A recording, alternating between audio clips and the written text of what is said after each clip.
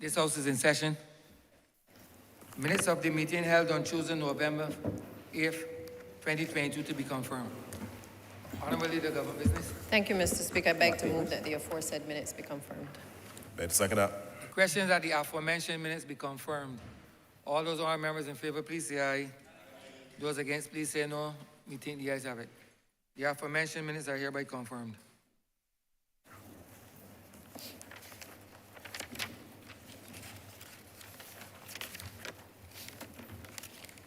Announcements by Your Honour. Messages from Her Excellency, the President, petitions, papers, government notices, private members' notices, notices of questions, reports from select committees, first readings of bills, statements by ministers, congratulatory and/or obituary speeches, personal explanations, motions for leave of absence, oral replies to questions, notices of motions for the adjournment of the House on matters of urgent public importance, orders of the day. Honourable Leader, Government Business. Mr. Speaker, I beg to move the suspension of Standing Orders 6, 16, 18, 20, 42 subsection 5, 43, and 44 for the remainder of the day's sitting. The question is that the aforementioned standing orders be suspended for the remainder of the day's sitting. All those honourable members in favor, please say aye. Those against, please say no. We think the ayes have it. The aforementioned standing orders are hereby suspended for the remainder of the day's sitting. Government business, sir. Government business is the order of the day.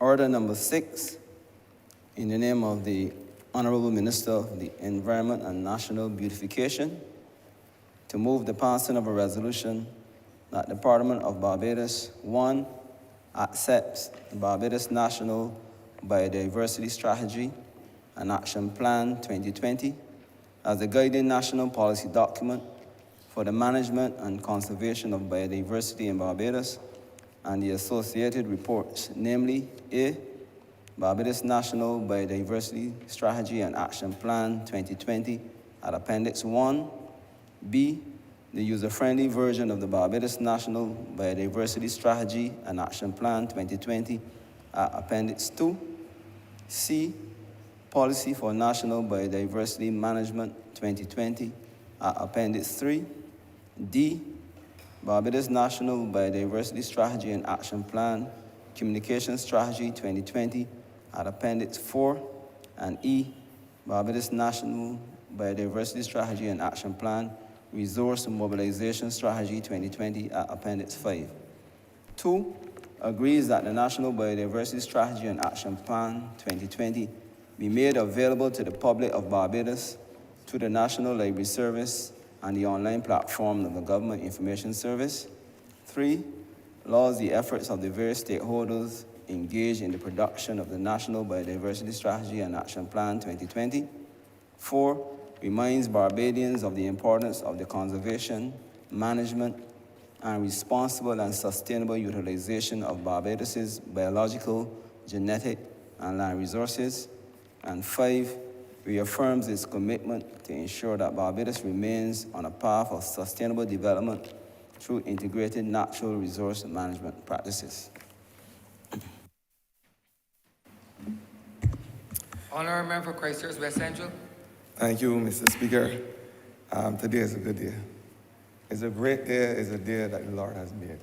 And I want to tell Barbadians, those in here, Naisha, that our conversation about biodiversity, and as I seek to speak on this resolution, to ensure that we have the survival of biodiversity and there is a strategic action plan that can realize the true potential of this country.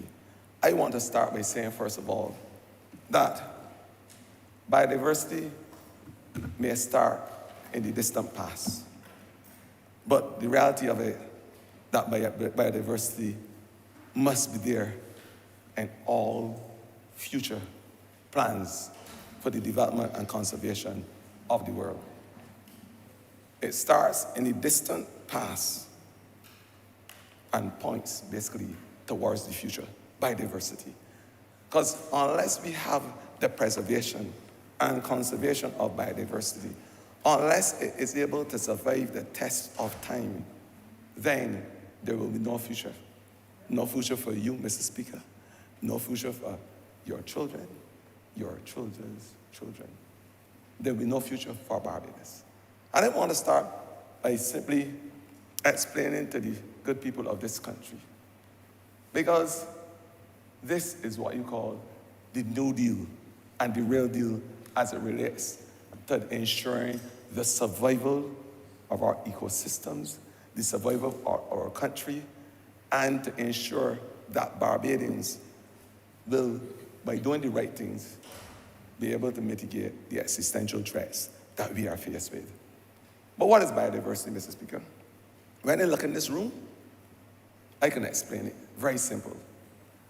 It is the difference in characteristics with living organisms and the ability of that difference to allow the survival of a race, a species, to allow the survival of what we call fauna, which is the animal life, and flora, which is basically plant life. And to see how these things work together in a defined environment to ensure that there is the survival of our ecosystems, that there's the survival of our space, and that we can survive the test of time. That is what biodiversity basically is. And it speaks to every single living thing, viruses, bacteria, other microorganisms, how they interact to be able to ensure that this world is able to survive and our systems are balanced. And when you look in this room, Mr. Speaker, this is biodiversity at its best. You, the Speaker, I'm sure, has different characteristics and qualities than the member of Parliament, my good friend that is sitting in front of me from St. Thomas. Not that because she has reached the twilight of her years, but there are differences in characteristics. And I'm sure she is different from the young gentleman who seeks to represent the good constituency of St. Michael West in a biodiverse way. So I'm saying it's the collective characteristics of every single living entity that ensures that the survival of whether it's an ecosystem or whether it is a race or whether it is a country by extension. And that's what we are talking about today. So the importance, Mr. Speaker, of me coming here to lay this plan and how I get to this. And I want to look and explain to the people of Barbados why Barbados is signatory to this international convention. There is the Convention, of course, on Biological Diversity, founded and ratified in 1993. In June of 1993, Barbados became signatory to that convention in December. And that convention seeks to ensure that there is an action plan around the world to preserve our biological diversity. And that member countries do everything that is expected of them to ensure the survival of their ecosystems and, by extension, their people. And that's basically what it is. The Convention on Biological Diversity have given, and by extension, the members have given Barbados a vote of confidence to say, you are doing the right things. And I want today to say to those Barbadians who are making a lot of exasperate noises, because that's what it boils down to at the end of the day. Talking about our Prime Minister traveling all over the world. But when she's traveling all over the world, I want to say today that she is able to augment confidence in organizations like the Convention on Biological Diversity and other United Nations organizations to say that we are going to put our financial strength behind small island development states like Barbados, because they have the confidence that we will execute our plans and our projects. So when she's traveling around the world on behalf of Barbados, and on behalf of the Caribbean by extension, I want to welcome my good friend today from the good constituency of St. Michael South, and I know the people would hear his voice in the background supporting this effort. When she travels around the Caribbean and the world, she is able to bring a level of confidence to international organizations, especially financial institutions, so that they could put their efforts behind small countries like Barbados. So the Convention on Biological Diversity are using, of course, GEF, which is the Global Environment Facility and Funding. They said to Barbados, you have a good action plan. You have an action plan that is able to pass all the tests, the various litmus tests that they put us through. It has the financial strength. It has the body. It has the conservation effort and technical expertise.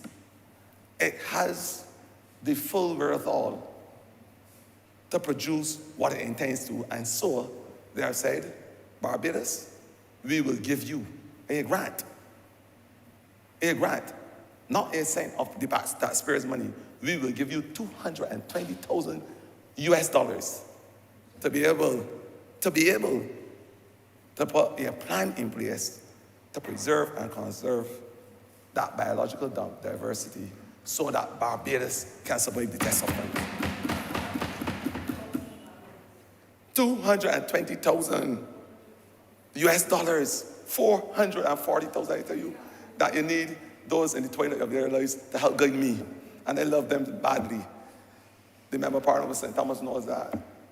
She remind me that it's 440,000 Barbadian dollars, Bajan dollars.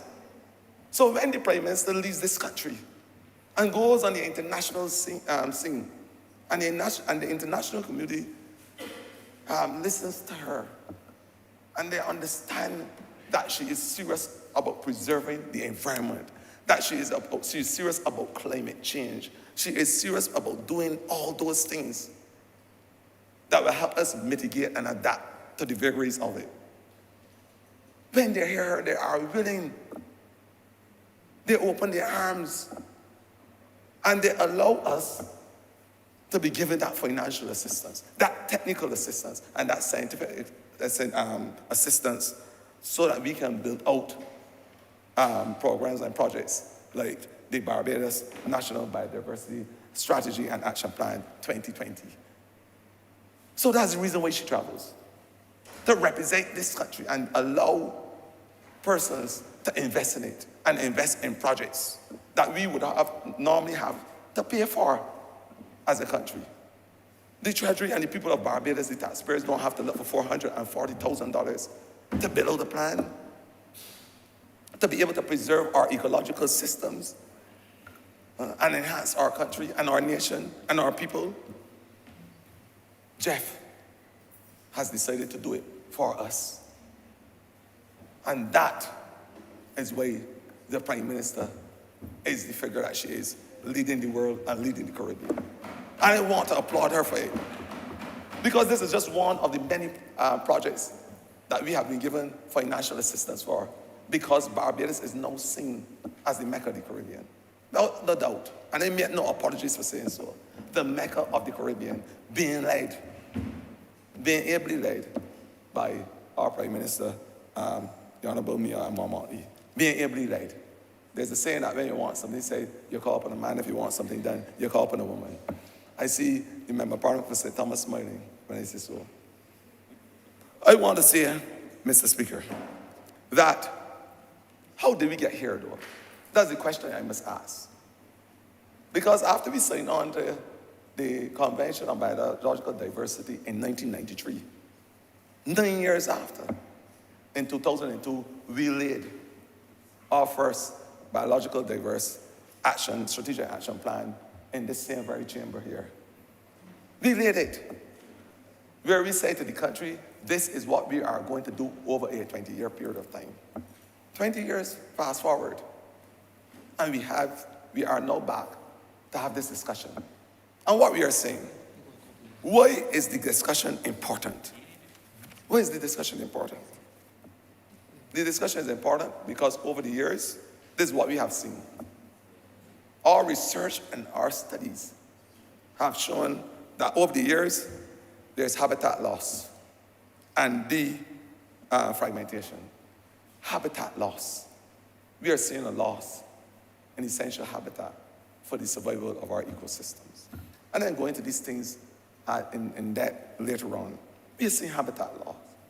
We are seeing the invasion of alien species, foreign species that seek to destroy crop life and other animal life that would normally operate in a symbiotic way or in a natural way in environments. We are seeing the overharvesting of species.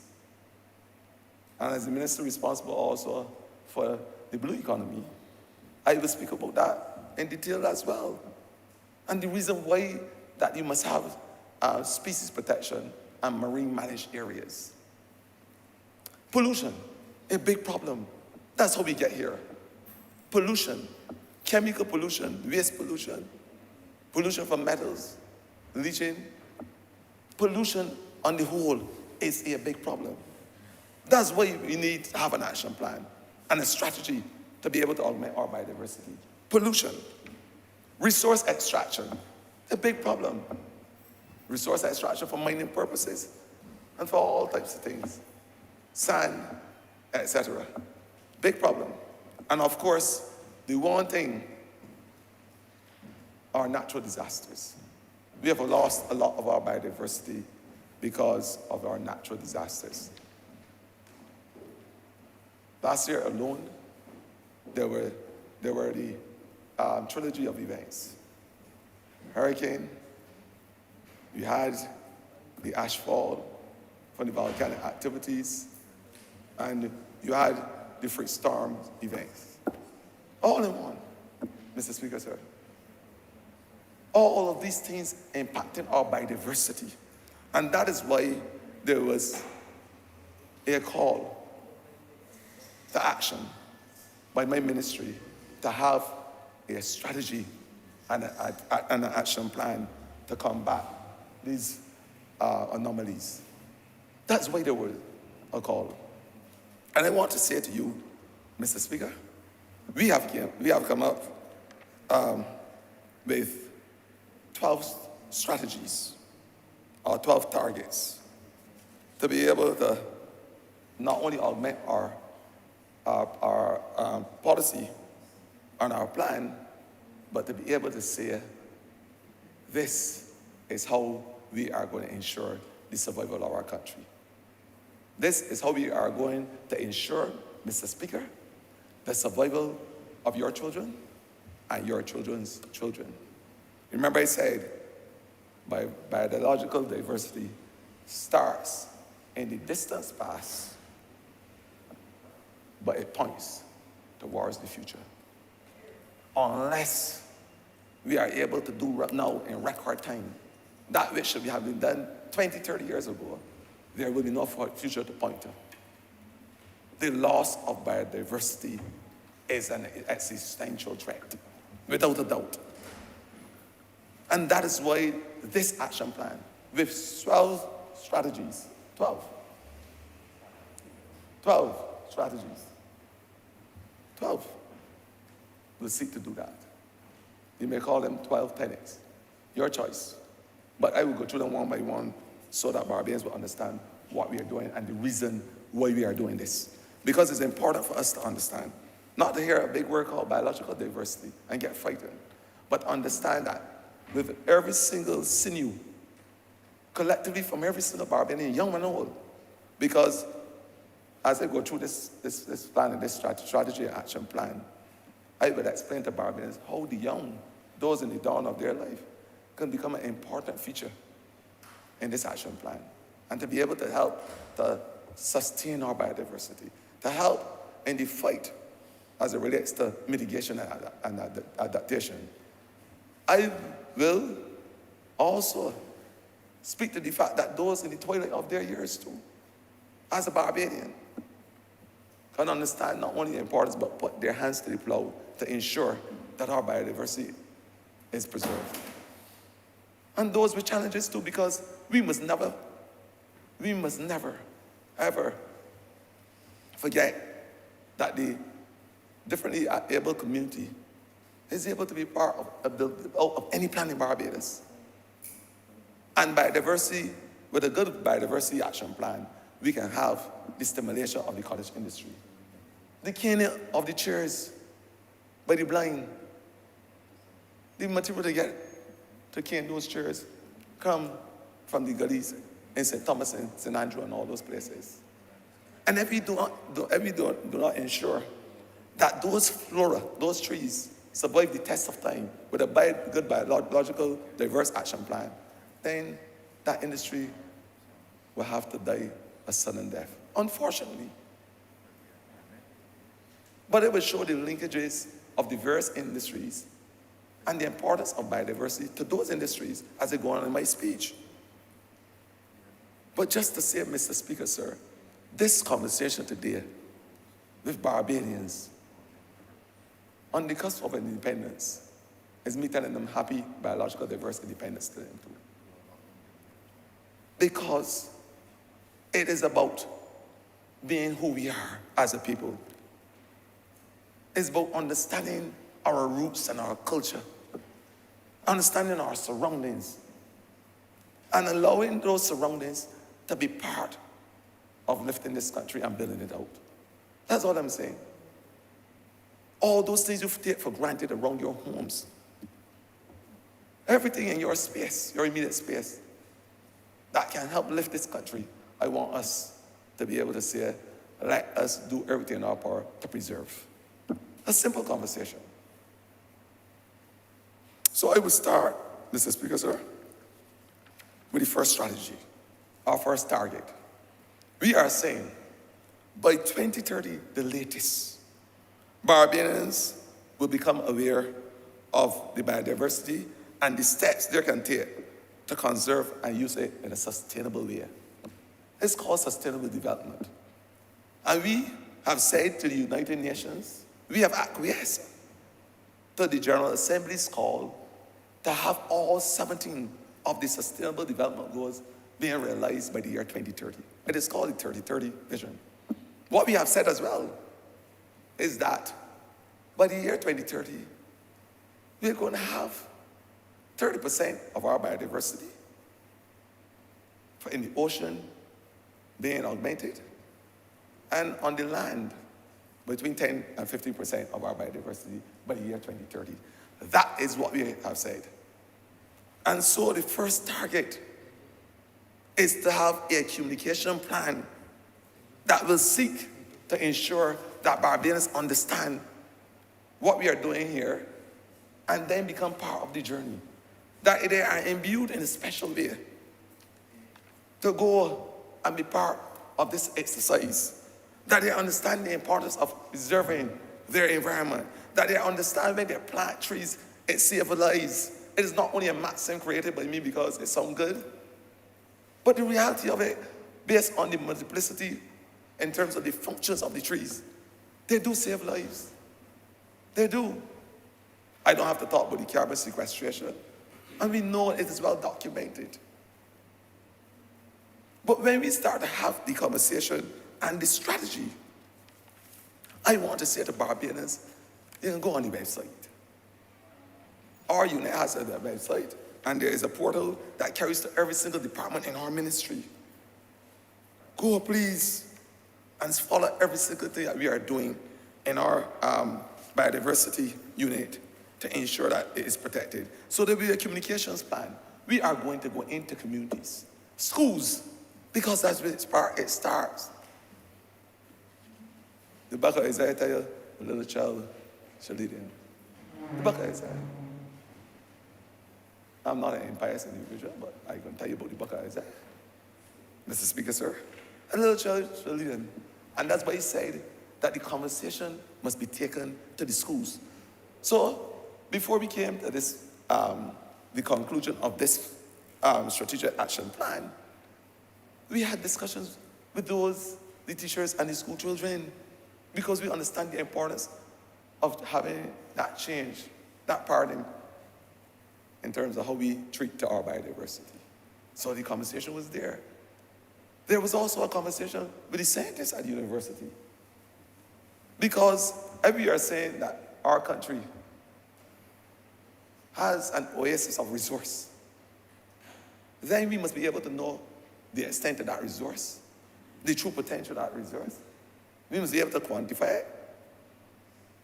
And we must be able to say, this is what the resource can do in terms of our sustainable livelihoods. Because that's what it's about at the end of the day. Our sustainable livelihoods and the livelihoods of our people. And so when we acquiesce to the United Nations General Assembly call to have 30% of our biodiversity being realized by the year 2030, it's called the 3030 goal, both in the ocean and on land. It must not be acquiescence to the United Nations General Assembly call. It must be a Barbadian call or a Bajan call. Because the persons who would be affected at the end of the day are persons that look like me and you and that walk the streets and corridors, not only of this August chamber, but around this country. Those are the people who will be affected. And so, I know it's speaking to the converted in here as it relates to our biodiversity and the importance thereof. But a communication plan as target one must speak to every single Barbadian, young and old, helping them to understand the importance of doing the right things. The importance of doing the right things. The importance of planting trees. The Minister of Agriculture, my good friend from the South, was there. Food security, a big issue. A threat around the world, made worse by our COVID situation and drought. Made worse. I thought about the carbon sequestration. The fact that they cool the atmosphere, the trees as we know it. The fact that without trees, I don't want you to imagine, Mr. Speaker, what will happen to the ashfall that we had and the amount of dust that will come in your homes if the trees weren't protecting us. Let us get real. Let us have a serious conversation today, because reforestation and the preserving of our biodiversity will save this country, without a doubt. I don't have to convince myself. The science is there. The information is out there. We talk about it in the international sphere. If you go into the exosphere in Mars, they will probably talk about the recycling of carbon dioxide in a project called MOXIE, trying to get it from the atmosphere. Because everybody understands the importance of reducing the carbon dioxide as a leading greenhouse gas. But the conversation for our Barbadians is that we have a simple, natural way by planting trees. The simple, natural way by planting trees to reduce our carbon dioxide footprint. So I'm saying that there must be that conversation, and we are going to have the conversation with our people. We are going to have a conversation about the Goodies Project, which I started. And I'm going to talk about that because it comes later on in the other targets. So target one basically is for us to communicate our plans and our ideas and to sensitize Barbadians about our biological diversity and the importance to our ecosystems. That is target one.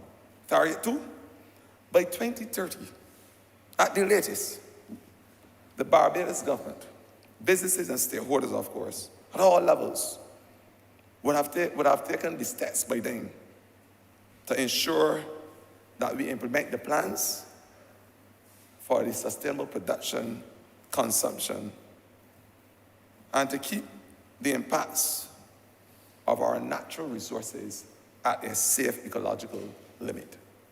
What does that mean?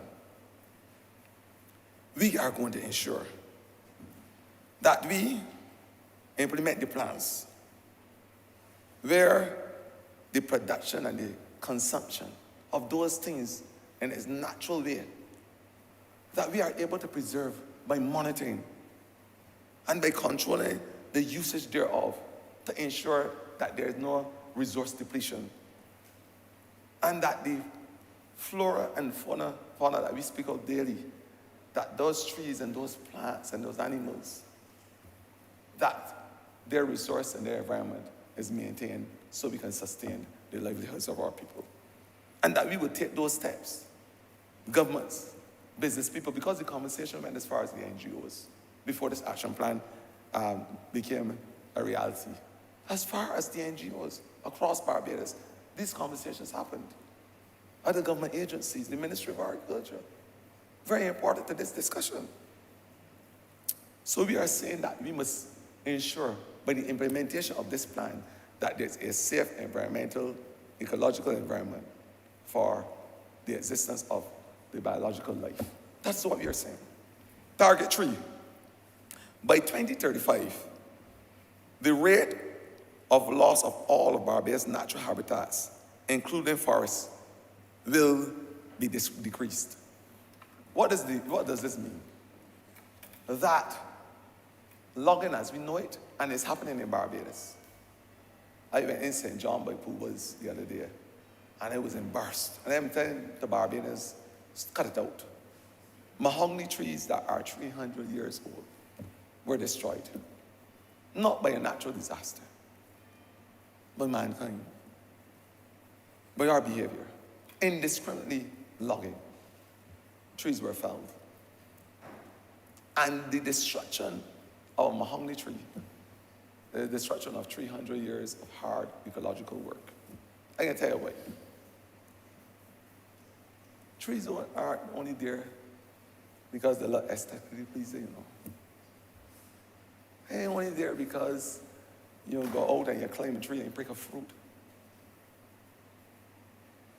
They are there because they are an essential component of our ecological system and our habitat.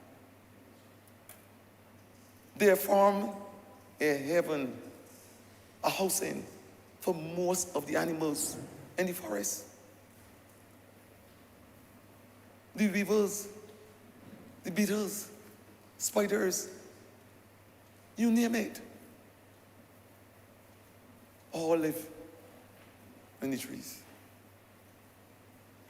So the destruction of a tree for logging purposes not only stops it from doing all the other things I speak about in terms of its functionality, but the destruction of those trees also destroy the habitat for a lot of our insects and animals. And there was an incident only recently in the Scotland district where persons went and cut down a whole set of trees. They cut them down for whatever reason. And you know something? There were some houses just downwind to those trees. And you know what happened? The woodats that were living in the trees, natural habitat, were moved by vector means, the wind, and taken to those houses. I won't have to tell you the hue and cry created in those neighborhoods. But you know why? Because you have destroyed an ecosystem. That's why the importance of having this knowledge. That was, I spoke about target 1, the communication strategy.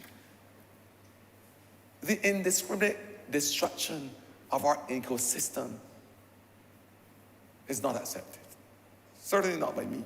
I just give a prime example of how it happens. But imagine across the board.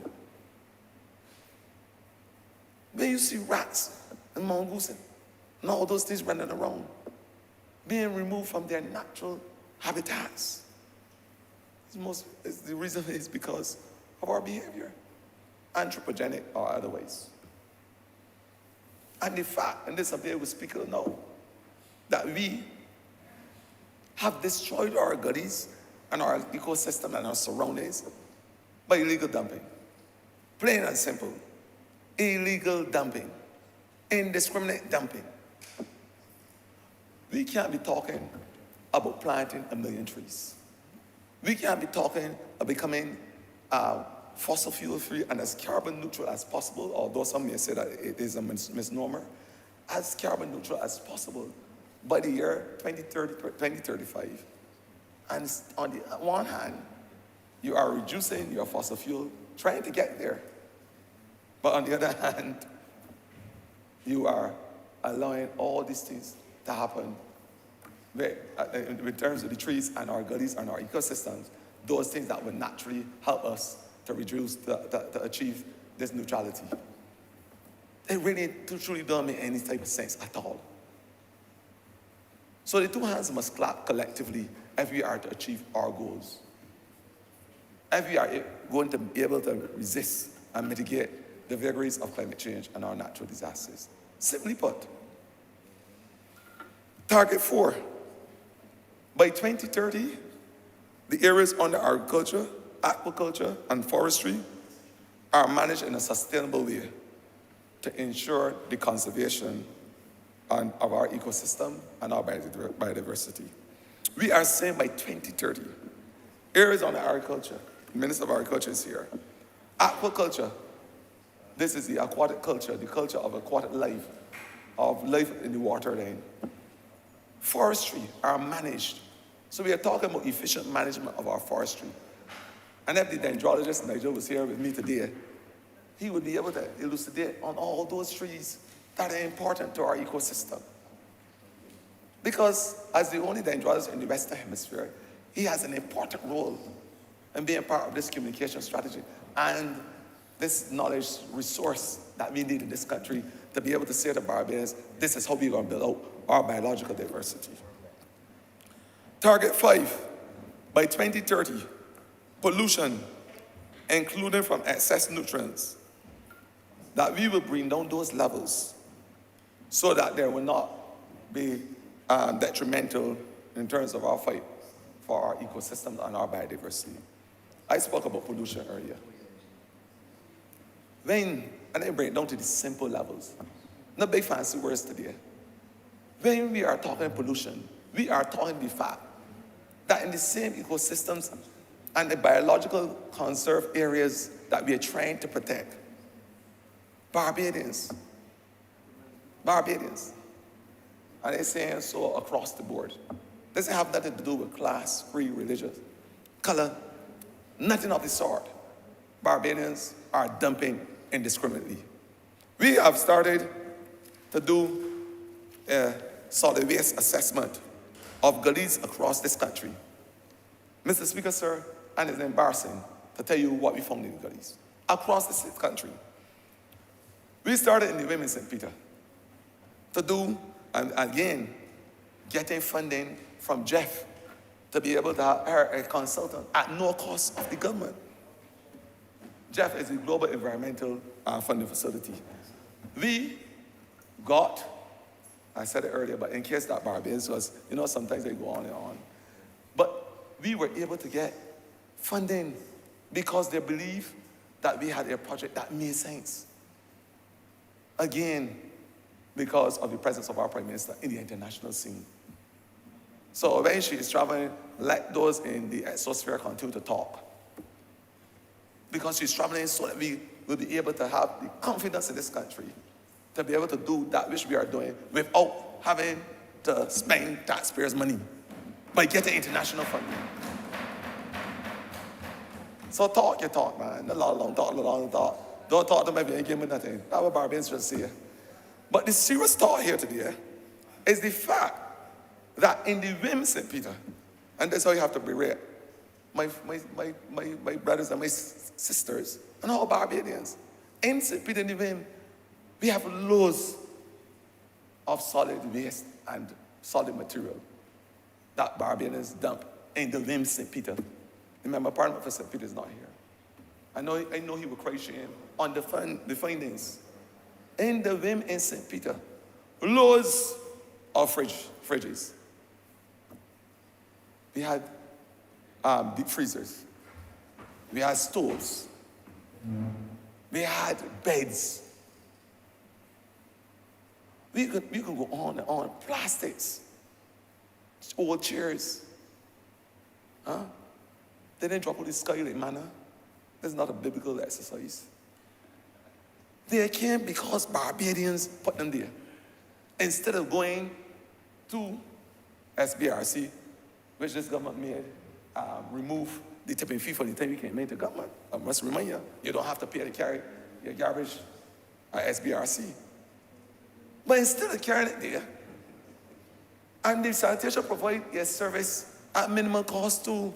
There's a hotline that you can call and get if you've got an overfresh to collect. And of course, there is the vehicle called the Cleaning Green, where we go into communities and do bulk waste collection. The Member of Parliament for St. Thomas, she can testify it happened in her constituency. So there is no reason why we should have overfridges, stoves, and the like in the Wim in St. Peter. But it's not only because they are bulky, they are unaesthetic, they create a danger for persons traversing the gullies and the ecosystems and what's not. But one important thing, Mr. Speaker, sir, is the loss of our ecosystems and our biodiversity. The leaching from those metal material goes where? In our water supply. This is how it have to get serious for Barbadians today. It goes in those fridges, those stores, there's all those old material that you pelt into the gullies. When they leach, the material end up in the aquifers, under the water system, and destroy your life as we know it. It's a way of self-implosion. Another thing, I just came back from the Montreal protocol of the convention that deals with substances that deplete the ozone layer. And I must tell you, although we don't produce that amount in terms of our refrigeration and air conditioning sector, that could do tremendous damage. But as the Prime Minister said, one blow is kilovolt. The little bit that we produce still have an effect. And I am saying if you continue to pelt those fridges and those deep freezes and what's not into the gully and our system, our ecosystems, you are exposing these gases, the same gases that we have a problem with, the same gases that we have said as a nation that we must prevent from going and destroying the ozone layer, the layer that protects us from the rays of the sunlight. And sometimes you recognize, because of the vagaries of climate change, that outside is hot on one particular day. Temperatures can go to 0.16 to 0.18 degrees Celsius in one day. And the next day is flash flooding. The next day is flash flooding. You know why? Because again, Barbadians continue to do these things. We are contributing to our own demise. In other words, so all these harmful chemicals that you put in the environment, because you may think that, oh, you throw oil fridge in there, that ain't gonna have no effect on the environment. I don't have to worry about it when then it just goes into the backyard or wherever you put it. But I am saying, not only is it leaching a problem, not only the fact that it destroys the trees and the plants and the grass around, but it creates the perfect haven, the perfect habitat for the breeding of rodents and vermin, etc. The threat prior to COVID, which took the lives of more people in this world, was mosquito-borne illnesses. Over 2 million people, remember Parliamentary Research Western Dundee approval. Over 2 million people yearly die from mosquito-borne illness.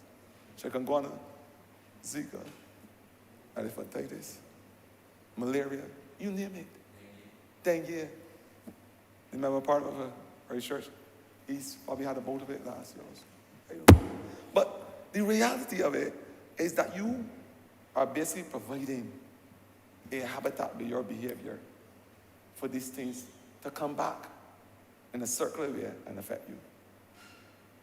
So this is the type of conversation that we need to have as a country if we are serious, not only of mitigating the existential threat, but preserving our biological diversity.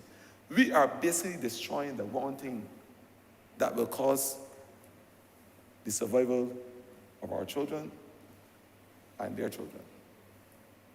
When you continue with your, what I call, and scientists call, the anthropogenic behavior, the dumping, the throwing of chemicals, the throwing of oil, the indiscriminate use of pesticides. Remember, Parliamentary said, for the South is shaking his head. Indiscriminate use of pesticides and herbicides.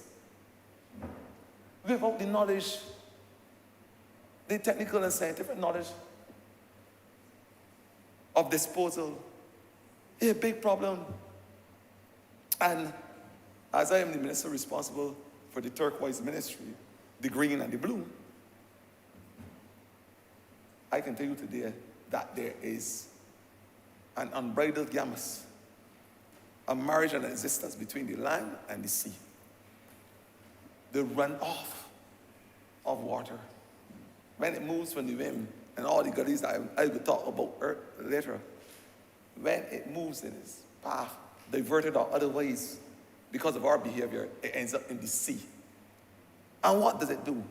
I know the minister who sat on the blue seat before me would be able to comment passionately about the importance of preserving our reef and the fight that he had as it relates to ensuring that there was minimal damage and that there was growth and development of our reef and our coral. I will leave him to extrapolate on that. But just to say,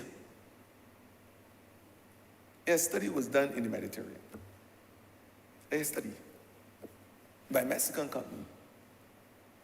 And it showed that there were six out of the 12 persistent organic pollutants. These are serious chemicals that have harmful effect on our ecosystem and our marine life.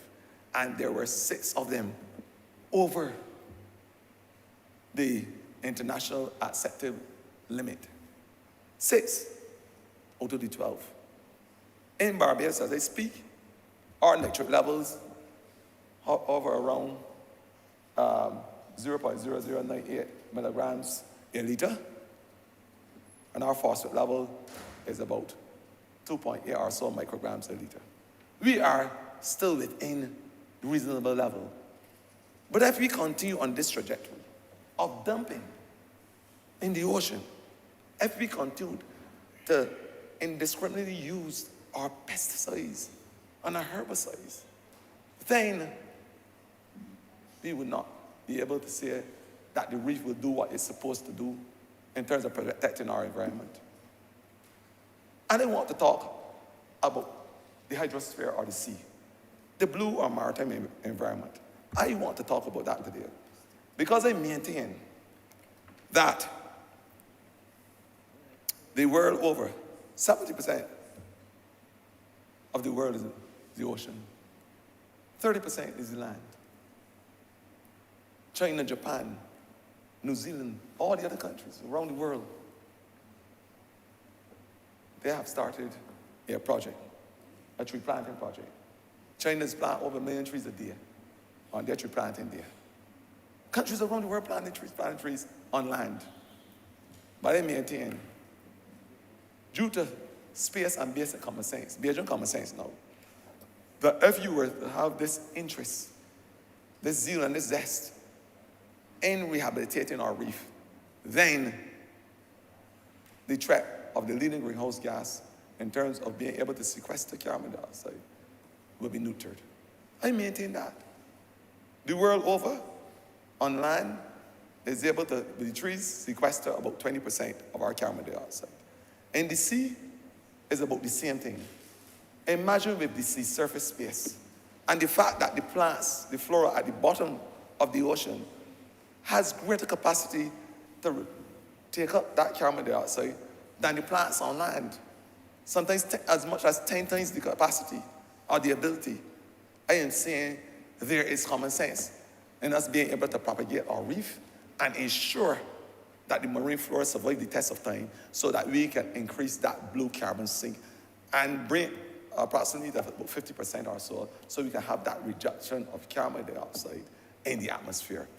The world overproduces about 40 to 50 billion tons, destroying the ozone layer, causing the climate crisis. If we are able to concentrate around the world, ensuring that our reefs are protected and that we are able to rehabilitate them, and that our coral is able to survive the test of time, that we stop the illegal dumping, that the plastics, as we know it, the dioxins that are formed from it, don't kill out the species and the fish and what's not. If we are able to do those basic things, then we can have a serious mitigation weapon with the reef at the forefront. Not only that, scientists have now realized that those flora or those plants in the ocean produce a sulfur, what we call a sulfur dioxide cooling agent. And this agent, a sulfur dioxide cooling agent, a sulfate cooling agent.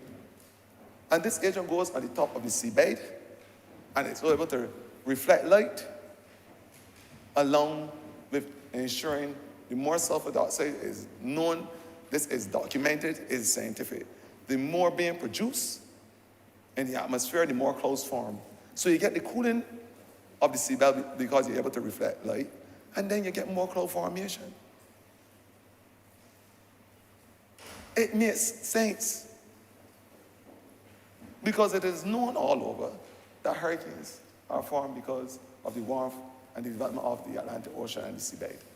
So if we are able to cool it in its natural way, this is how biodiversity will save us. This is why ensuring that species and certain plants at the bottom of the ocean are protected, because they have important function.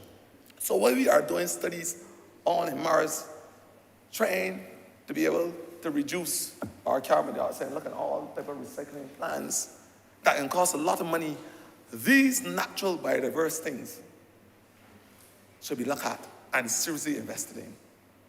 Because the world in its natural way must be able to heal itself in its natural way. And minus interference, minus maladaptive behaviors from persons around the world, including us Barbadians, then we can have the survival of biological diversity. Because the conversation must always hit home to us in Barbados as a small island developing state. In order for us to preserve that which will save us, as I said, and save the generations to follow. But we have to be serious about it. We have to be able to put the muscle power behind it, the sweat expenditure. And when the Minister of Maritime Affairs, who held this August seat that I sit on now, when he said to Barbadians, we are going to ban single-use plastics because it is having tremendous effect on our reef and our fish stock. Some persons in Barbados were not happy. They believed that we were putting the albatross around the necks of some businesses. And who does minister come from to do this?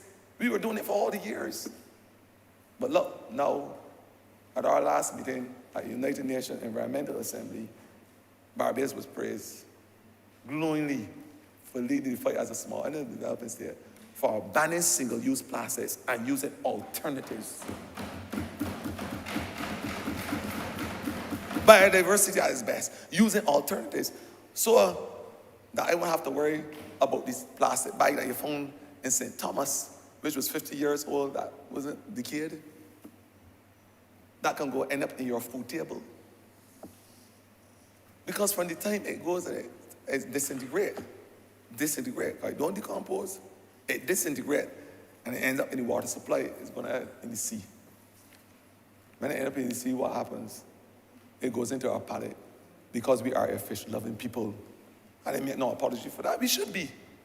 The sea is 420 times bigger than our land space. We should be able to sustain our lives. That is why it's there for Sustainable Development Goal 14 speaks to life under the ocean or underwater. Sustainable Development Goal 14.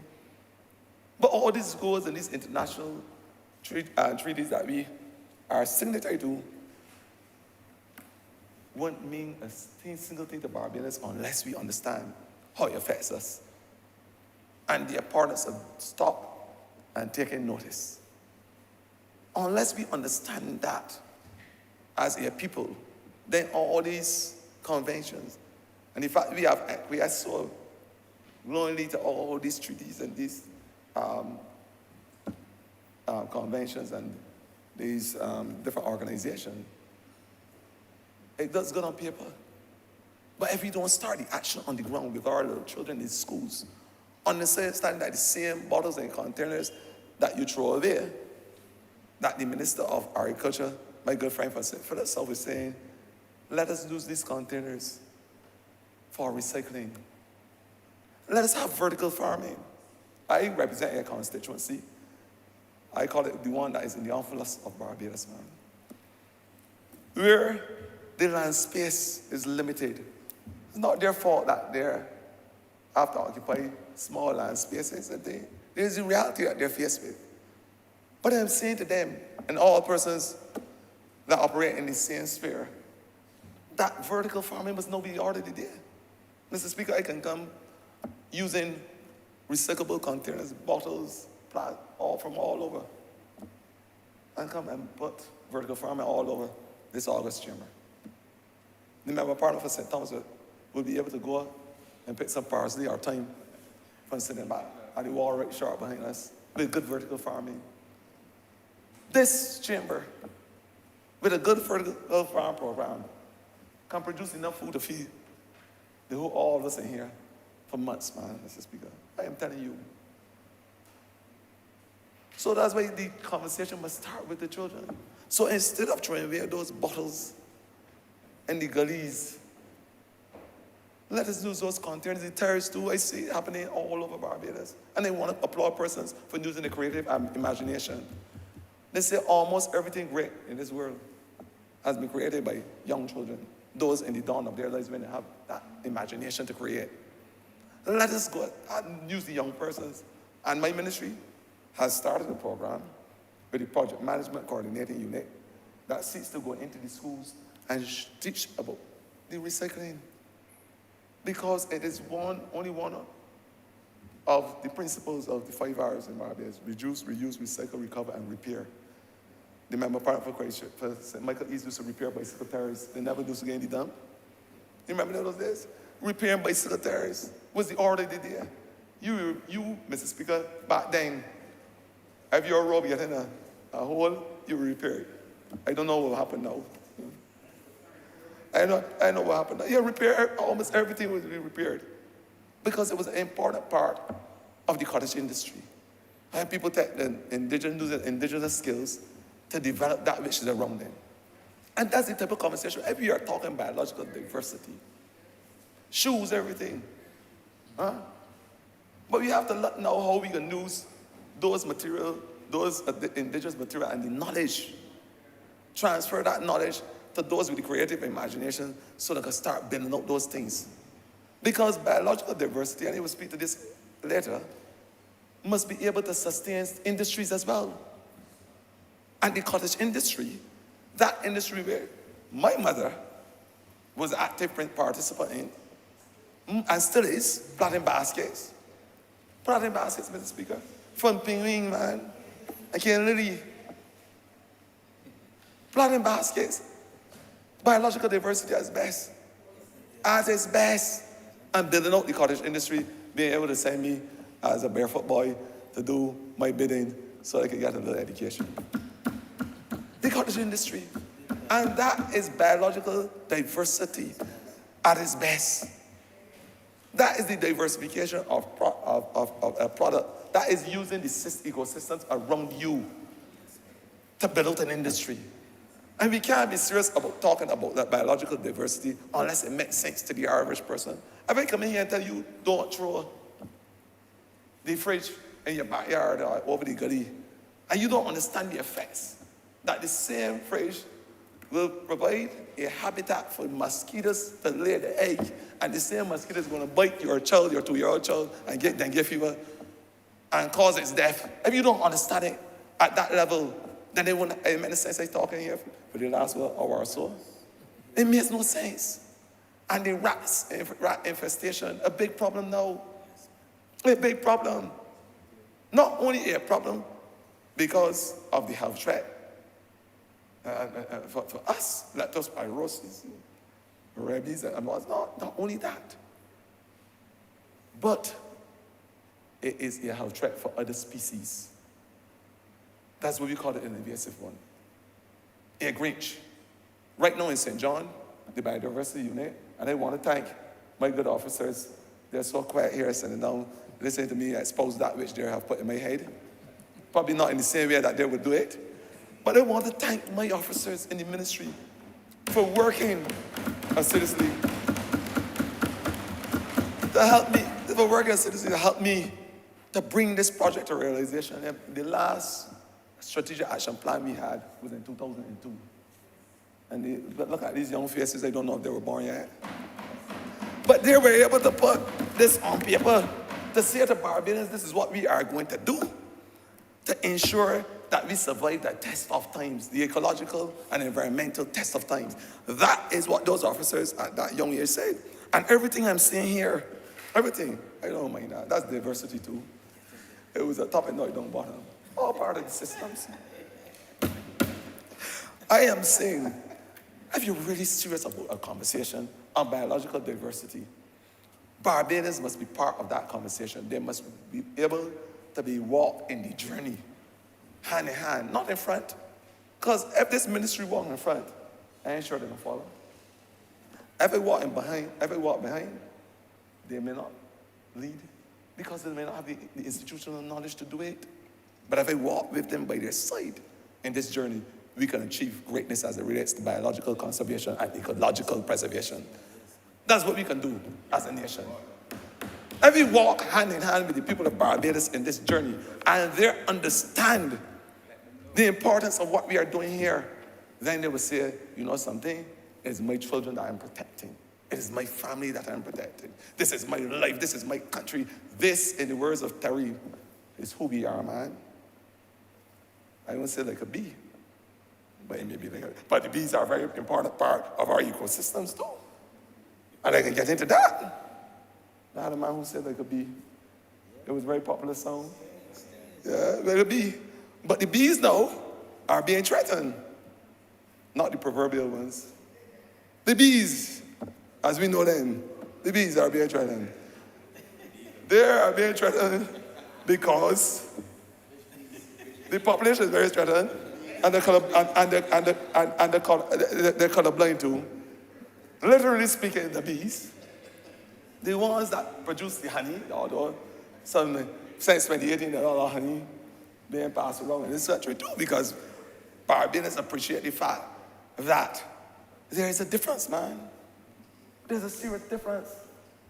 You can now eat some honey since 2018, but the bees are being threatened, and excuse my metaphorical sidestep language, but the bees are being threatened because, again, our behavior. Not if all the plants die because of deforestation. What will happen to the bees? They die too. Or they're going to migrate. They would die or they will migrate to someplace else. In reality, they would die or they will migrate. And that is why I am saying today, we have to start looking at alternatives. And that's what we can talk about later on. Alternatives to the use of the fumigants and what's not.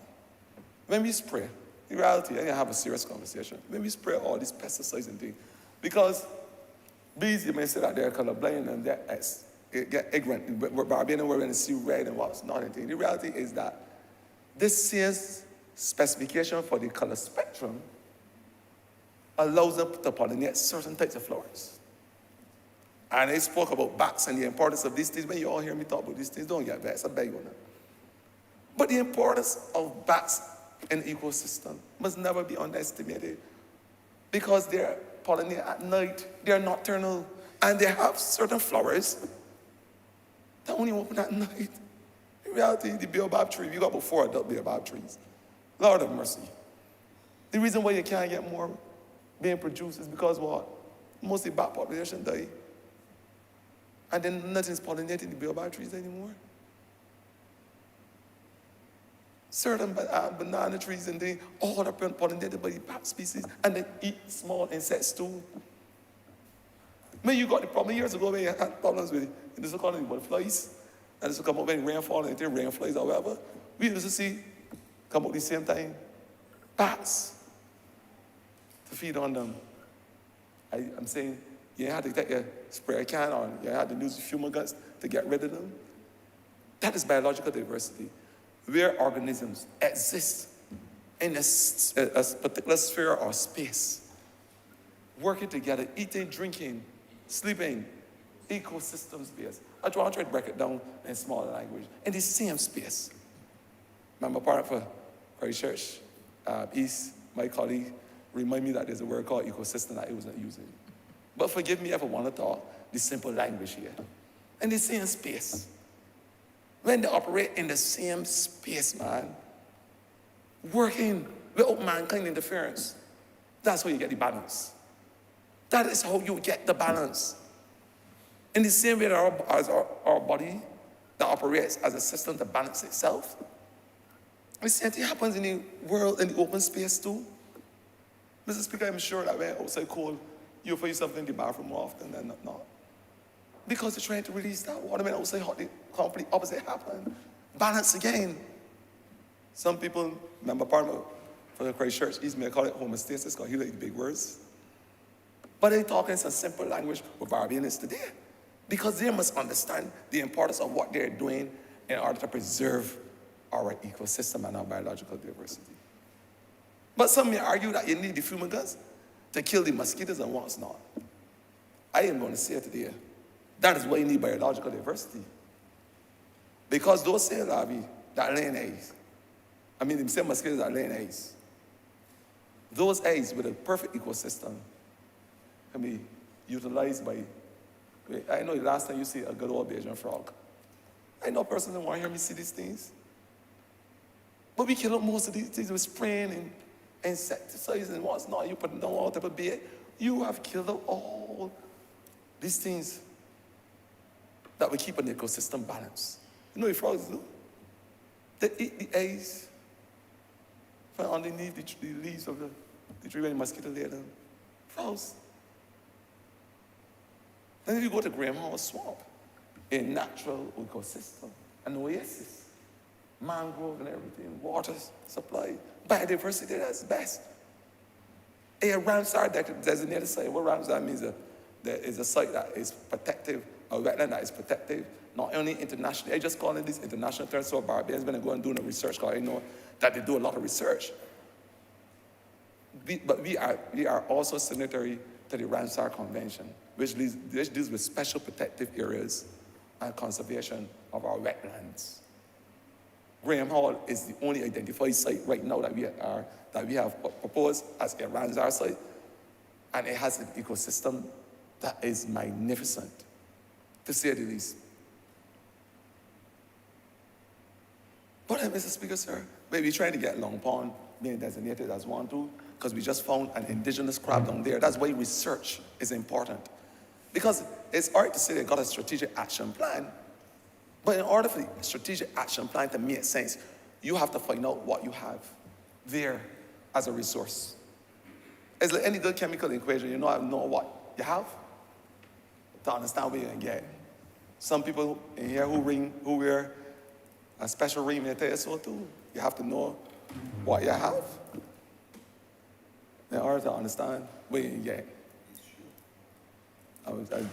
A gentleman said to me, the man that represents the Sweet constituency of St. George North, St. George South, sorry, telling me that he understands what I'm saying in all its simplicity. Of course. You understand what he said in all its simplicity. Know what you have to understand what you can get. So we have to know what our resources are in terms of whether it's gullies, whether it's in our urban corridors. We have to know what our resource potential is. Or we have to understand what constitute our resources when we're talking about biological diversity. But, Mr. Speaker, sir, I want to go on. Because if you're talking about the fumigants and the spraying and what's not that destroying our bees, we have to look at alternatives. And I believe right there in our gullies, we talk about aloe vera barbadensis. The Prime Minister likes to call it word because she understands the importance of who we are as Barbadians, man, and the usage of it. What we are saying as part of this strategic action plan, we will go into communities and learn the indigenous knowledge from these trees and these plants and these animals from those persons who were there, the practitioners, the old practitioners. I use the word old loosely, but the practitioners that were there doing it all the time. So if you are saying that aloe vera is going to do X, Y, and Z, let us come and do some research with the university, partner with the university, and all the other institutions to say, let us quantify this. Let us put this as a new phytopharmaceutical, man, a new alternative. Let us put it out there and say, this is what we have as a new alternative to the spraying. This is what we have. This whole biodiversity is going to stop us from spraying all those harmful chemicals called fumigants. Trust me, some of them, metabromide and all those things, are stronger as a greenhouse gas than carbon dioxide. They got some fumigants that are 30 times stronger than carbon dioxide as a greenhouse gas. So you're not only destroying the bees and the other population and other insect population we need, but you are destroying the ozone layer too. Because most of those things we are banning, and we said as a country they want to congratulate my other unit, the ozone unit that deals with ozone depleting substances. We said as a country by 2030, based on our phase-out program, we will have no more HCFCs, or the harmful chemicals. I call those HCFC. It means those harmful fluorocarbons that will destroy the atmosphere. We are saying we are going to phase them out by 2030. And by 2045, there'll be 80% reduction of the, we are called the HFC, another harmful chemical, that is not causing as much damage as the other one. So we have by 2045 to have a complete elimination of those things. But it's the alternatives that we have to look at. We can't on the one hand say we are going to phase out X, Y, and Z, and on the other hand, you'll have nothing to replace it with. I see some fellas in here laughing. But if you got something that is not working and it's causing damage, you have to replace it. It's like a car. Remember part of St. Michael's East? It's like a car. If it ain't working, you may know other things that may not be working that you replace. Or you get assistance from something or the other. You may know better than most people in here.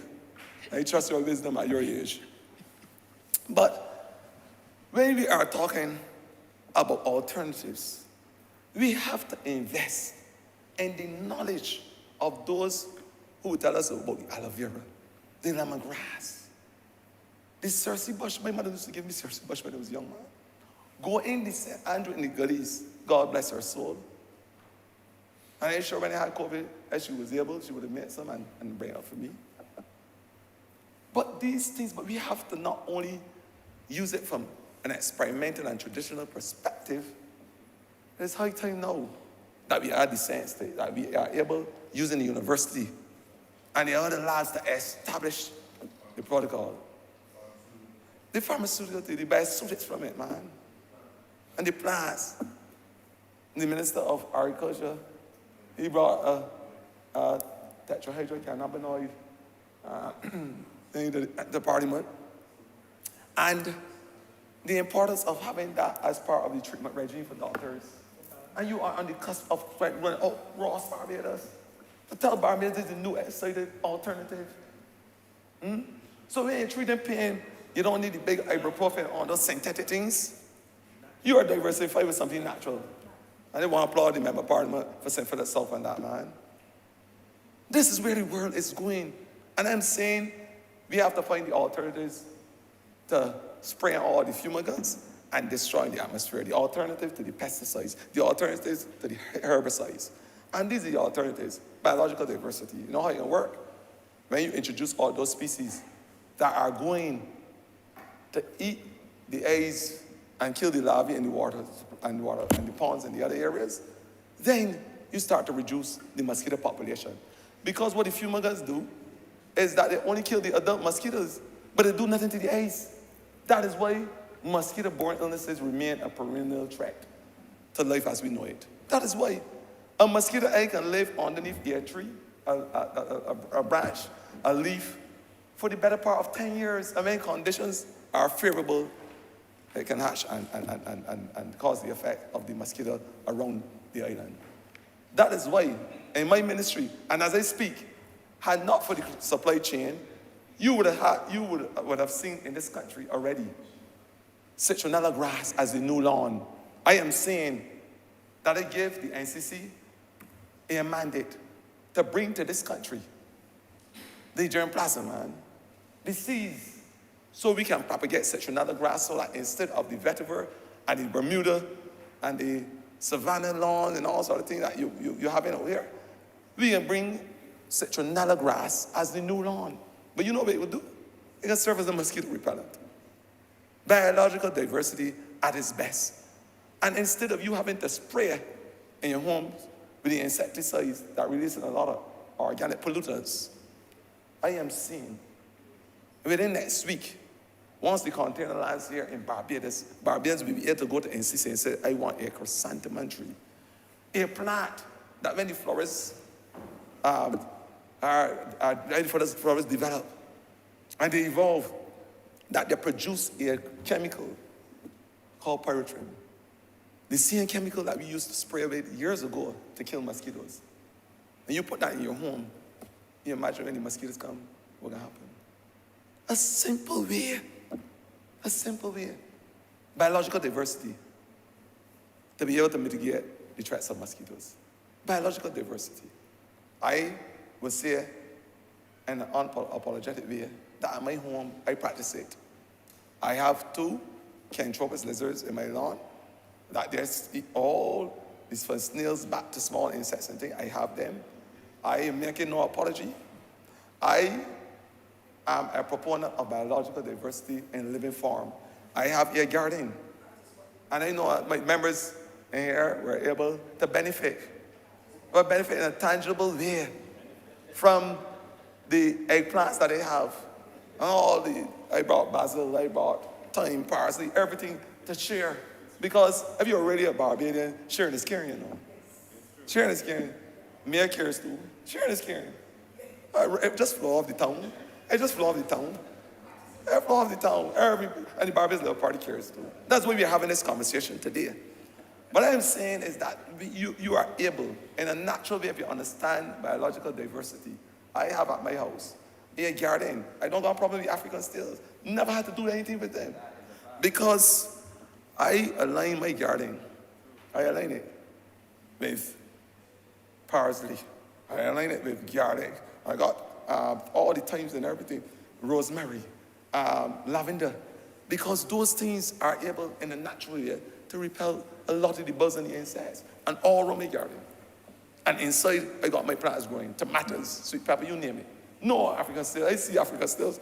I look up in the morning and see them walking up and crawling up and down. None of them in any garden. Biological diversity. So I don't have to spray the pesticides that minister, my good friend, has a problem with. I don't have to spray. So the pesticides don't have to go into the atmosphere. They don't have to go into the water supply and cause the problems in our maritime environment. Because why? We have alternatives, natural alternatives. And the next problem I want to talk to Barbadians, because we have to get serious about the conversation if we are going to survive the existential threat. Climate change as we know it. It may be a big fancy word for some Barbadians. Some may not even understand it. At one time, we had a president who said that global warming is when he put your 2 hands together and it feels warm. So I am saying to you that sometimes when you use terms and you don't understand the intricacies of those terms, the importance and the conversations with those terms, then you are lost in it, and then you continue to do those things that seek to destroy the environment and contribute to your own self-destruction. As a man committing suicide, and didn't know that he's doing it.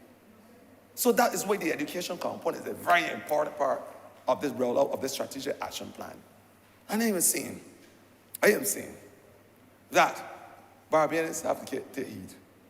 It is high time. It is your children that is being threatened. And one of the things that, because after this existential threat, we are faced with another one. And another one because of our behaviors. The next existential threat we are going to face with is antimicrobial resistance, man. Antimicrobial resistance. You may ask, what you got to do with biological diversity? Antimicrobial resistance. Again, the misuse of not only antibiotics, because everything, instead of using the natural things, you pop a pill, and that's it.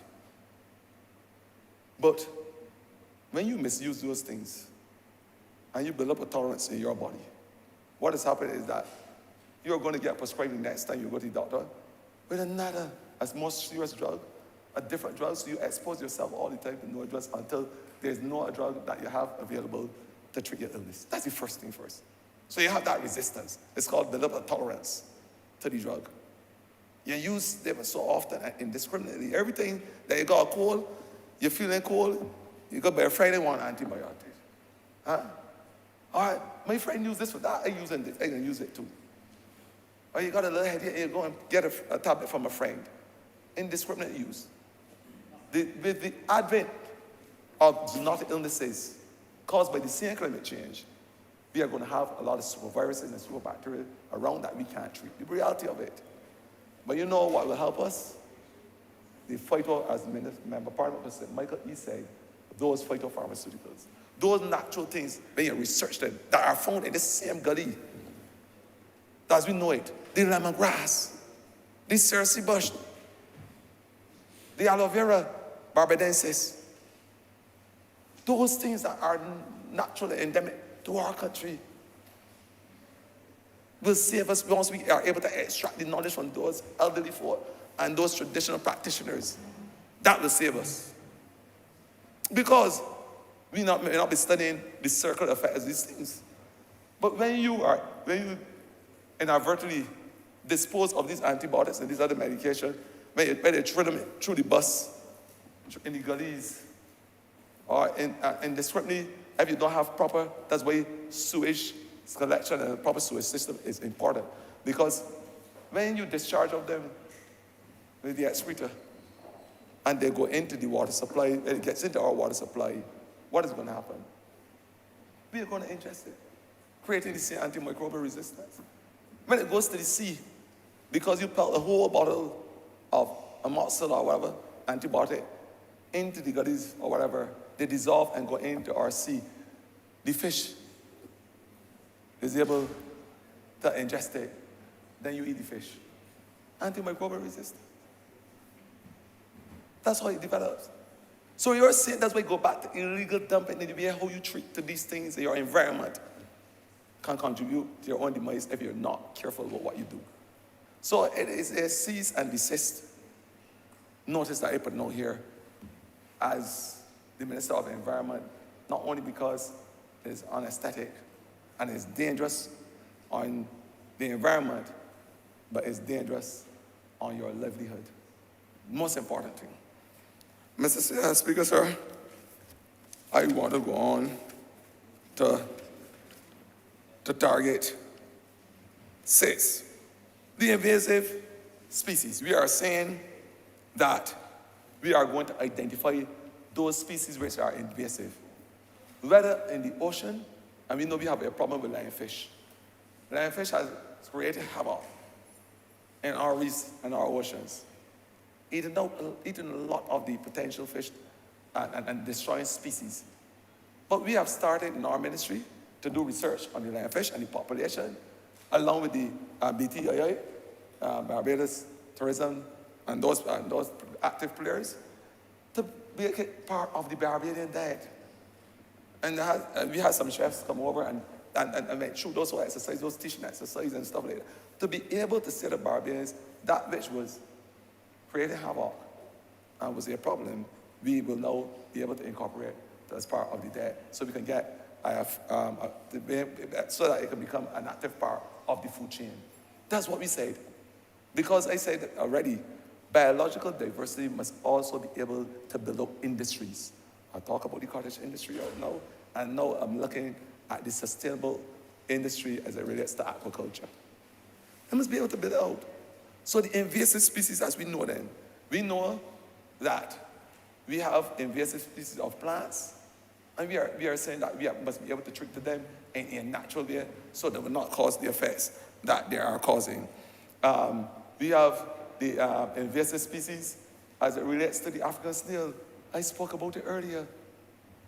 And the problems it causes in the agricultural belt. An invasive species. Or a species that, what an invasive species is basically, a species that can cause harm to a normal ecosystem or environment. You have it in plants and you have it in animals. Target 7, by 2030, the sources of indigenous anthropogenic pressures on coral reefs. I spoke about it earlier. The excessive nutrients.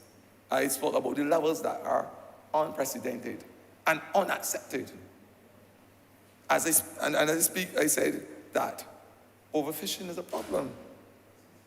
We have identified the effects of those pressures, and we are saying that there must now be a plan as part of our strategy to enhance our coral reefs. And I know that Dr. Brewster and those in the, with our marine spatial plan, as part of our plan, there is a demarcation exercise where we are looking at the preservation of those areas in a marine managed way, so we can have the preservation of the reef and they're being able to do what they're supposed to do.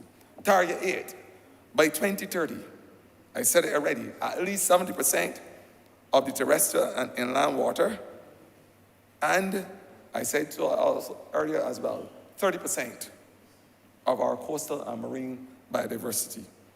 We have said as part of our marine spatial planning that we will be able to augment over the next 5 years or so our biodiversity, whether it is the high protective biodiversity or medium protective biodiversity, so that our true potential to meet that 2030 target will be realized.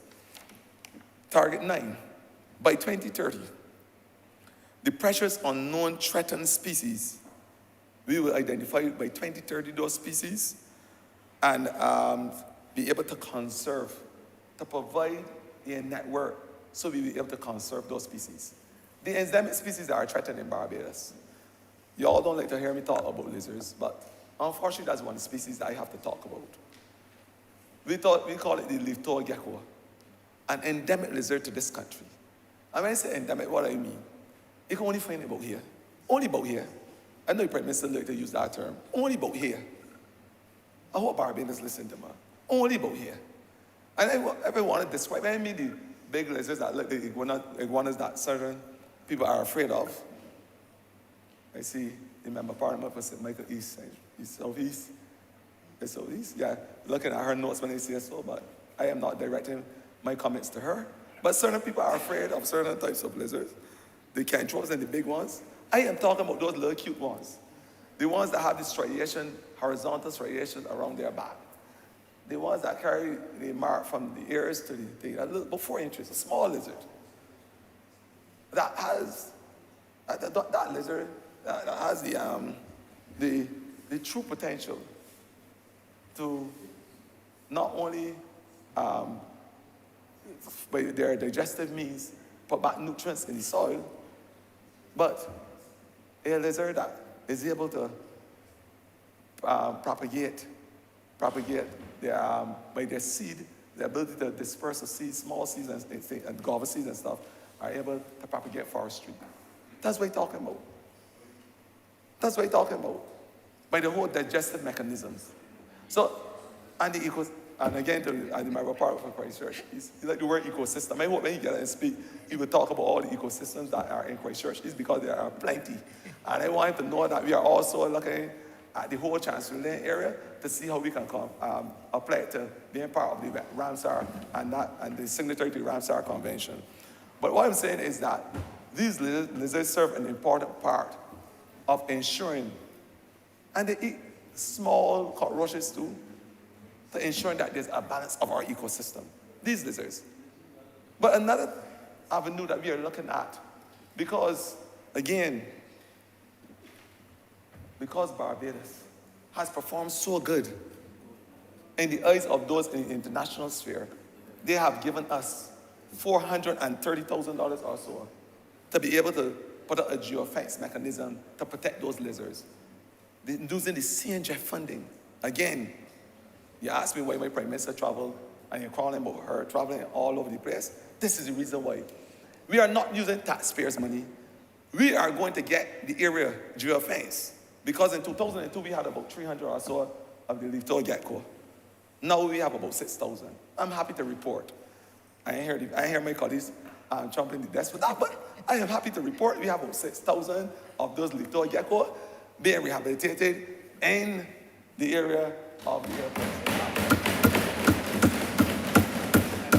About 6,000, and I try to get about 20,000 before year end. Because the importance of our ecosystem, the importance of having these things in our ecosystem must never be underestimated. And along with that, I must tell you, along with there being part of balancing the ecosystems, along with that, I want those lizards to become part of our touristic product, man. We are tourists, the same way that come to see the sea turtle, which is another endangered species that we must protect, that I will speak on. They will be able to come and tour our biosecure area, to come and interact with the lizards and come and see, because it is a lizard that is only found here in Barbados, only about here.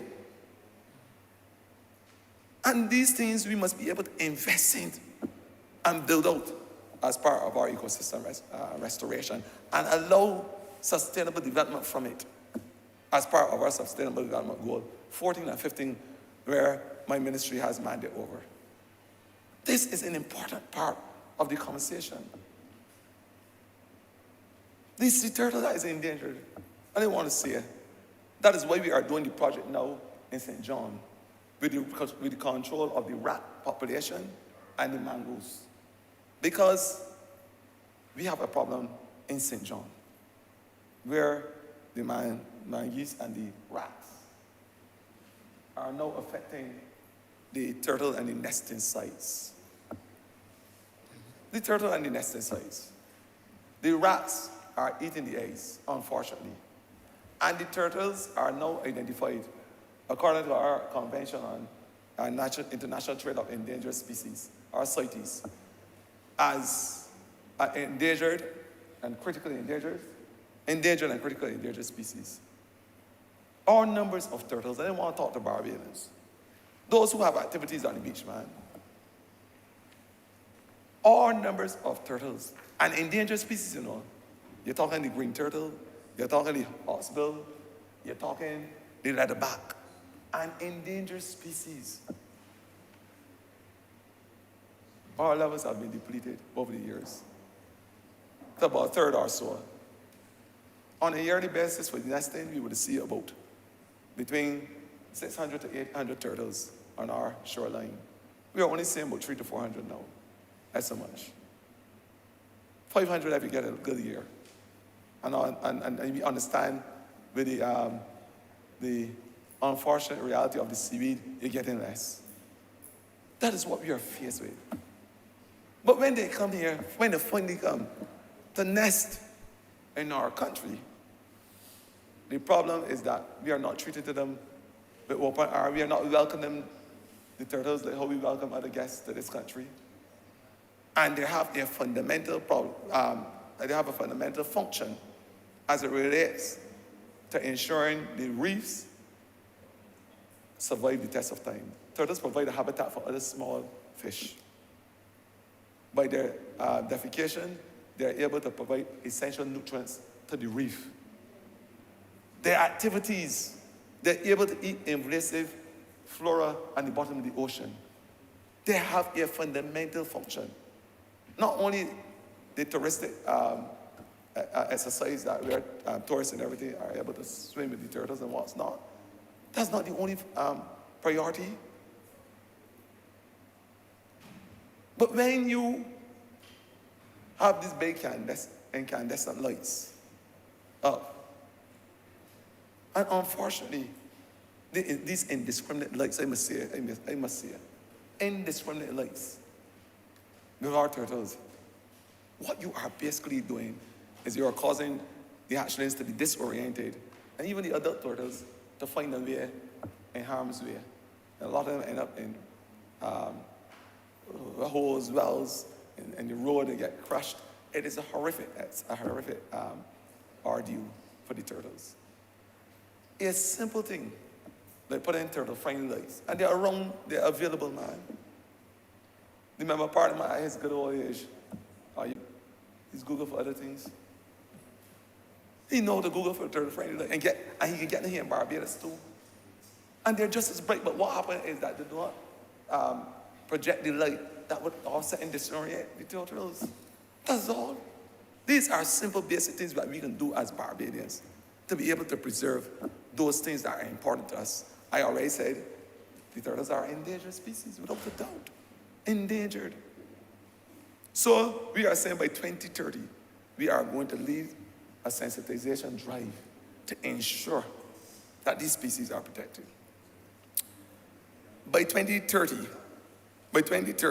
target 10, we are saying that the genetic diversity, so we can cultivate plants using germplasm and what's not, that we will have those labs. So we can have the different species, the valuable species, being preserved, where we will have the germplasm and identify sterile species of plants to reintegrate into our ecosystem. So we will be looking to do our knowledge assessment, getting rid of the invasive species and what's not. But along with that, we are going to maintain and safeguard our genetic stock that is needed for the preservation of our ecosystem. That's target 10.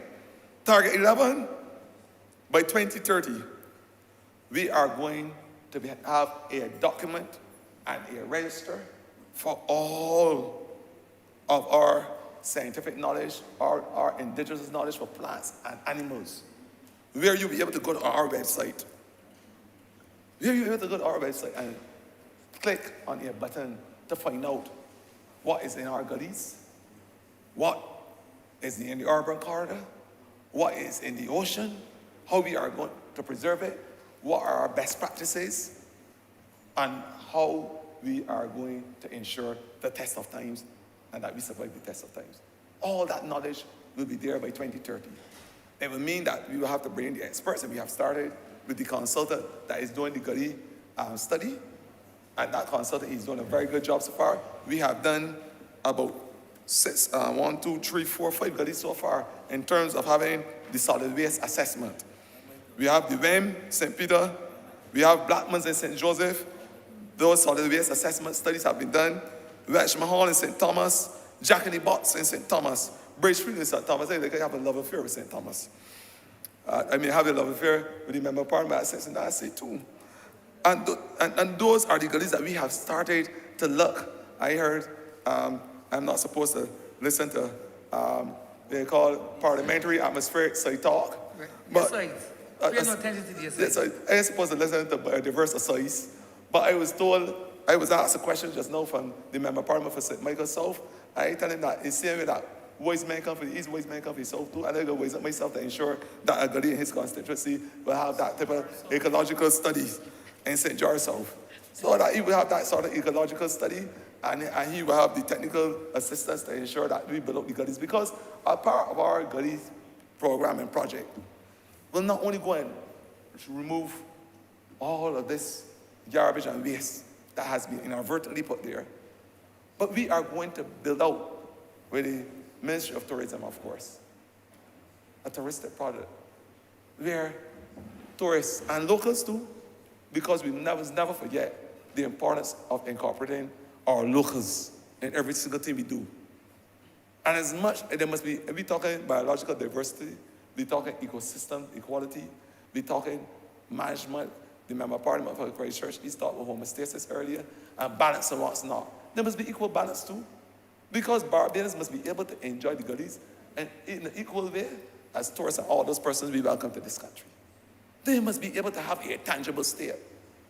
So we are not only going to get the knowledge from the forefathers and those who have the traditional indigenous knowledge, but we are going to incorporate them, because in every single gully that we are having these projects in, we are going to use a local community set up using the community and the players in the community to be part of a group, a board, what you want to call it, so that we help manage these gullies, so they become part of the development of these gullies. That's what we are going to do. So that the ecosystem built out of the gullies, because you must never understand the importance of having gullies restoration, being part of our reforestation, our ability to reforest and our reforestation efforts. Never underestimate the importance of it. The gullies have tremendous benefits to any island, and we are saying that we are going to build out the gullies. We have started to do the assessments already, and in quick time, we will be starting to do the clearing of the gullies as mandated by our ministry. Target 12, and the last target, we are saying by 2025, at the latest, that the financial resources to conduct the projects and research in the area of biodiversity should increase substantially. After we do our report, we are at our 5th report now. Remember, we signed on in 1993, December of 1993, around the same type of time, man. We signed on to the International Convention for Biodiversity. We have done 5 reports thus far. And those in the international community, those who are responsible for making decisions as it relates to providing that financial wherewithal, they are saying that Barbados has met, and over the time, that we have been able to excite those persons where they're saying, once you ask, the government tell you what ask and when you given, seek and you should find, knock and it will open up to you. We are going to knock and open it by a diverse world to Barbadians, man, in a financial way. Because the international community, what we are saying by 2030, that the international community will be so titillated by our efforts in preserving our biodiversity, to ensure our wetlands are protected, to ensure that the biological diversity in our oceans. Because it's called the BBNJ, Biological Diversity Beyond Our National Jurisdiction. What countries are finally realized is that there is an oasis. People may call it a washman. The olden terms, man, of biodiversity outside our boundaries, outside our EEZ. And if we are able, in our own unique way, to harness this biodiversity, to allow it to grow and carry out its basic function, protecting our seabed, increasing our reefs, allowing the species of fish with a good coastal zone management plan, man, spatial management plan. If we are able to do all those things and conserve our biodiversity, even outside our boundaries, we are saying that the 30-30 goal that we have signed on to will be realized by this small little island called Barbados. Small island, but have great potential. That's what we are saying. That is what we are saying as a country. And when we acquiesce to the notion that we must preserve our biological diversity beyond our boundaries, what we are doing is saying we understand the importance of not having our EEZ being protected and conserved, but outside of that too. Because if we are able to do that, then we can achieve this noble goal of preserving our biodiversity by 2030 and to have it realized. Mr. Speaker, sir, I'm sure that Barbadians got a sense over the last 2 hours that I spoke of the importance of preserving our biological diversity. They have a sense now to understand that we have a plan over the next 10 years or so to say these are the 12 steps we will take. I've laid them out one by one, from communications to preservation of species to the treatment of invasive species. I've spoken about the need for Barbadians to stop. In the words of my good friend from Christchurch East, their anthropogenic behaviors. I've shown how it could affect not only their ecosystems, but themselves as persons as it relates to the health threats. I've spoken about the financial assistance that persons in the international community, thanks to our Prime Minister, is able now to say, come, you are welcome and you can come for the call. We have thought about the agriculture and the fact that biological diversity will help my minister colleague in agriculture to have those alternatives, those phyto-alternatives, the phytopharmaceuticals, the alternatives that you can use in terms of biodiversity rather than using the pesticides and herbicides, the spray and the fumigants. Those type of conversations we have with Barbadians. It is now for us to take heed. All I'm saying is that if we don't take heed to these things, understand that the ministry will take the lead, understand that we will talk Barbadians straight. If we don't take heed and stop our behaviors, become part of the tree planting exercise. And I want to say, before I close, that by the 21st of this month, the ministry, by the 21st, will tell Barbadians how much trees were planted in the competition and who won, who is the winner of that competition. It is the National Tree Planting Competition once again. And I'm inviting all Barbadians to get in touch with the ministry. Because the simple maxim of trees saving lives must never be underestimated as it relates to its true meaning. Trees really save lives. That is saying years ago that seatbelt saved lives. I know everybody driving about with a seatbelt. I don't see a member of Parliament for the city driving about one. Because you know, Mr. Speaker, you have to get you right there to defend you. In the same way that seatbelt save lives and persons conform now, I am saying that trees save lives. And in the same way, because as part of our strategic action plan, we'll be speaking to those in the legislative arm to say to them, we have something called the Tree Preservation Act. But the all honest truth, it won't updating. Because in other countries I read that in Argentina, a man was charged $30,000 for cutting down one tree. Unless we can get serious in this country. And unless we can get serious and understand that when you cut down a tree, you basically cut off a tentacle off your body in a reverse way. Unless we can understand that, Mr. Speaker, then the conversation I have for 2.5 hours really and truly was an exercise in rhetoric. Unless Barbadians can understand that. And I'm saying, I think that I've spoken enough. I may be on the verge of catching a lot of fright. But I have spoken enough. I've spoken enough in here to say to Barbadians that this ministry and this government is serious about our biological diversity. We are serious to the extent that we have brought a strategic action plan. One where I seriously laid out in Parliament. One where the Member of Parliament for St. Michael, the acting Prime Minister now, is looking at me every time I talk about the canthropus or the big lizards. But it's a plan that Barbadians must understand the importance of these things. I want to say that I am looking forward to Barbadians staying the course with this one, ensuring that they do the right things around in their surroundings. Understand the importance of recycling, that you can recycle almost everything for their true benefits.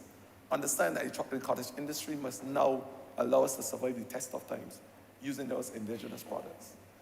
Understand that there are a lot of resource around us, and the way how we treat the resource will ultimately benefit our children and our children's children.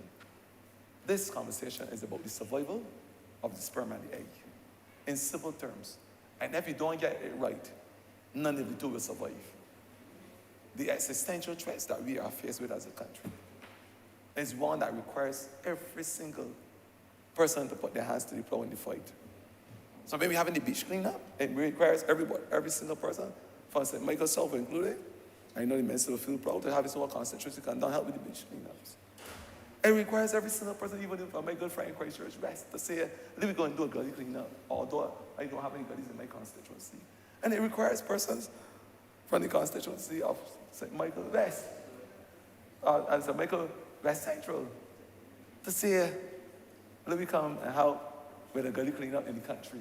Or you're going to plant some trees because it will save the life of my child. That is what it required. And as I start out, biodiversity. And I want Barbadians to remember that. It starts in the distant past and points towards the future. It starts in the distant past, Mr. Speaker, because everything started and resonated around biodiversity.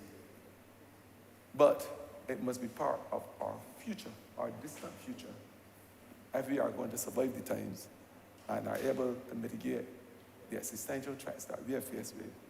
Mr. Speaker, I implore every single Barbadian that we join hands together to say how much we love Barbadians and how much we care. Because biodiversity is our saving grace. Mr. Speaker, I'm obliged.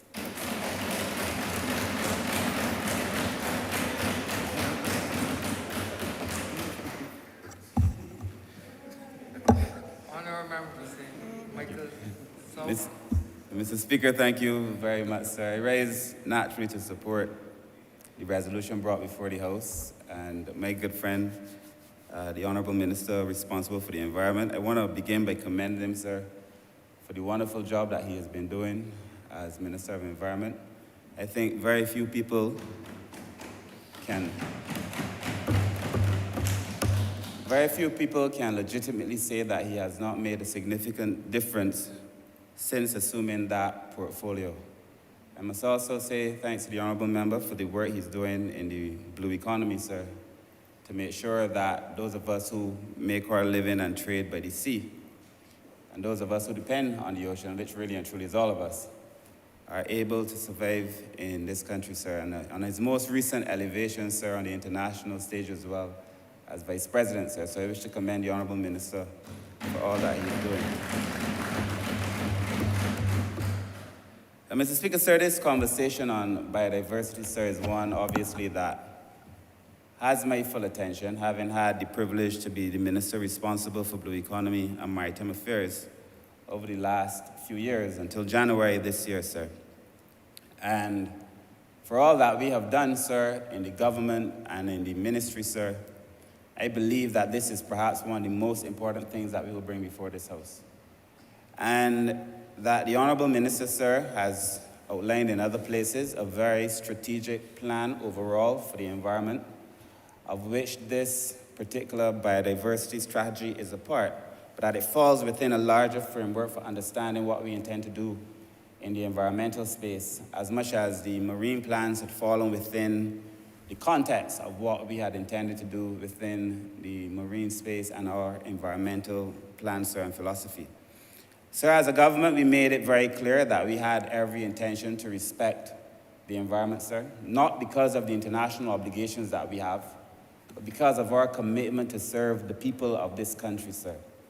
And I am satisfied that we have done above and beyond, in many cases, that of those who've gone before us, sir, and have laid a platform, sir, for the future that the young people in this country can feel justly proud about, sir. And many young people in this country, sir, have been and are concerned about the environment, sir.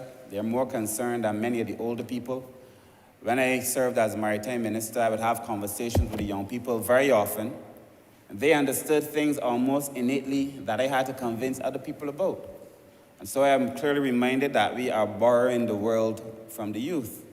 We only inhabit it for a while, sir, and a lot of what we do, sir, that people don't properly understand, young people understand, and young people care very much about. And it is in that context that I also wish to commend the minister, as a former minister responsible for youth, sir, for bringing to balance these very important issues, sir.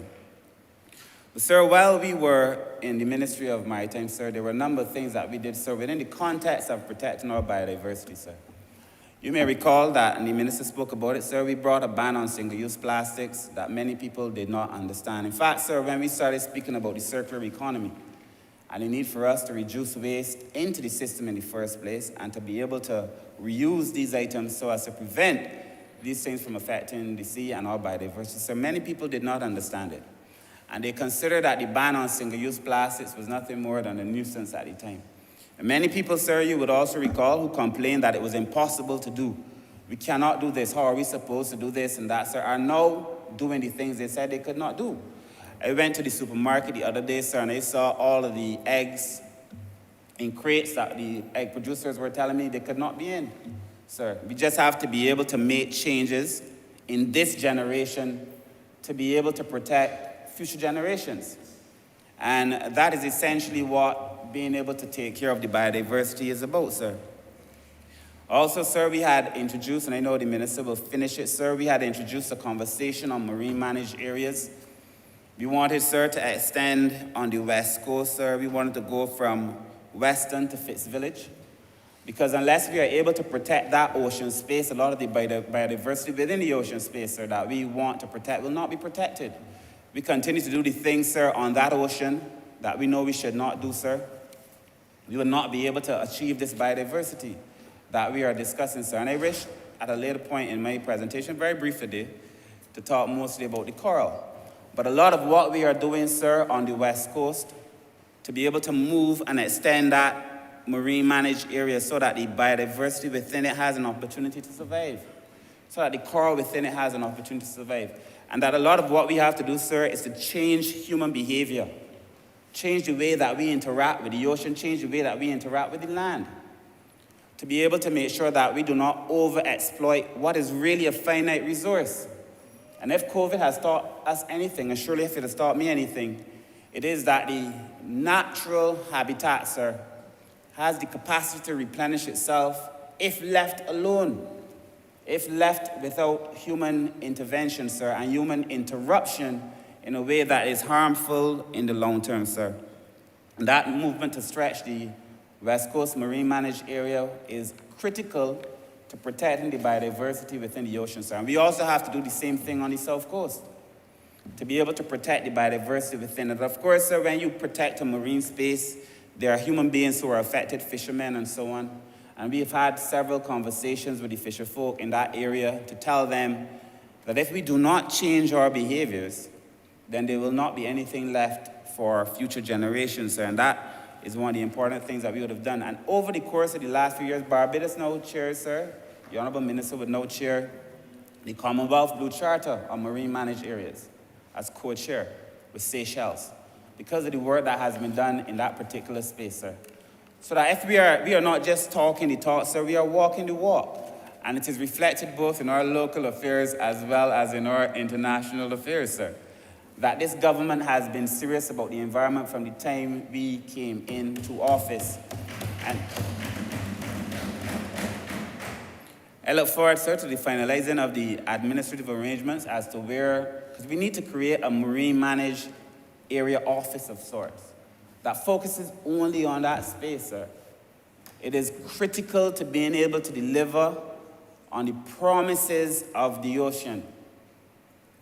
And the promises, sir, are significant, but we have to be able to deliver on them, and that our current setup may not necessarily be the best way to be able to deliver on them, sir. And then lastly, before I get to talking about the coral very briefly, we also have, sir, some draft regulations that were done that are now with the CPC, the Chief Parliamentary Council, sir. Those regulations are critical and they are important. We have, sir, in those regulations, if you go to any of the markets now, you see, sir, people telling me they have dolphins in those blue crates, sir, 15 and 16 dolphins, no bigger than a flying fish, or the way flying fish used to be, trying to convince Barbadians that these are a new kind of dolphin. When in truth and in fact, sir, we know that there are many fishermen who also know that it is wrong, because the older fishermen and the more conscious fishermen tell them that it is wrong. They know that they are catching dolphins and other fish, sir, that are undersized. And they continue to catch these fish that are undersized and sell them to Barbadians under the pretext that it is a new kind of dolphin. Well, there are some different kinds of dolphin, but the ones that I am talking about are the baby ones that never had a chance even to spawn, that people are selling to Barbadians for a lot of money to be sized, sir, and damaging the ocean space in so doing. Because if the fish is not allowed to get big, you would never get the rest that the people want. And you go to the market, sir, some of the fish vendors would tell you that they only sell them because they're trying to eat. but that they too know that the dolphins that they're selling are too small. So these new regulations, sir, will ban that, will prevent people from being able to handle, to catch, to buy, to sell, to receive those small fish. So I look forward to when those regulations come before this House. I know that they are with the CPC. I hope that we can have them before the House in the shortest possible time, sir. And we would, in that legislation, sir, too, we also look at the hooks that people use to catch the fish. So if the fish is too small, you release it without damaging the mouth of the fish. We look at the nets, so that you don't catch fish that is too small, sir. So that there is a number of things that are coming, sir, but that human intervention and the bad behavior of many people who use the sea space, who depend on the sea space, sir, has to change. And that is a conversation that we also have to continue to have. I must tell you that when I served as a minister, we had several meetings with the fishermen, and they knew and they understood, sir, and they themselves, sir, were using almost themselves as a force to keep the ones who were misbehaving in check. I'd like one more things. The majority of the people who actually use the sea space use it in a responsible manner. The majority of the fishermen are responsible. The majority of the ZR drivers are responsible. The majority of young people who walk the street are responsible. But then there is a few who come, sir, and all kinds of behaviors, sir, and destroy the reputation of all. A few ZR men who do as they like on the road, bringing into question all the rest of the ZR men, the majority of whom behave well. Young people who get up and go to university, go to community college, get up and wash cars and look for a job. And about 200 or 300 about the place shooting down other people, bringing into question the rest of the young people in the country, sir. It is always the actions of a few that is questioning, that is causing people to question the behavior of the majority. That has to stop. And in every instance where it exists, sir, it is my strong feeling that in every instance where it exists, you have to arrest it.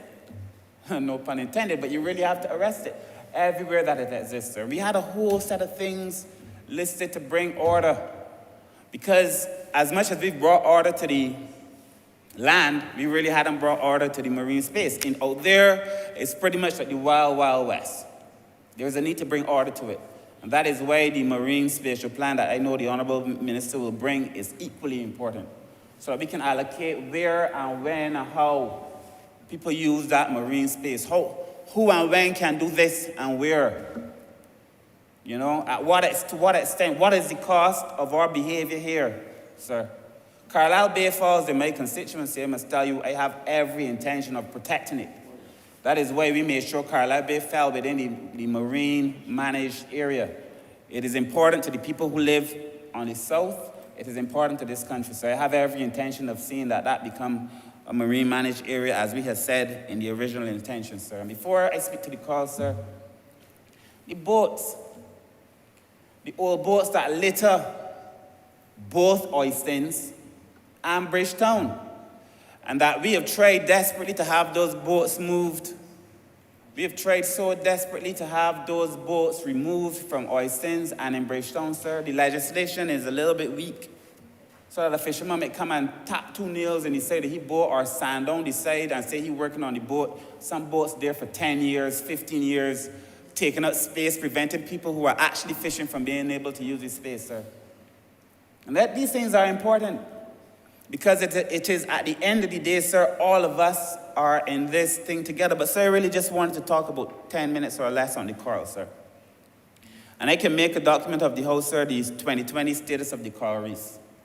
It is a report that is done by the Coastal Zone Management Division, sir. It is a brilliant work that looks at the state of coral across Barbados. In fact, sir, the Coastal Zone Management Unit was told to me by a consultant, an international consultant, as having the most information they have ever seen collected by any one institution on the ocean space. And sir, we have to commend the Coastal Zone Management Unit for the work that they've done over the years. So, but the coral reef, status of coral reef report card, sir, is important. The Honourable Minister would have spoken, sir, that our exclusive economic zone, the sea space, that belongs to Barbados, is now about 424 times the size of our land space. Our land space is 430 square kilometers. Our ocean space is 185,000 square kilometers. or exclusive economic zone. I also saw the minister bring a paper on the contiguous zone and the continental shelf and how we have to be able to negotiate that space too, sir, because Barbados has to claim what is theirs. We have to claim what is ours within the continental shelf so that we can set regulations on who could come in and who could do what and so on and so forth within the contiguous zone and the continental shelf, sir. But so why are the coral reefs important in a conversation on biodiversity? We know, sir, that at the end of the day, for me, when I was minister, and I know for the Honourable, my friend who's the minister now, this is all about people. And people may think that we are doing this as some esoteric, people like to say sometimes like intellectualizing politics as an insult, because you're not supposed to be thinking in politics. But these things are not intellectualizing politics, so these things are about people at the end of the day, sir. So why is the coral reef important in a conversation on biodiversity, sir? We know, sir, that the supporting services of the coral are essential. One of the most important things, of course, is coastal protection. But equally important is the support for the enormous biodiversity that exists in the ocean. As a matter of fact, sir, there is so much biodiversity in the ocean, I do not even believe that humankind, with all of its technology and all of its information, has even yet figured out how much biodiversity there really is in the ocean space. We don't even know. I remember when I met with the Chinese a few years back, they were telling me that they had technology that allowed them to determine the different kind of fish and that they're continuously discovering new fish. We don't even begin to have that level of technology, sir, but it supports the enormous biodiversity. For people, sir, it produces products. A number of the products that we use every day, sir, fisheries in terms of employment, another form of livelihood, sir. Recreation. For many, sir, it's a spiritual exercise as well, sir. So these things are very important, sir. But what about the reefs, sir? And why do I want to talk very quickly, maybe 5 more minutes on the reefs? Sir, we have different kinds of reefs around Barbados, all of which lend themselves to biodiversity, sir. Whether it is the fringe reefs, sir, that are found about 100 to 200 meters offshore, whether it is the bank reefs that are about 700 to 1,000 meters offshore, or the patch reefs in between. And all these reefs, sir, have a role to play in how Barbados is developed, what Barbados is able to do, sir, and it has, and obviously very interesting on a conversation on biodiversity, sir. And for many of us, sir, who are part of this conversation, sir, every day, I ask myself, sir, are we doing enough to protect the reef? In fact, my good friend who heads one of the local surf associations had asked me one time when I was minister, he said to me, "Kurt, what have you done for the coral?" A question that made me think. He said, "Kurt, I know you're working very hard, but what have you done for the coral? And what have you done for the fish?" Forced me to rethink. That is why I felt it very important to do the marine managed areas that I know for a fact that the Honourable Minister will finish. And that is why I felt it very important, sir, as well, not only to do the marine managed areas, but to look at how we were fishing and overfishing and so on, sir. But, sir, during the course of that time, we looked at the reefs. So the Coral Reef Report Card for 2020 tells you the health of the coral around Barbados. And this is going to be important because a conversation about the health of the coral will tell you the state of our biodiversity, because you're unlikely to find a lot of biodiversity around an unhealthy coral. And in fact, where you find a lot of biodiversity around the coral, it tells you that the coral is healthy. So it works both ways, sir. And to determine whether the coral was healthy or not around Barbados, sir, they looked at the coral cover, like how much was actual coral. They looked at the macroalgae cover. So that's not good. You don't want it to be covered in algae. And the parrotfish that we won't stop eating takes care of a lot of that, but we're eating all the parrotfish, which is another conversation for another time. But I really feel we got to do a check on this parrotfish thing. And I was going to ban the parrotfishing in Barbados, sir, but there are many people who depend on it too. So you got to manage it. Not necessarily ban it, but you have to manage it. Maybe the size of the parrotfish you could catch, or maybe have a closed season and those things. Sir, we looked at the herbivorous fish, sir, as well as the commercial fish around the reef, sir. And in conclusion, sir, having done the study of the reef around Barbados, sir, and with very good being 5 and very poor being 1 in these various areas, who has better coral, where's the algae, where are the herbivorous fish, where the commercial fish, or which my friend likes to call the piscivorous fish. But when we looked at the fish, sir, and the state of the coral on the west coast fringe reefs, having looked at 21 sites, they received a rating of reef health of 2.2, where 5 is good. 2.2, which means that it is poor, sir. On the south coast, the reef rating was 2.8, which is fair. And for us, obviously, sir, if you look at, when we looked at the bank reefs, the reefs in between, sir, it was 3.2, which is also fair. The bigger point is, sir, that there was no place in Barbados that overall had good reef. There was no place, certainly in Barbados, that had very good reef. The overall reef health in Barbados is now 2.7, which is barely fair. In Barbados, sir, is supposed to be an island, sir. We have made our name as a place where people can come and dive, sir. The divers will tell you that many places that they knew to have fish and coral no longer have the coral. I started a little diving thing, sir, when I was minister, sir.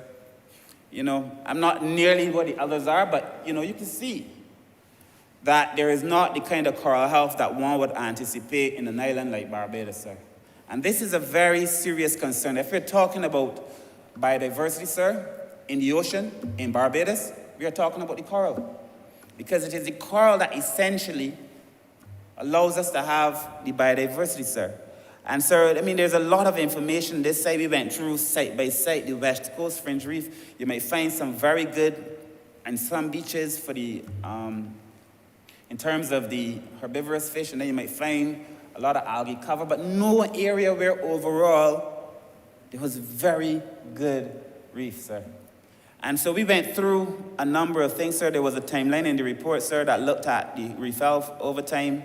But what, sir, are the stressors? What is causing this to happen? Because if you want to change it, you have to understand what is causing it in the first place. And how does this lend itself to biodiversity, sir? I feel, sir, that we have, I mean, you know, Barbadians have a relationship with the sea, sir, that, you know, that the mighty Gabby, sir, permit me to say, sir, has made famous. You know, that beach is mine. I could go there and bathe there anytime, despite whoever say. You can bathe anyway. That beach belongs to the people of this country, sir. And those of us who are charged with the responsibility for maintaining it, sir, have a responsibility, not to the government, not to this Labour Party administration, but they have a responsibility to the people. And those who use it, sir, have a responsibility to themselves and to their children. And essentially, that is what we have to protect. So what are some of the stresses? I won't go through all. But we know that there's deteriorating water quality, sir, from solid waste and from toxins, from nutrients and from sediments, sir. That is impacting some of the reefs, sir. Climate change, the minister spoke of. The climate is changing. We have warmer seas. We're seeing the acidification of the ocean, sir. You know, something that made me laugh, almost the irony of it, is that the glaciers are melting. So the waters there are cooler.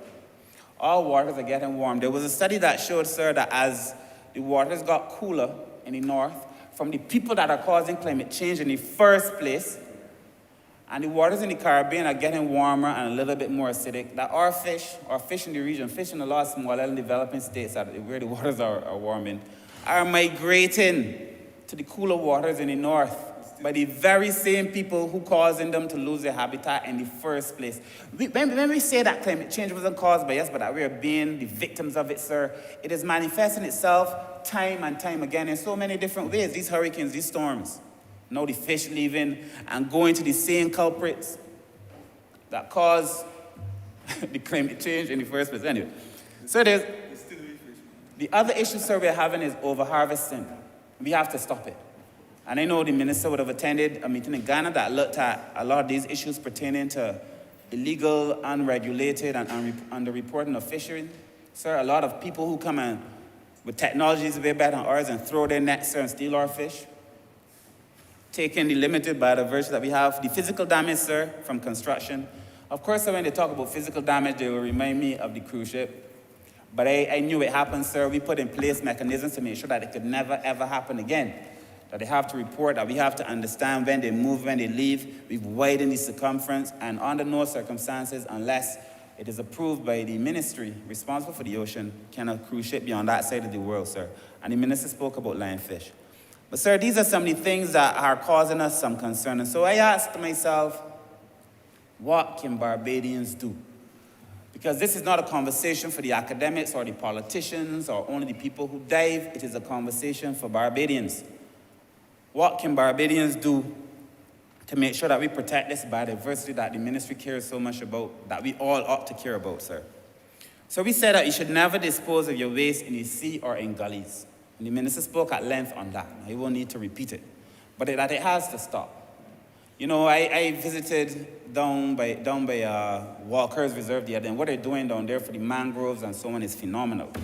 I think that anybody who hasn't yet seen Walker's Reserve really need to go and take a look at what they're doing down there. Because what they're doing down there has the opportunity and the capacity to restore Barbados as a point, sir, of some natural beauty with additional benefits. But when the waters were rising, sir, you see fridges running from the land side down through the small pathways to the ocean, sir, fridges and stoves and things that were in the gully, washing away, sir, find themselves in the ocean, sir. In relation to climate change, sir, there is a number of international conventions that we've signed. I do not think I have to repeat either why it is important for us to be on the international stage. The minister did a good job at that. Sir, we've signed all these international conventions. We are spending a lot of time convincing the international community that small island developing states need to be brought to the table and to be heard. And there is nobody in any small island developing state, nobody in the Caribbean who is doing a better job than the current Prime Minister of this country, the Honourable Mayor Motley. Nobody, period. I'm bringing a message on behalf of the Caribbean and for all small island developing states, sir. We should be proud of the work that is being done there, sir. In relation to overharvesting, sir, I've already spoken about some of the things that we must do, sir. I would like to encourage Barbadians to reduce the intake of pot fish, only because the pot fish is what's protecting the coral. You know, if they want to eat fish, sir, eat more lionfish. Take out the venomous part of the spine, sir. Eat more lionfish. Lionfish now has to become a part of the way we do our diet. And yes, it tastes like snapper. It tastes very good if it's produced by somebody who knows how to handle it. I tried the thing, but anyway. The Honourable Minister, sir, the Ministry of Environment, sir, I would like to see a competition perhaps in relation to people capturing and cleaning and using and serving lionfish. Because the lionfish, sir, is destroying all of the other fish. These things are gluttonous. And invasive species, I don't know if it came from the ballast water or the same climate change, what brought them to the region, but they're eating everything. And if we care about the biodiversity in the ocean, sir, we have to find a way to get rid of the fish, sir. And then lastly, sir, I would like to say, sir, that Barbadians all have a role to play in this. We all have a role to play in protecting our land space. We all have a role to play in protecting our ocean space. We are all in this together. I like the way that the minister presented today, sir, in very simple terms. Why this is important for us to do each of those steps, every one of those 12 steps, very important. Every one of those strategies is important. Every single Barbadian, sir, now has to get on board in terms of protecting our biodiversity, sir. Protecting the fish that we have the opportunity to eat. The fruit, the vegetable that we have the opportunity to eat. Some things, sir, that may not be for us to eat, sir, but they have a role to play in the ecology of things, sir. And some people might be keen to destroy one ecosystem thinking that it is harmful, not realizing that in destroying this ecosystem, you impact on another ecosystem. That's why we need the scientists like the Honourable Minister, sir. These things are important. Every Barbadian has a role to play. So in closing, sir, I want to encourage all Barbadians to come on board, to be part of this fight, to help us save the biodiversity in this country, not for any international acclaim, but for the people. I want to thank the ministry and the staff for the amazing work that they have been doing, almost unrecognized, you know. You know, sir, I like to tell you that you're a social worker. I like to remind you, because, you know, you're the speaker, you don't get to say anything, but I like to remind you that you're a social worker. At the end of the day, sir, for all of us, sir, all that we do is essentially about people, to make sure that people can live in this country, sir. And you know, sir, like I do, that many of the heroes in our own lifetime and in our lives are not named in any book. You're not going to find them receiving any award at the end of the year for the work they've done, sir. The heroes in the Ministry of Environment, sir. People who go to work every day, sir, to make sure that we're okay. So I want to commend them. And I want to commend them to Barbados. So as I close, I want to support this resolution. I want to thank the Honourable Minister for bringing it. I hope Barbadians receive it and understand that this is very, very important work that's being done on their behalf. Sorry, thank you. Honourable Member for St. Andrew. Thank you, Mr. Speaker, sir. Firstly, I want to echo the sentiments of my colleague from St. Michael's South in congratulating my St. Andrew brother, a member for Christchurch, West Central, for bringing this resolution to this honourable House. Mr. Speaker, this particular resolution caused me to look back at something that I've not laid eyes on for the past 10 years, 12 years or so. It took me back to a place and a time where the natural flora and fauna of Barbados was something that I dealt with on a daily basis. It took me back to a time when I felt it was my duty to ensure that every single Barbadian knew about our natural flora and knew the history of this country as it relates to our biodiversity. Now, going forward, I think it's always best that we take a little time to look back in the past, to see where we were, to understand where we are, and get a better sense of where we have to go. This country was discovered and colonized back in 1627. I believe it was February the 17th. Around 80 English settlers, along with 10 slaves, or 10 enslaved persons, landed right here in Barbados. This was 1627. And by 1660, Mr. Speaker, almost all of the natural vegetation that they came and found in Barbados was gone. Almost all. They felt it was more important to remove what was pristine rainforest, for the purpose at the time of developing plantations in indigo, and tobacco, and cotton. And when one reads the writings of the historians of that time, of that period, the 17th century and the 18th century, this clearing of the landscape of Barbados, this removal of all the natural vegetation from the landscape of Barbados, was seen and celebrated at the time as a triumph of man over nature. The triumph of man over nature was celebrated. They changed Barbados' landscape from that of natural, pristine beauty to that of a garden. And over the years, a garden of canes, of sugar cane, which became our prime source of export, of income. So I'm happy now to see that we have come full circle, where we now have developed a greater appreciation for Barbados' biodiversity.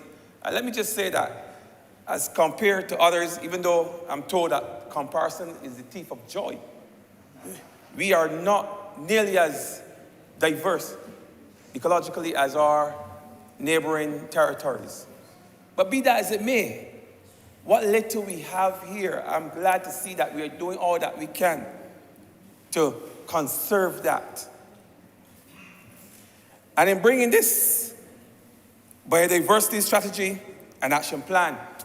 It sets in motion a number of things that will have to happen in order for us to achieve that target of conserving what is left of our natural environment, our natural flora, our natural fauna.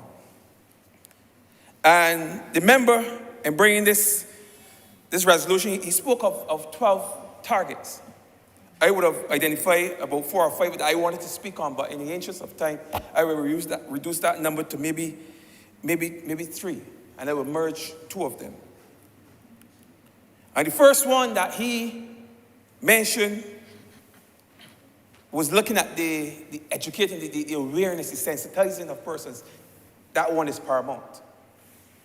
Above everything else, this is paramount. When I was in another place and responsible for the education of our nation's children, one of the last things I did before leaving the Ministry of Education was to pilot the revised history curriculum. A curriculum that was more focused on who we were as a people. It was more focused on who we are, where we came from, what was taken from us, and also what we brought with us and what they could not take from us. That is our collective memories, our consciousness, our cultural expressions. They could not, even as hard as they tried, they could not. And where does biodiversity fits into that? I'm going to tie it in. Because when we came here, and I'm glad that we took the time to ensure that our children are taught this. When we came here, when we were brought here, we didn't come with any health care. So we had to depend on the natural flora around us for our remedies. And believe me, back in those days, people suffer from more ailments than we are suffering from now. Or maybe just as much, but there were a number of things that were killing you back then that we don't see these days. But there was no doctor. And those persons who controlled the plantation at the time, they didn't care enough about us to provide us with any health care. We had to find our own health care. So we had to go and look in the bush for things that resemble what we would have left in Africa. And use those, because in many cases they had similar properties. And we use those things for our medical care. And that's what we are teaching our young people, or what we should teach them. Because they must understand the connection and the nexus between us as a people, especially us as an African people, and our natural environment. So I believe education, yes, we're going to teach them about the importance of it today, but we have to also teach them of the importance that it played, the role that it played in our history, in our development, in bringing us and making us the people that we are today. That is where I see the awareness must start. That way, when you said it's the member for Christchurch, West Central, that we must start in the schools, we must start, because unless we get our young people to value their natural environment, then we're going to be spinning our thoughts in mud. We have to let people understand that these trees are this bush. Yeah, we call it bush. And I think that we call it bush because that's how those who came before us saw it as. Bush, something that they must clear, they must remove from the landscape of Barbados and put something that is more manicured, more manageable. And I think a lot of Barbadians through the years had that same impression coming through the years, that all this natural flora is just bush. Nothing of value. So we have to reorient the minds of our people to see those trees, those shrubs, grass, all of that as having value to us. Like I remember some years ago, I was looking at some old footage from 1951, some aerial footage of 1951 Barbados. There's a map of the entire island of Barbados, a quality similar to that of Google Earth. I was actually making some comparisons. And in 1951, if you look at where our gullies are on the map, there was absolutely no trees, no plant, like nothing in our gullies. Our gullies in the 1950s were totally devoid of all natural vegetation. Just in the 1950s. Around the gullies, all okay, but the gullies were just open crevices. You know, these days, sometimes you go and you see foundations in the gully, the parts of houses that, you know, that were abandoned many years ago, and you wonder to yourself, well, how people used to live in. But when you look back at the old footage of Barbados, if you can find it, you can see that that entire area years ago was devoid of any kind of natural vegetation. And just like the member for St. Michael's South said, over time, given time, nature will find a way of rebuilding itself, of regrowing. I mean, that's what we are seeing now, and I'm glad to see I live in Barbados now where we have a greater understanding of our natural environment. And we have a plan in place to even bring more awareness, because I don't believe that the awareness is there as we speak. But we're working towards that. And when I left the Ministry of Education, we were also working towards looking at a new geography syllabus that will also take into account climate change, the impact of climate change on the natural environment, further respect for your natural environment, things that we think that we took for granted over the years. We assume that people know, but what we come to realize is that knowledge fades generation by generation by generation.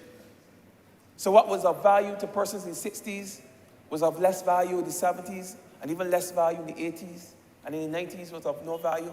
And now, in some cases, have been totally forgotten. And then you start to talk about plant names and plant types, you will see that there are so many that we have forgotten. We've not only forgotten the uses, but we've also forgotten the names. And that's where it starts, when you forget the name. All right?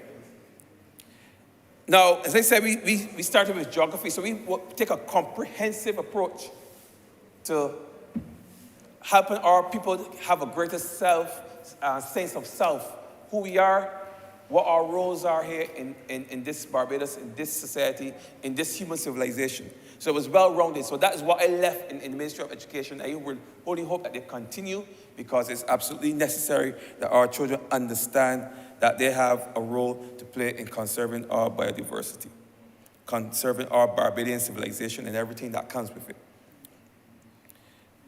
We also want to reduce the rate of loss of our natural habitat. Part of the reasons why persons would without any hesitation, take a D6 bulldozer, backhoe, excavator, and push down a whole acres and acres of land, is because they have no value for it. You know, sometimes I think about some of the trees that we used to see as children that we don't see anymore. I mean, listening to the Honourable member, I realize that perhaps the depletion of our fauna, our indigenous fauna, might have resulted in the fact that the seeds can no longer be spread in the wind, so those plants are now disappearing. So we're not seeing certain trees that we saw when we were children, fruit trees in our community. Some communities don't have any fruit trees. You want a fruit tree, you go and buy a fruit tree from the soil or from a nursery. But when we were children, there were fruit trees growing all over our communities.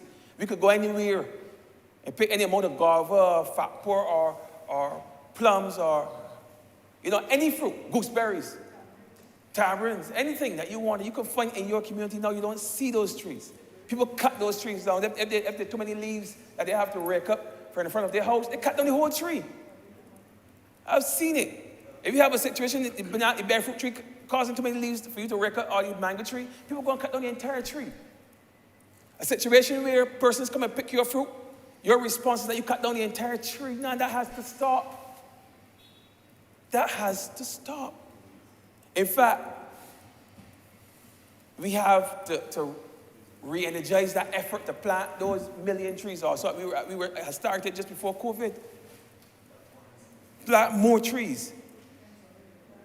I mean, I agree that you have to be careful. You can't plant them that the roots at some point will destroy your house, because that's a mistake that we make. But all part of the awareness program and the education programs to teach people the best places to plant trees and the best kind of trees to plant within particular spaces. Not all trees are suited for everywhere. But that will come as part of the whole education program. Of that I am sure. But we need to start back planting trees in this country. We need to be not so indiscriminate when it comes to the removal of trees. Yes, we have to develop. Yes, we have our residential areas that we have to build out, but we have to be conscious of our natural environment. They want to just touch on something that the member said, I think it was target 5, about pollution. Of course, we have our role as a government, certainly in the area where I have some responsibility. We'll be working towards reducing any kind of pollution that our plants may produce. So in the BWA, Barbados Water Authority, we'll be upgrading our plants in the coming years, within the next 5 years or so, from, in the case of the South Coast, from a primary treatment facility and in Bridgetown, a secondary treatment facility. We're going to upgrade both of them into tertiary treatment facilities that will be producing an effluent that will be of a quality that would not be detrimental to the environment, whether it be the marine environment or on land, because we will be using some of that reclaimed water for the purpose of agriculture and for the purpose of aquifer recharge, for the purpose of, yes, of course, right, for usage on land. So these are things that we are looking to do, and that we will ensure that we have the technology, the reverse osmosis, to ensure that through the process that the water is clean to a standard that it does no harm, very little harm, if any, no harm, if possible, to our natural environment. That is the direction we are going as a government, because we understand the importance of it. I just wanted to make that point because I know when we talk about increased nutrients in our system, I know that's where most of those nutrients may be coming from. And I want to make that point that we are working on that as well. We are working to fix that problem as well. Another target that was mentioned, I want to touch on, this will be the last one, is the documenting of all our traditional plant names, plant items, or items of flora and fauna. Because some of the names of the different kinds of lizards and things that we're seeing, most persons, young people may not necessarily know the names. I didn't know about the gecko. I know it was a gecko. I thought it was just, as children we called geckos poison lizards. We call them poison lizards. I heard gecko late as an adult. Yeah, well, you call it that. We call them poison lizards. They live behind the clock. They live in your bathroom. Most females are scared of them, so I'm not surprised that the Honourable member from St. Michael, and I'll leave it that from St. Michael, is afraid. Can't be blamed. She's not the only one. A lot of persons are afraid of them. But I grew up with them in my house. One lived behind my clock for years. Maybe many years. But my point is this. We have to chronicle and we have to document our natural flora and fauna. More specifically, our natural flora. There are too many plants that have medicinal value that we have forgotten about. We've forgotten about it. When I was in a different place, when I was a young lecturer at university, I taught this course in the study of Caribbean words, making of Caribbean dictionaries. And what that course did, it was expose young people to lexicography, because that is the type of skill set you're going to need if you want to chronicle our plant life properly. You have a certain skill set that you're going to need in terms of getting the information correct, getting the definitions correct, and the necessary research that's going to come. You need to do it properly. And we taught that in university. I don't know if it's still being taught, but I taught it, and before me, Dr. Alsop taught it. I don't think she'll mind me referring to her as one of the foremost lexicographers in this region. The name Alsop should never be forgotten in the region, whether it be Richard Alsop or Jenny Alsop. They have a dictionary. I think I saw a copy of it here, right here in this chamber. But those persons were responsible over the years for preserving and maintaining our cultural heritage. We call language is a part of our cultural heritage.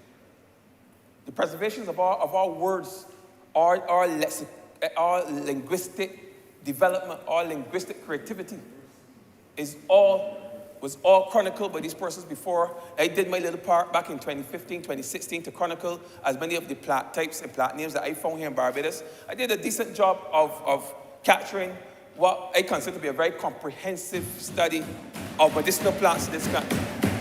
Very comprehensive study. I will publish it. I have to build it up some more, but I will publish it. It's very comprehensive. Cover a lot of material in terms of our natural flora, our natural plant life. But we need to do more. We need to do more. There's just so much that's being forgotten. And it tells a story. Everything about our plants, even the names, tell a story of who we are.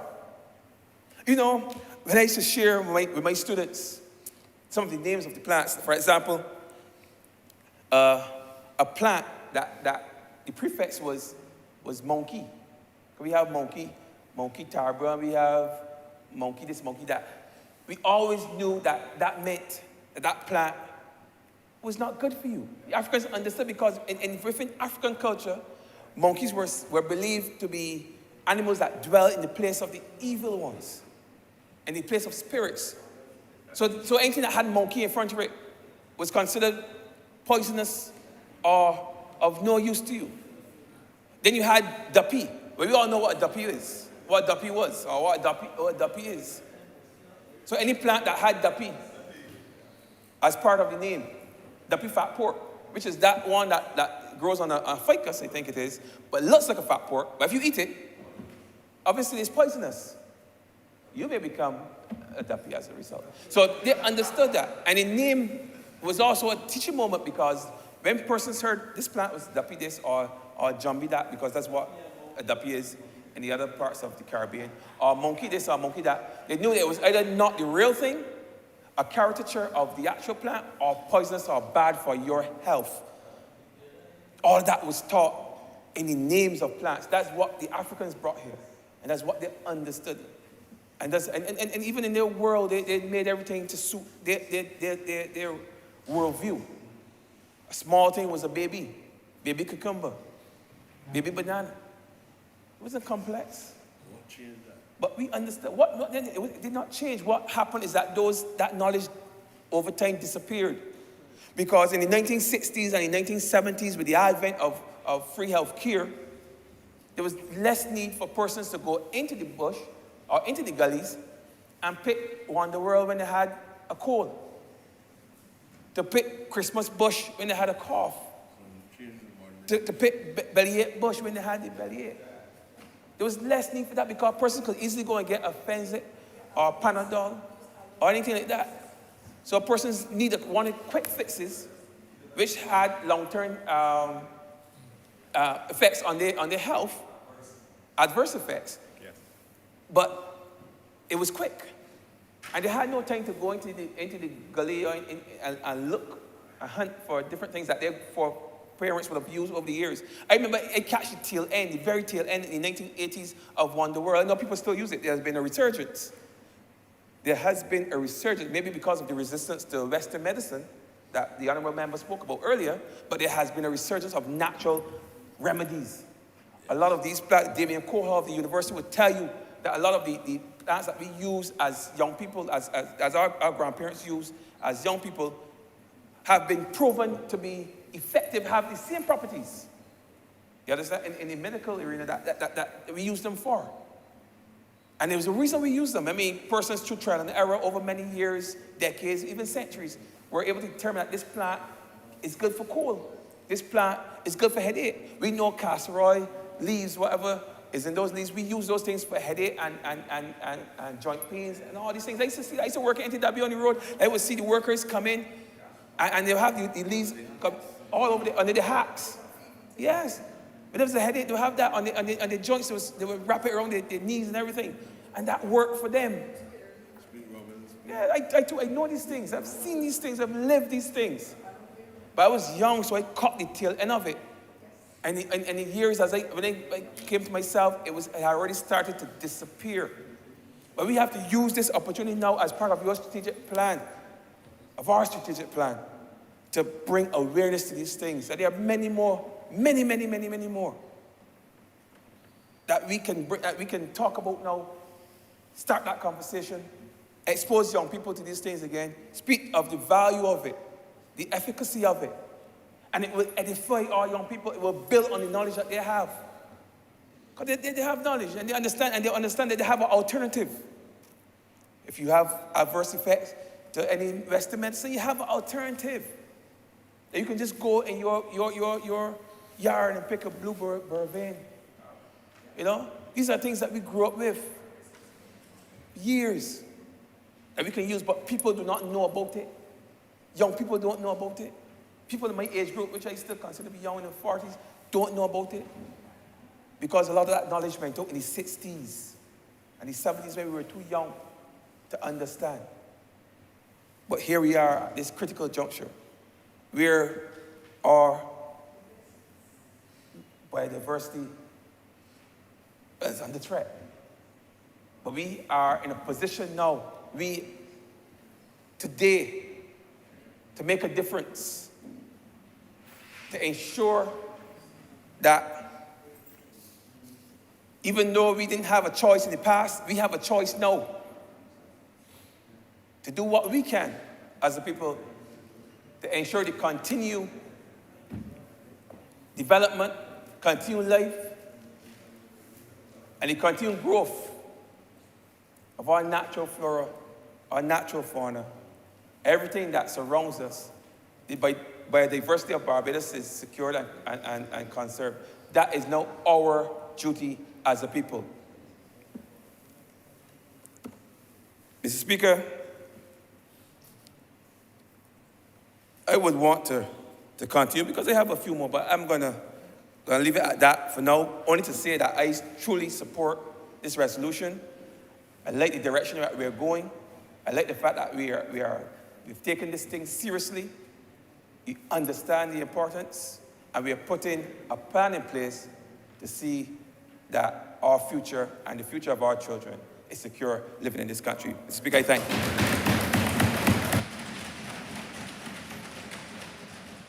Honourable Leader, Government Business. Thank you, Mr. Speaker. I beg to move the suspension of the House until 2:30 p.m. The question is that this Honourable Chairman be suspended until 2:30 p.m. All those honourable members in favour, please say aye. Those against it, please say no. Meeting the ayes have it. This Honourable Chairman stands suspended until 2:30 p.m.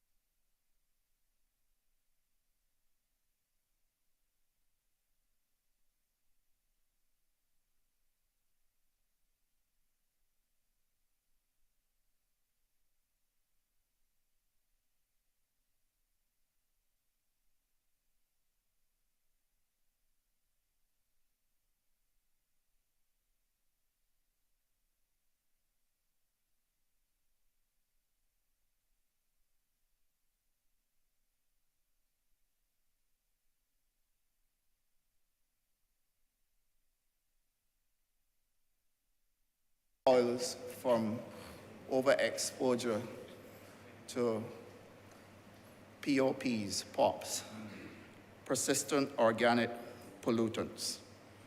And Mr. Speaker, therefore, there can be no understatement in calling upon the University of the West Indies to help bring about the training that would need for us to understand the importance of biodiversity and bio-inputs in agriculture.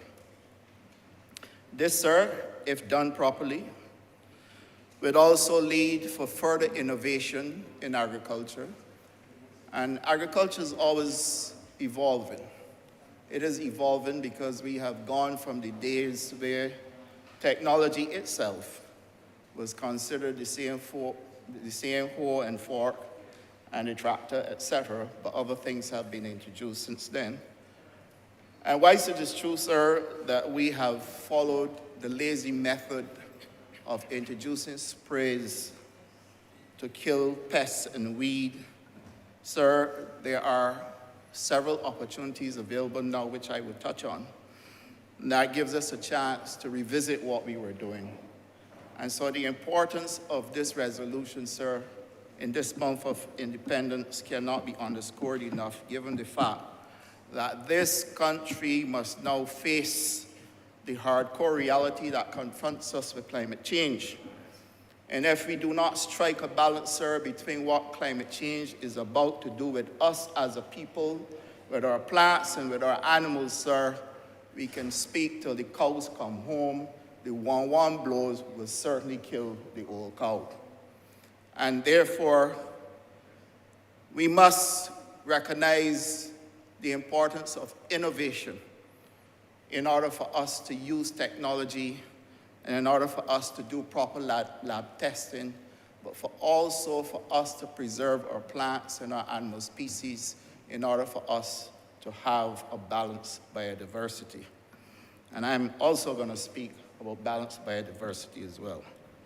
Mr. Speaker, we have, therefore, an opportunity to look at regulations as well, and the Honourable Member for Christchurch West Central did give us the major areas that they are focusing on, sir, but we will also be introducing a set of regulations, or a suite of regulations, sir, that would address bio-inputs in agriculture.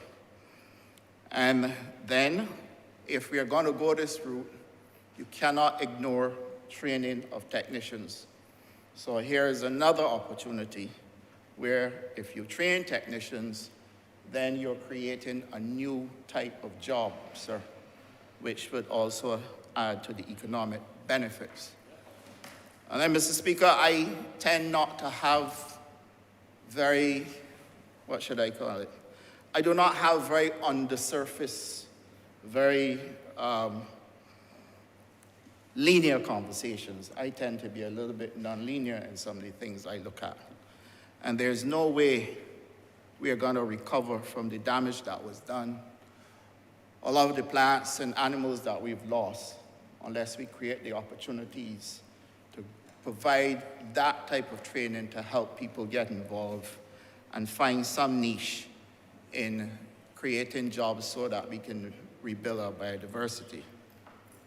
So the training of technicians is an absolutely important aspect of this development, and it must be treated as one of the key components of us maintaining our biodiversity and improving on what has taken place to reduce a lot of the species that we used to have. And then, Mr. Speaker, the opportunity for investment. Bio-inputs, sir, will attract investment because your country is going in a new direction. It will be an opportunity for a new type of investment, sir, and an opportunity for a new type of foreign direct investment. So that, Mr. Speaker, if these things all come together and we are able to pull agriculture, environment, fisheries, blue economy all together, sir, then you start to see the tremendous amount of benefits we can derive, sir, through protecting this entire ecosystem. Mr. Speaker, the idea of investment is one that if you were to visit what is happening in Brazil, for example, and I speak against the backdrop of doing a fair amount of checking before I even entered this debate, to see that what I'm speaking about is actually taking place, not just in the world, but near enough to us where we can benefit from it. So, Mr. Speaker, investment in equipment, investment in technology, investment in human resources, investment in training, sir, investment in the improvement of our soils, investment in new types of bio-inputs, investment in the development of labs, investment, sir, in the mobilization of labor in order for us to use these inputs, sir. And I can go on, and I'm sure there are those who here who can see further opportunities or greater opportunities than I have identified. Now, Mr. Speaker, you will not believe it, but there is some 13 billion US dollars that Brazil is targeting right now in savings, simply by using bio-inputs and moving away from huge investment in fertilizers that are chemical-based, moving away from sprays that are dangerous to the soils, and moving away from the equipment, sir, to drive the application of these things. So that, I mean, this is not idle talk. The mere fact that I can outline for you the areas where those savings can take place, they are the ones who have already done the surveys and the research to show where they are already getting the savings. And the fact that the growth is targeted at 10% growth in bio-inputs for something that has only started between 2019 and 2020, sir, will start to tell you that if we only just unlock our imagination and look for new areas where, as far as I am concerned, all the long talk about diversifying the economy and all the long talk about the government ain't doing enough to do this, to get people working, and doing that to get people working, sir, this calls for an unlocking of the imagination. That is why I'm never linear in what I'm thinking. Now, Mr. Speaker, I have to say to you that the environment in which we live, and our environment as well, is going through severe stress and problems. There's instability at the Scotland district, sir. We do not have a robust agroforestry project in the Scotland district. Sir, we have thrown away all of the protocols that we used to use, and not just in agriculture, because oftentimes you get the impression that we only have the problem with farmers using chemicals. But in our homes, sir, where we resort to aerosol sprays rather than let a lizard capture the mosquitoes and the cockroaches. And Mr. Speaker, we've also taken the easy route out by spraying up the yard, etc. Now, how do I link all of this to agriculture? Sir, we just started a program in 2019, May of 2019, Farmers Empowerment and Enfranchisement Drive, which is acronym FEED. Under that program, sir, we have been doing our best to help bring along people who are, first of all, unemployed in Barbados, and then people who are looking for an additional income stream.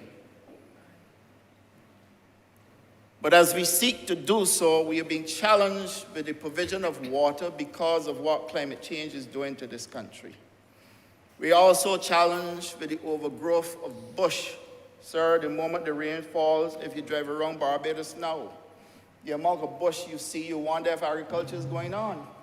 I myself have to be constantly calling up my officers and asking, what the hell is going on here? Because the amount of bush that I see, I can't believe potatoes growing under there, yams growing under there. And the only one that will keep ahead of the bush is the eddos and the cassava. But even then, if you drive through Pine Basin, you will see cassava growing down there, but the bush taking over too. So that climate change has not been kind. And the type of rainfall that we're getting, sir, at this time of the year is unprecedented. I spoke to one of the farmers yesterday. He has a greenhouse. And he said to me, this cannot continue. Because the Honourable Member for Christchurch West told me that he can't get lettuce like he used to. Lettuce is a 6-week crop, grown easily. But if it is grown in open field agriculture where climate change is rampant upon us now and we continue to ignore the fact, even though they're right in front of our face, sir, that those people who had lettuce planted would have lost them because the amount of rain that came upon us and the amount of fields that were flooded. This is hardcore reality. This is not the fault of no Minister of Agriculture. This is not the fault of no technician in my ministry, sir. This is nature at work. And so therefore, if you consider what is happening there, then look, sir, at how it is also impacting our animals. Diseases like caseous lymphadenitis, which is impacting our livestock, sheep and goats, sir. Sir, these things cannot be ignored. And then we have to also continue spending money on testing to make sure we keep out things like blue tongue disease and all the rest of it. If we seek to expand the herd, sir, we have to bring the animals from somewhere, so we have to continue to do testing. And this, sir, also calls for investment, sir. Well, Mr. Speaker, this is not the doing, or sorry, I should say, this is not the failure of the hard-working people in the sector. Not the failure of the farmers, sir. It's certainly not failure on the staff in the ministry. It's not human failure, sir. This is failure to respond to what nature is telling us. And that is why, sir, even though I don't like to do it, and my tone this evening I am controlling, because I don't want in any way to draw any politics to this debate. But you cannot tell me that we failed to address these things 10 years ago, and that must be ignored, sir. It cannot be. Mr. Speaker, soils. We have had more than enough evidence to show that we were experiencing problems with soil fertility. Soil degradation, sir, which I will have a long conversation with the minister responsible for the environment about. We cannot ignore. And we must be able to do the research right here in Barbados, sir. But our problems with soil, unless we can use the bio inputs to remove the heavy dependency on things like glyphosate and gramoxone and those types of things, sir, the soils, just like the human being, will also start to produce less. So your yields will reduce. And anything says bio basically means biological. So when I talk about bio inputs or biodiversity, we're talking about living organisms, sir. And the fact that we are talking about things that are living, you cannot tell me that if you continue to apply chemicals that are dangerous, that are good enough to kill some of those things that are in existence, sir, that at some point in time we are not going to find ourselves with problems. I refuse to accept it. I refuse to believe it. don't bring down to me about it because it's like bringing the past to me. You know there's a quote, when the past comes to you, ignore it because it has nothing new to tell you. That is how I feel, sir. And therefore, Mr. Speaker, we have now to look at how we can get rid of the use of many of these pesticides or herbicides that we use, sir, in order that we can create and bring back the stability, certainly to the environment, but social stability and economic stability as well, sir. And if we are going to be serious, I am very confident that the minister is serious. Our bioeconomy must then have a heavy injection of a promotion of bio-based products, recyclables, sir, renewables, and therefore we need to learn how, and very fast, we can put action in place in order for us to develop the potential value chain in building our biodiversity and using bio inputs in agriculture. Mr. Speaker, agriculture is not an easy ministry, not by any stretch of the imagination. I listened only last night to a conversation that was taking place in May of this year, dealing with the whole issue of bio inputs as well. And you know the challenges that the world is facing today, a lot of us are not identifying with, you know.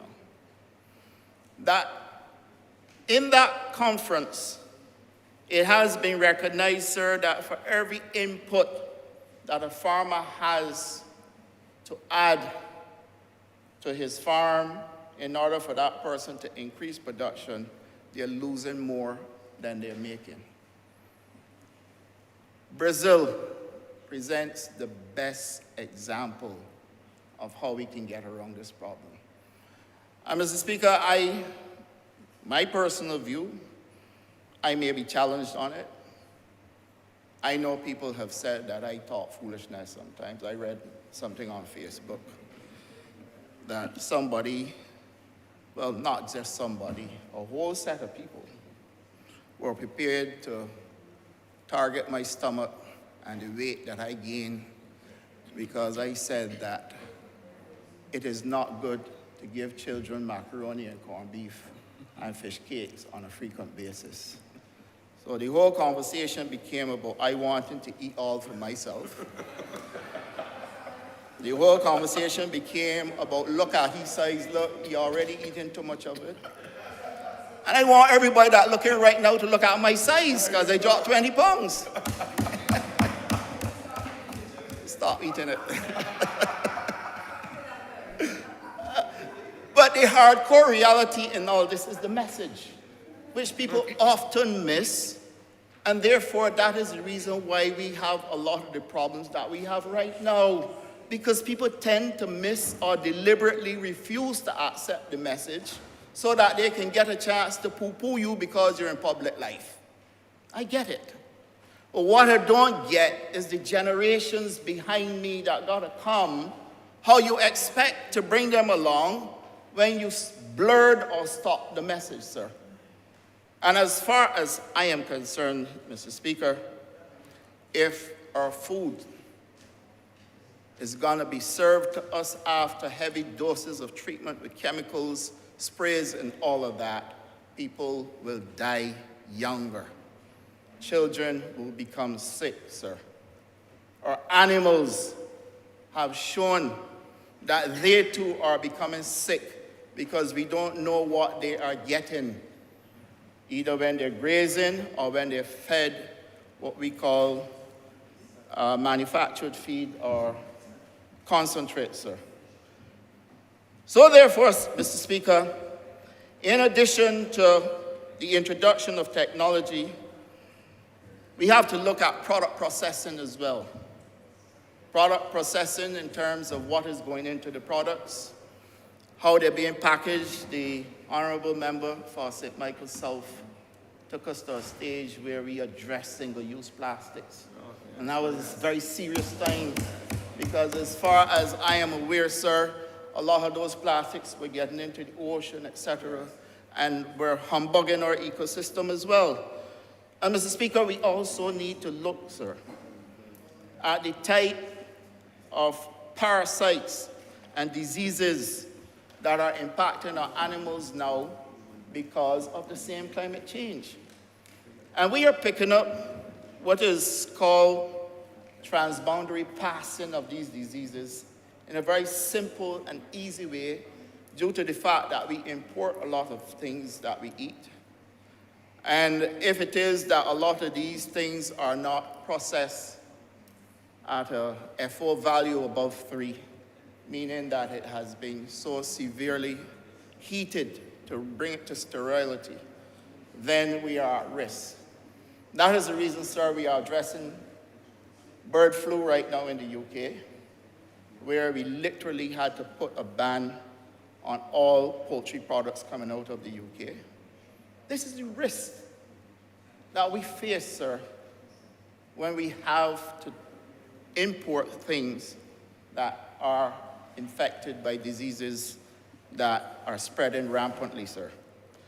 And then, Mr. Speaker, similarly, we had to do the same with African swine fever, where we had to bring this entire country along because it was so close to Hispaniola. Well, it was in Hispaniola, but so close to Jamaica and the rest of the Caribbean, that we had to put systems in place to mitigate against it coming to Barbados. And then, Mr. Speaker, all of these things will require us building out a new type of capacity in terms of our human resources in order for us to be able to grapple with the challenges that are wrought upon us by climate change and in order for us to maintain and rebuild our biodiversity. Now, Mr. Speaker, I will spend a few minutes on soils. Our soils, Mr. Speaker, are getting weaker and weaker, and they're producing less. Farmers are now telling you that they have to plant less because they have to grow with intensity to get greater yields. And the investment in chemical fertilizer right now is costly.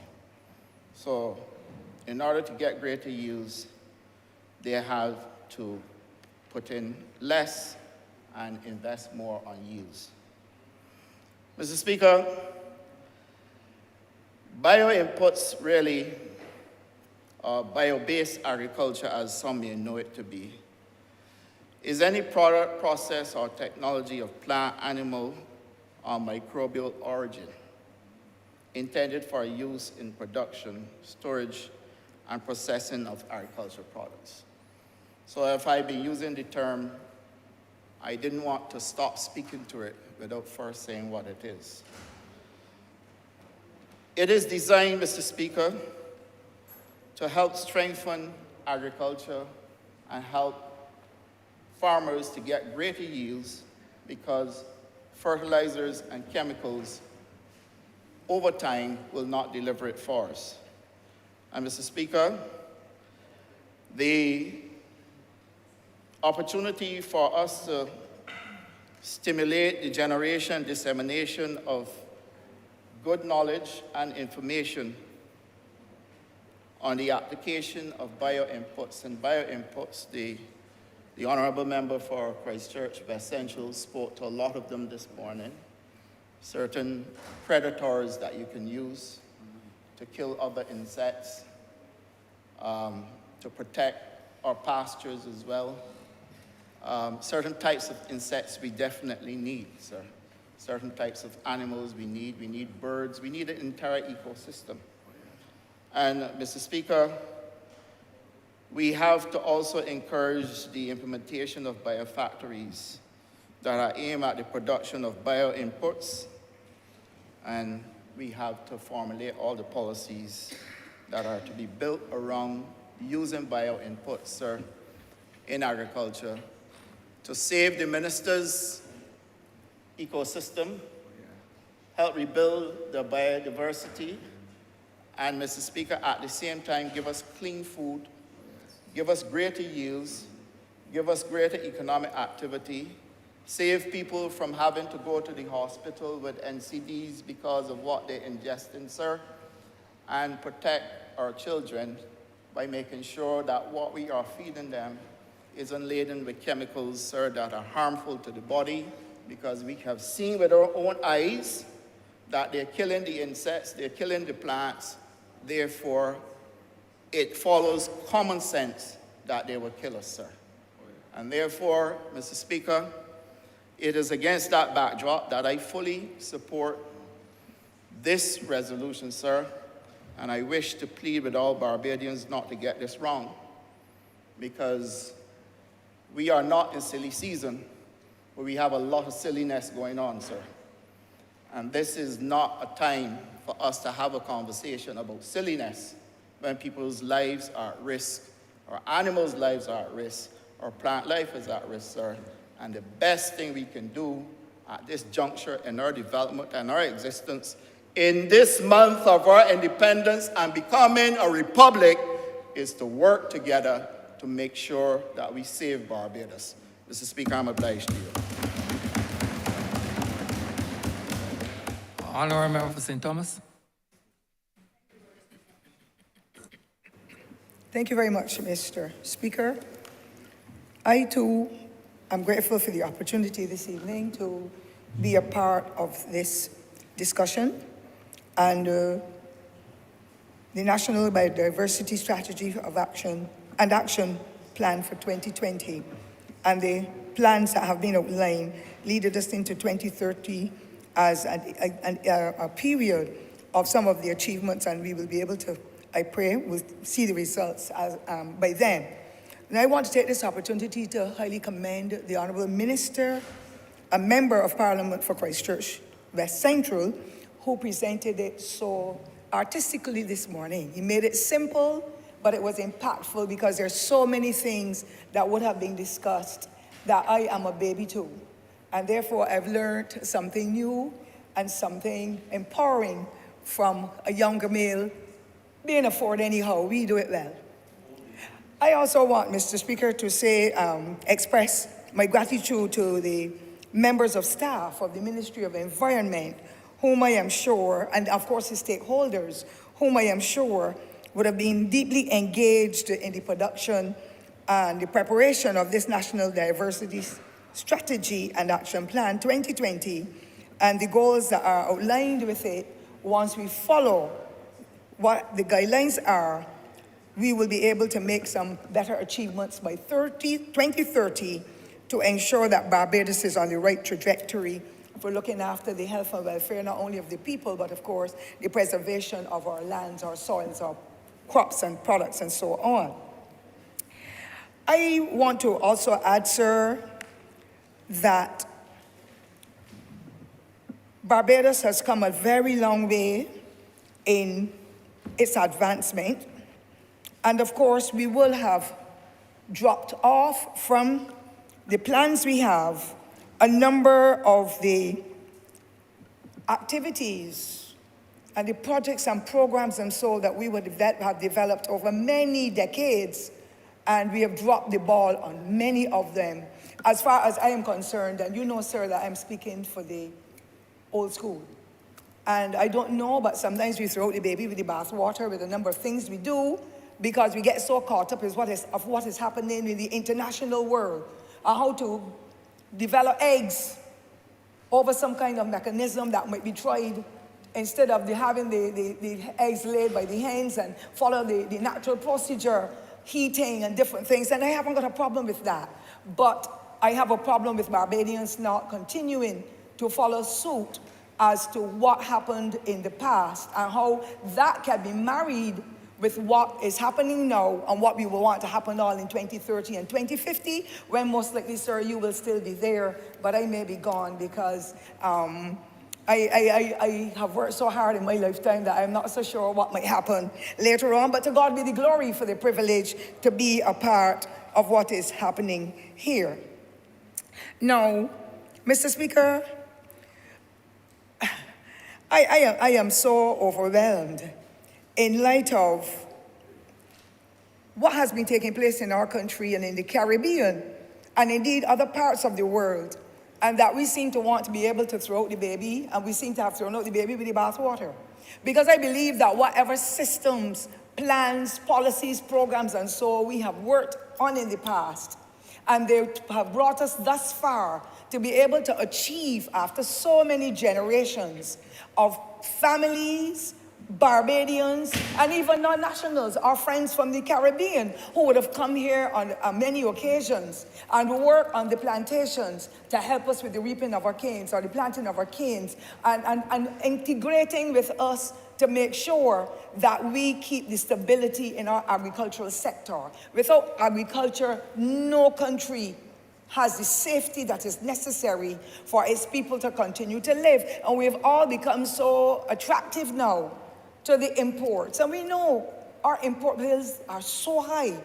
We must, as a people, get the consciousness in our heads again to do whatever we have to do in Barbados on the plots of land we have, whether there be a 4,000 square feet, where people have their lawns and sometimes just a hedge and some flowers. We need to get back to basics and make sure that we follow those procedures that work well for us thus far, and of course have it infused with the technology and all the other aspects of development that we know will take us even further as we go through life. So you know, sir, that I will be speaking from my old school days, because a lot of persons who really don't know us well, and they include you in this, sir, Barbadians do not understand that the majority of us, I would say 9/10 of us, have come from communities, from villages, and I stand to be corrected, but I know of many of our honorable colleagues here and those of the past,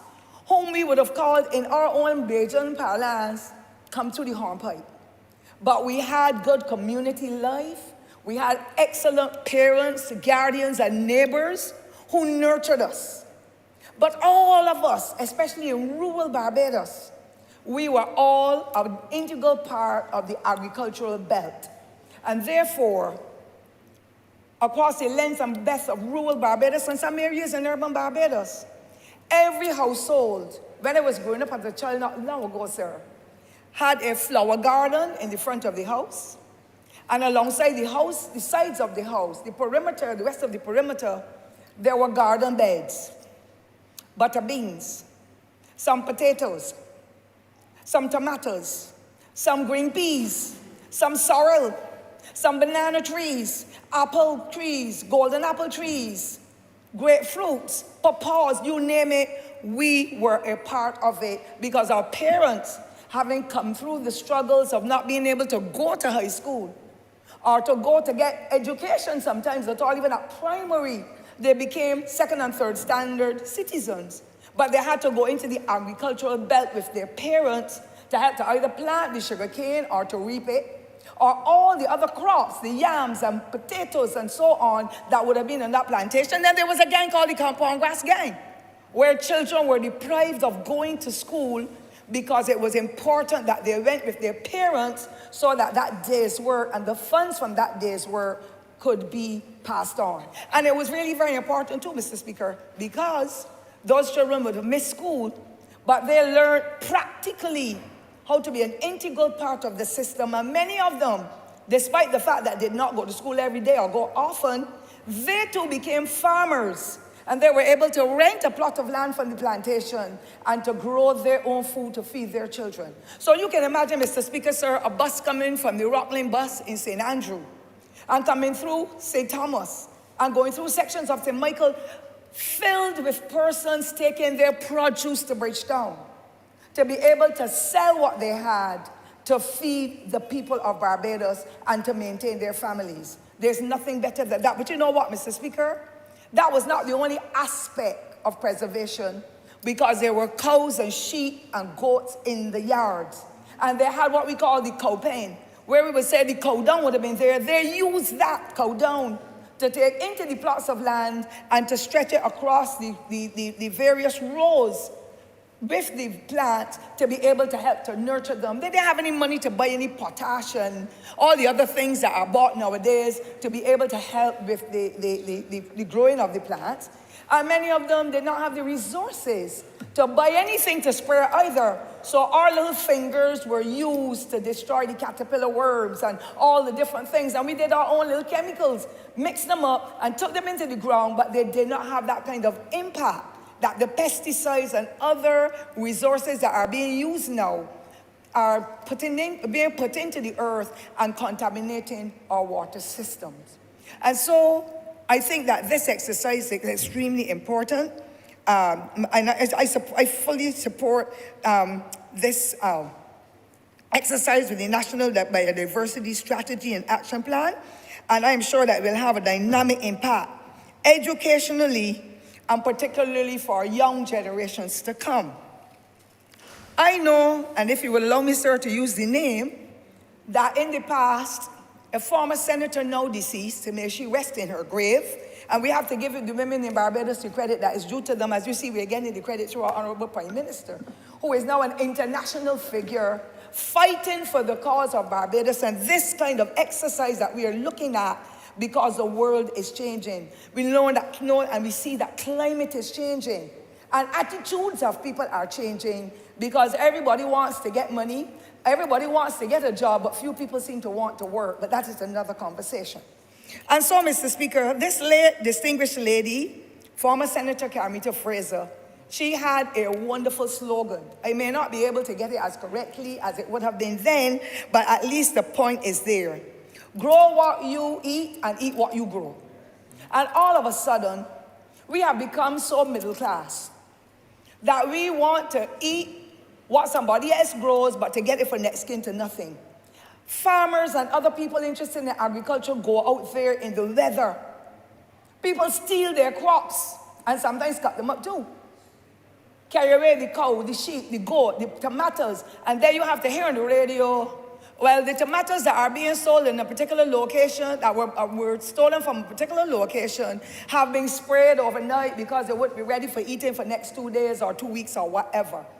And it is a broken spirit that our farmers and other persons who are trying with the agriculture to feed themselves and avoid buying or supporting any import bill that the Honourable Minister of Agriculture will tell you would be millions of dollars.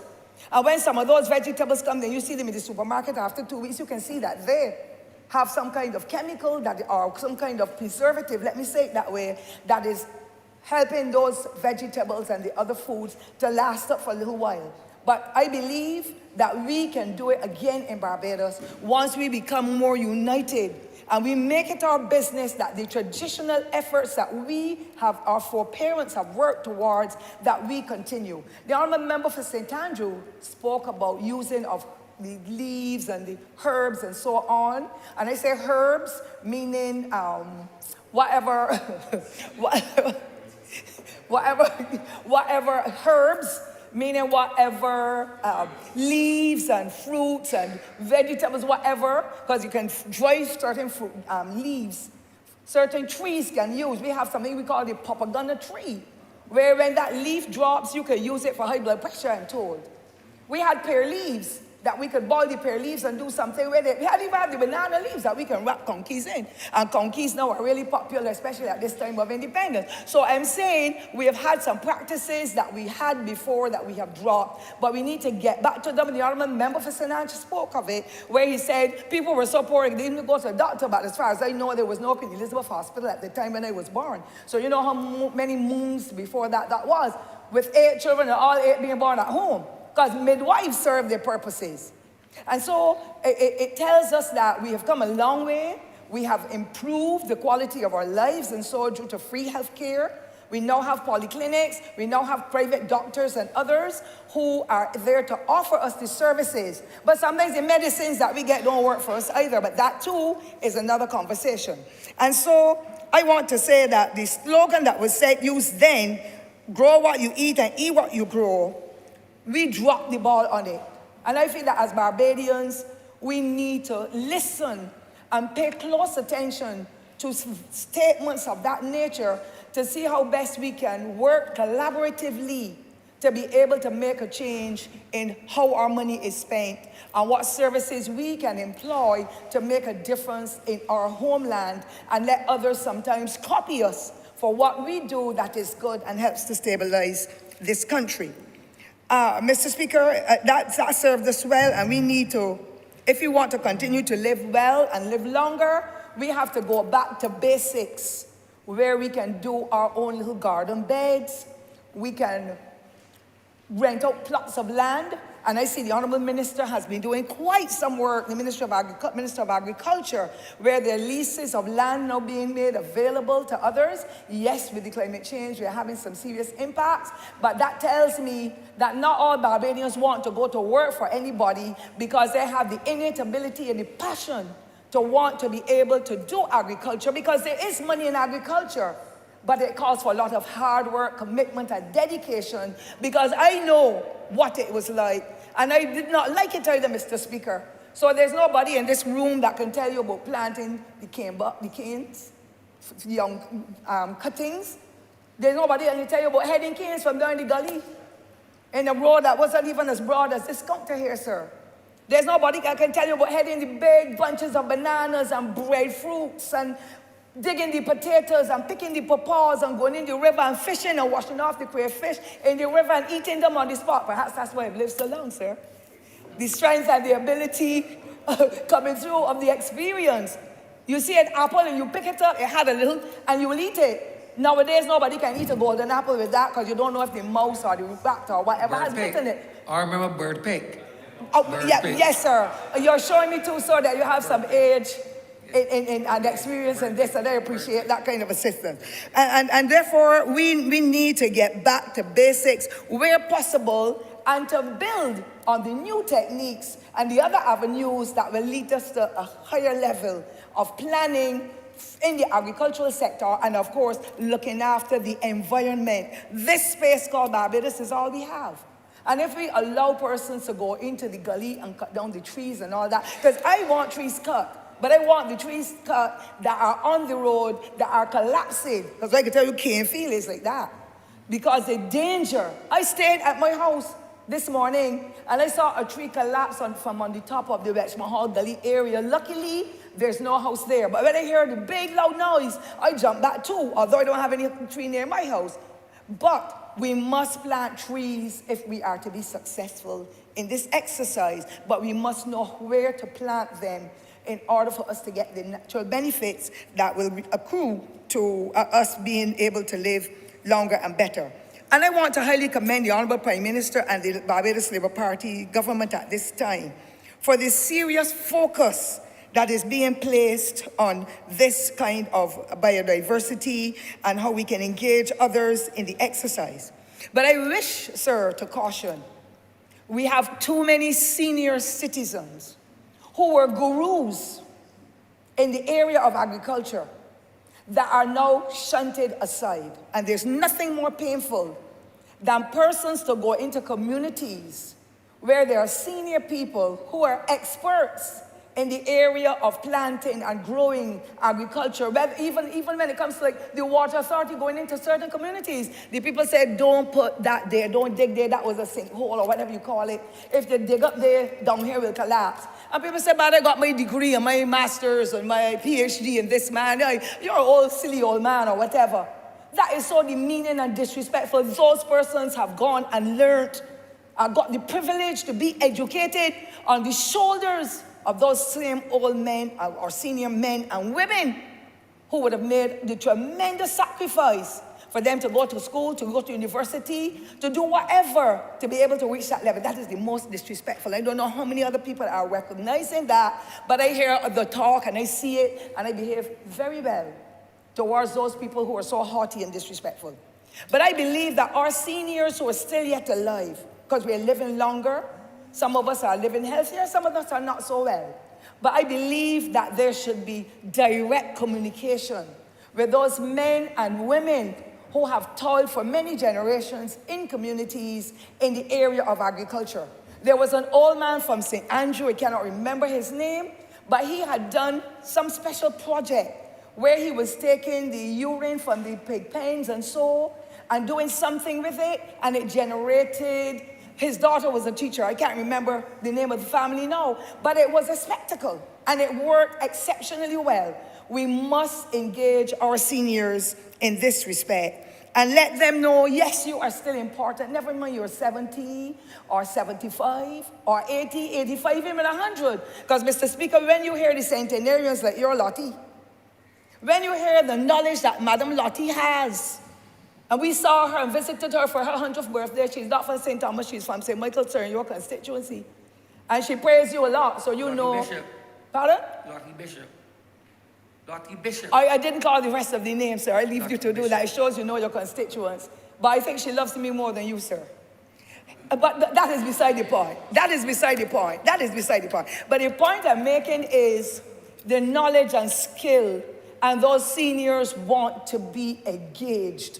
And it isn't everything that they will say that might interest the Ministry of Environment or the Ministry of Agriculture or the people in Parliament or Education. However, they need to be heard because there's a lot of knowledge and skill in what they did to have kept the agricultural produce and so going at a stage where sometimes you could buy something for 10 cents a pound and all that at that time.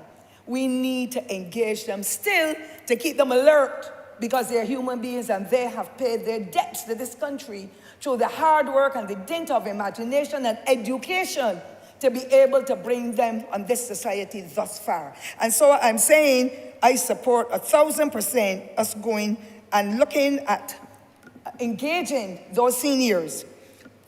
Excellent things are happening in the international arena. And yes, we can adopt some of them, especially when it comes to the technology and how it can be infused with what we have been doing in the past to give us better results. But we cannot throw out the baby with the bathwater and dismiss what has worked well for us now, then, and in the past. So I have some concerns that I would wish to identify, because I witness it often, and I still live in the village where I was born and raised, and I believe that we can do better.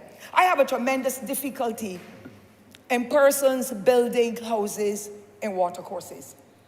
And we've been seeing a lot of that, and not only watercourses, on Zone 1 water areas, where that water has to feed thousands upon thousands of Barbadians, their aquifers and all that there, and whatever the waste is that is washing down through the watercourses and so will concentrate there, and it will create further problems for Barbadians. So those pollutants entering the aquifers, Mr. Speaker, will have an impact on us, not now, on human beings and animals, not necessarily now, but perhaps sometime in the future.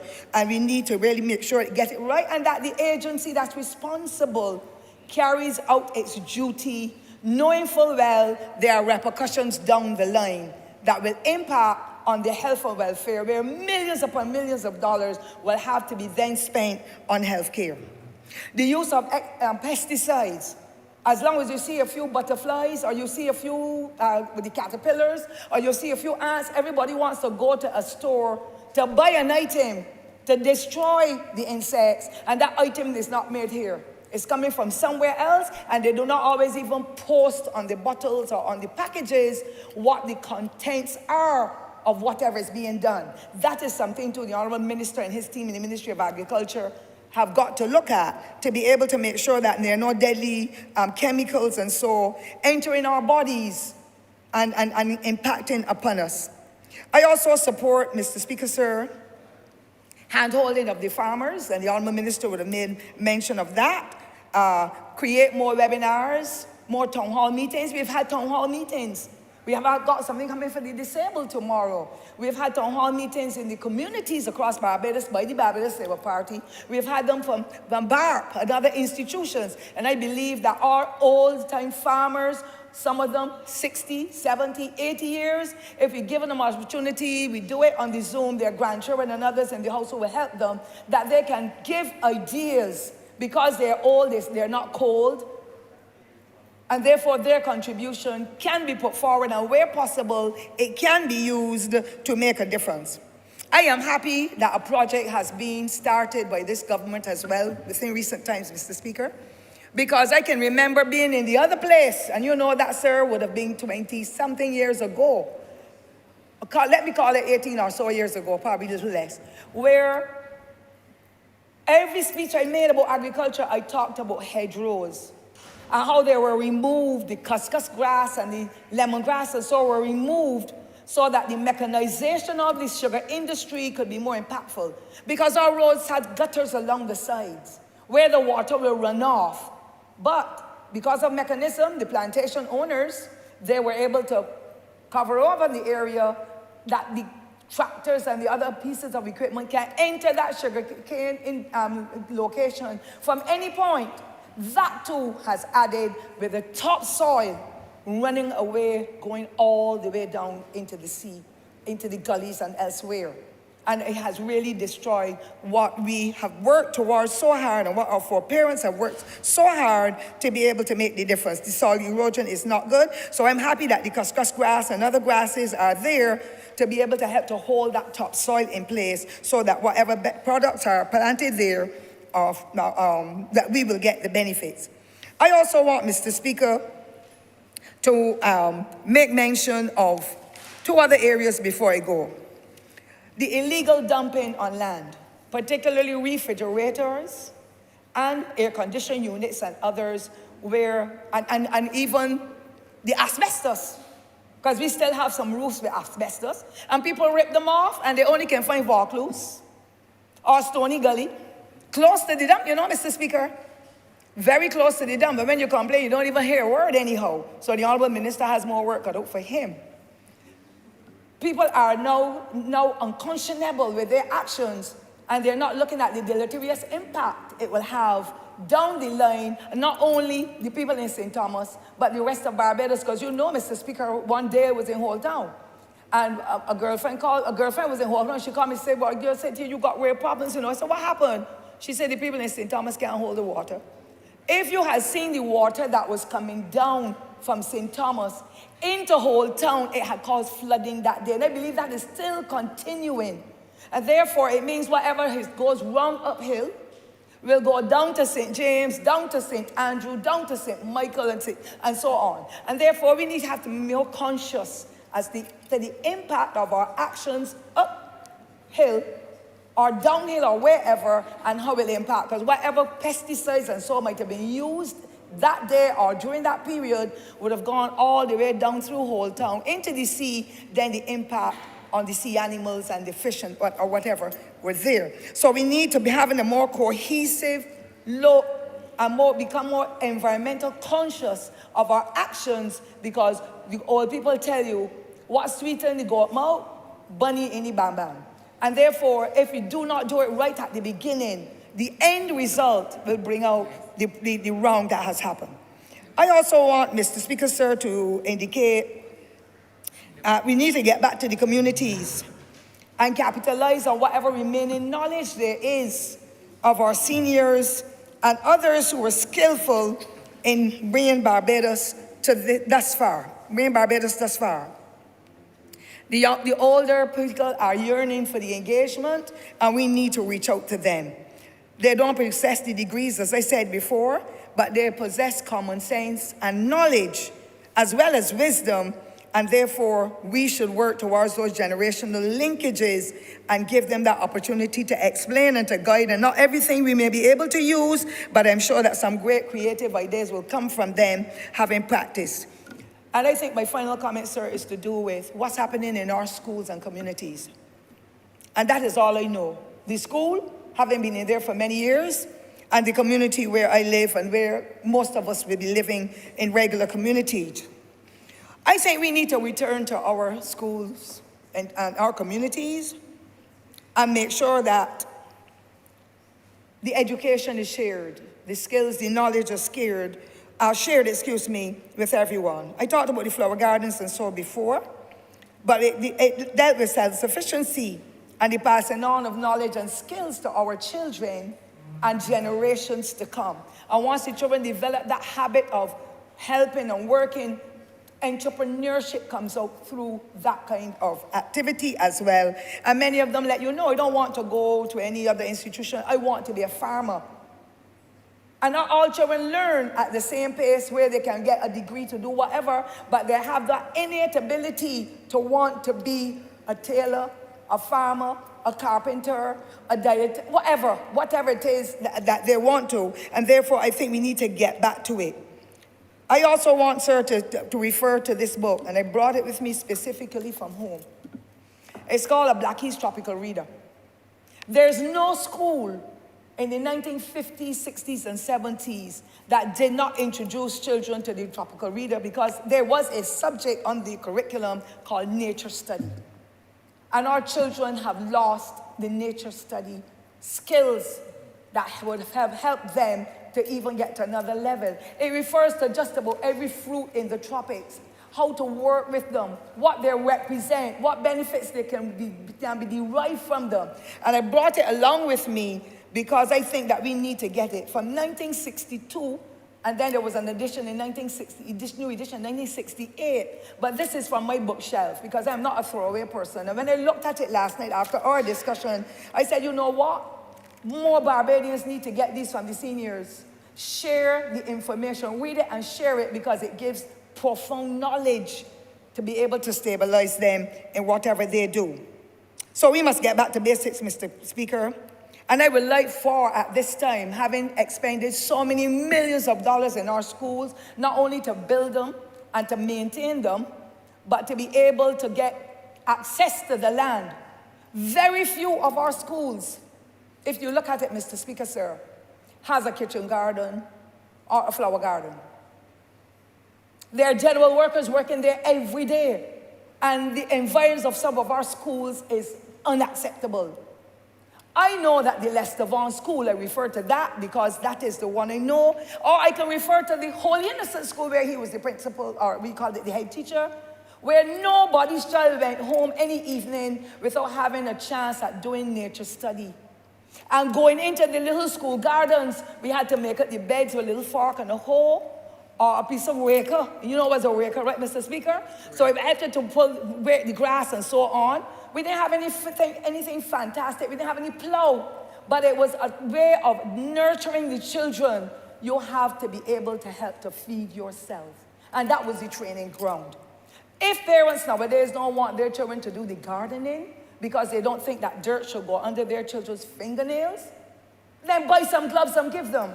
But I believe every school in Barbados should have nature study on the curriculum so that the children develop habits of wanting to be able to be engaged, and that will be their training ground. Though the practical experiences will help. 4-H clubs work with people like old Jeffrey Morris and others. I didn't ask your permission, sir, but I called the name, and forgive me for not having your permission, sir. I don't mean to be disrespectful at all.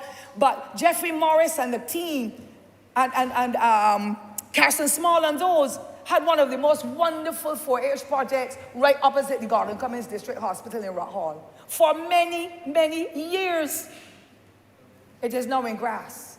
Nobody is interested. At that time, nobody stole anything either. The residents will never go and pull a head of cabbage unless they say, Carson, can I have it? Jeffrey, can I have it? They're now both deceased.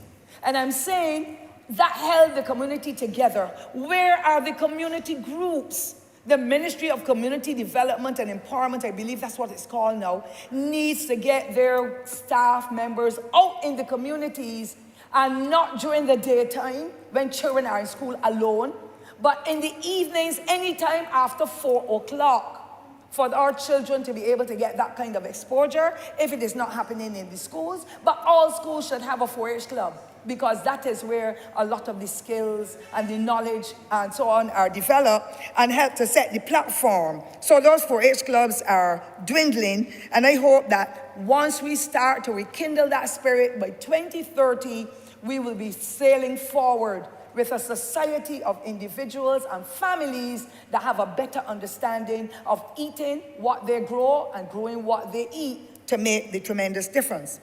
The secondary schools, we know that we do have large numbers in some of them, but they're the ones that have the mass of land that the gardening can happen. I was talking about Lester Vaughan School, where the teacher now deceased only earlier this year. But he used to make sure that the gardens were worked because it was a part of the agricultural examination.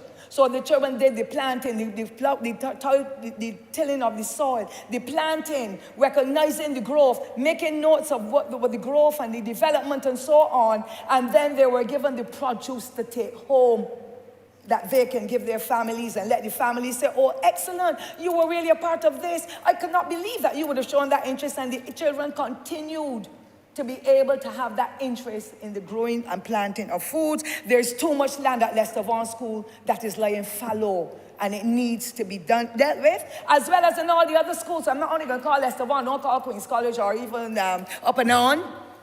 Combermere. I remember has 2 more minutes. Yes, please. All right. Finally, don't sacrifice me, please. I only said up and down, sir, and up and down can say so many things. Mr. Speaker, sir, why are you ruffled, sir? I only have 2 minutes, sir. I just want to say, Mr. Speaker, sir, we need to give that exposure not only to our children, but to our PTAs as well, that those families can find another way to be able to survive, especially in this time of hardship, when many of them don't have the employment. And I also want to recommend, sir, very highly to the Honourable Minister of Agriculture and the Minister of Environment. CBC has one of the most powerful programs. I believe it's on a Thursday morning. Messrs. Ian Gibbs and a Mr. Gill. Mr. Speaker, anytime that you're not engaged, take an opportunity to listen to it. The wealth of knowledge that flows from their mouths, people call in with challenges in agriculture, and they get the answers. Hey, presto, they know 2 retired persons having worked in the Ministry of Agriculture for many, many years. And of course, community competitions, where people in households, like I saw had happened with the Parish Independence Committee projects. They identify people in the parishes and say, we came and we saw your garden beds, whether they be flower gardens, but mostly vegetable gardens, and we want to enter you into the competition that you can get a prize. It has been extremely successful. And so I am encouraging that for it, and then praising the Rastafarians for using the bushes, for the teas, and for other medicinal purposes. When you have a headache and you have the fever, the kind of leaves you can tie down your head. Well, mine got tied down. My head is still good on, Mr. Speaker. I went down to Jenkins here. But I'm saying our old foreparents did that. And the use of aloes in so many different things. I know I can go there. That's all right. Anybody can go there. But there's so, yeah, I mean, a member for Christchurch. I'm St. Michael East too. And therefore, Mr. Speaker, I believe that if we work towards bringing the past and mixing it with the present, we can have a tremendous platform as we go working towards 2030. So I want to again commend the Honourable Minister and all the organizations that have been a part of him, and for his success in raising just under $500,000 to be used towards the development of this project. And going forward, I think it is a fantastic feat the Honourable Minister and his team have done. And I want to say the vision, the service, the support, the guidance, and the sacrifices with him and his staff, and of course, the Honourable Member who would have been from St. Michael East before, in that ministry, I think that they have done a tremendous job. It is just now for our Barbadians to be made contact with so that they too can come in, make their contribution, because at the end of the day, Mr. Speaker, people matter. And it is about us, Barbadians, and making sure that we preserve this society and these environs for us first and for our generations to come. With those comments, sir, I wish to thank you sincerely for your... Honourable Christchurch, East Central. Thank you so very much, Mr. Speaker. I rise to lend my support in this debate, and as I promised, sir, I will be brief in my contribution. Let me start by thanking the Honourable Member and my neighbour for Christchurch West Central for leading a very spirited debate today, and a very important one that I hope Barbadians take to heart.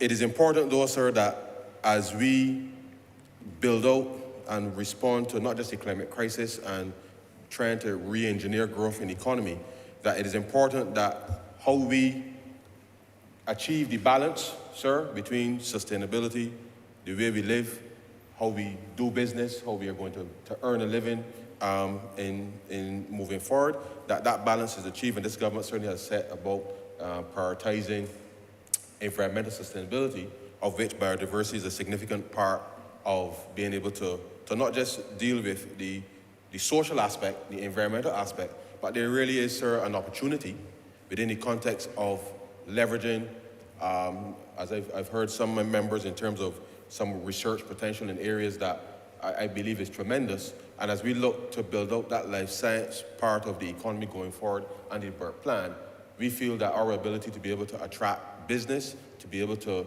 utilize the skills of Barbadians who have, over the course of a few years, developed some very serious capacity in that area, that we can help build out a bioeconomy around a range of the matters relating to biodiversity.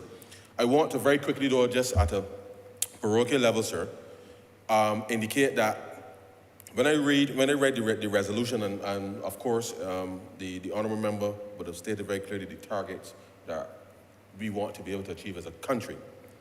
But point 4, sir, reminds Barbadians of the importance of the conservation, management, and responsible, sustainable utilization of Barbados' biological, genetic, and land resources.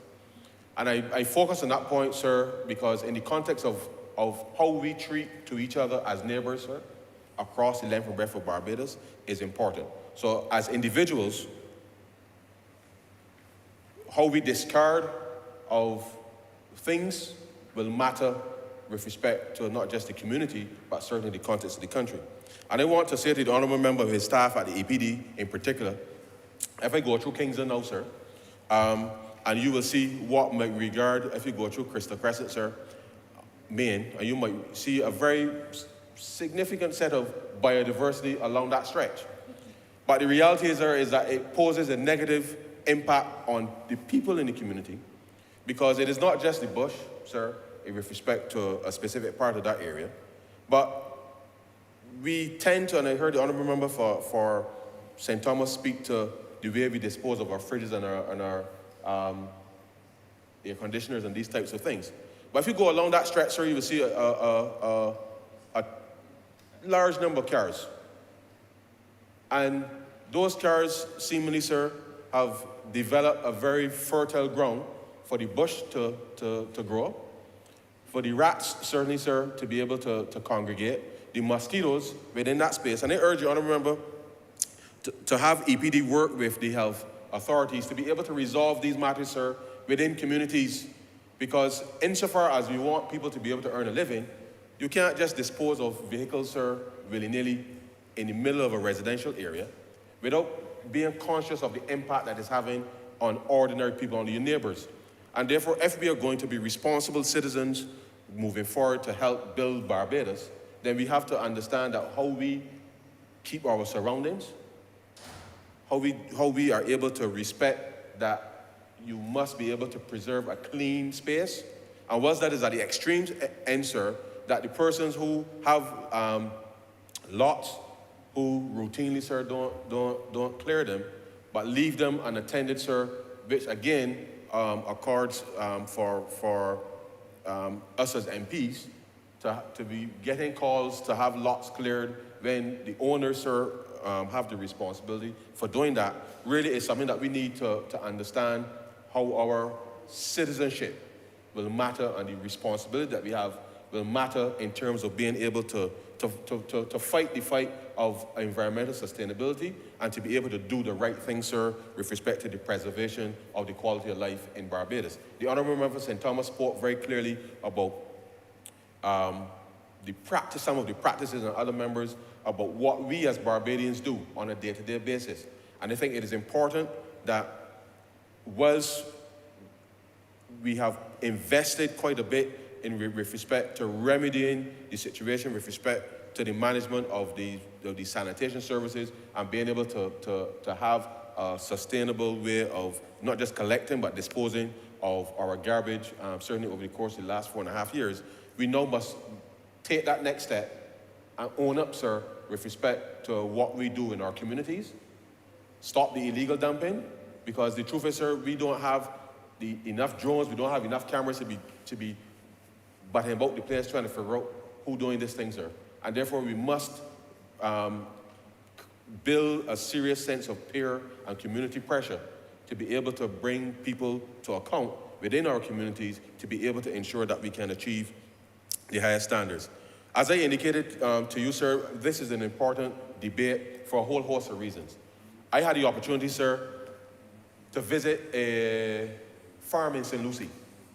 I'm not sure if I raised this before in the chamber, but, and I see the Honourable for St. Lucie head raised. But I had an opportunity to visit a farm in St. Lucie where there was a very innovative intervention between the chickens that were being raised, sir, on the farm. On another part of the farm, sir, there was cotton being grown on the farm. And the integration of the cotton plant, because as you would appreciate, sir, people pick the cotton. We have the Sea Island cotton, which obviously is then turned into cloth, which is obviously one element with respect to the cotton plant. But then the material, sir, because as you know, when you pick the cotton, you take up and then you discard the rest of the plant. What they were doing in an integrated process within the context of agriculture and processing was that they were taking then the chicken manure, mixing it with the cotton plant, sir, and putting it through, adding some bacteria to the process in order to be able to then turn that entire process into natural gas, which was then fueling, sir, the electricity supply for the farm. Now, as we seek to re-engineer growth and to have a sustainable path with respect to economic development, sir, then all of the waste material that we are seeing in the country, it has varying levels of energy that can be had from it. And therefore, it is a wonderful example, sir, as to how a farm, whilst focusing on the chicken production and all the other agricultural elements of it, was able to demonstrate, sir, a circular process that allowed them, obviously, sir, clearly, to reduce their electricity bill. So imagine, sir, the chicken, you're feeding the chickens, you're tending to the crops, and you're able to convert all of that into a process that then eliminates, sir, your electricity bill. So at the end of the day, sir, once it required an investment in the process, the reality is that over time, clearly, barring any drought or any other extraordinary impact, the farm practices that now can be brought to bear with respect to making farms sustainable, and the ability then to either to feed that gas into the national grid as appropriate, or similarly, sir, the electricity being sold back into the grid are options with respect to that facility to be able to function. And therefore, it does mean that the ability for that firm to be able to hire more people, to do expanded production, and to be profitable is clearly an example of how do you use biodiversity in a way that supports, sir, the business side with respect to in agriculture. And this is something that we feel very strongly, sir, that we want to help to promote, because as we said, Barbados has a long and rich history, sir, of being described as a bioeconomy. If you think about the way that we produce sugar and rum and that entire process, sir, it is a perfect example as to how you, well, in the case of rum and the value-added component with respect to that, as you know, sir, you grind the canes, you get the molasses, you take the molasses, you turn it into rum, and the value added from there, sir, is tremendous. And therefore, to the extent that we can use these types of examples to show people that there are opportunities for which they can change their circumstance.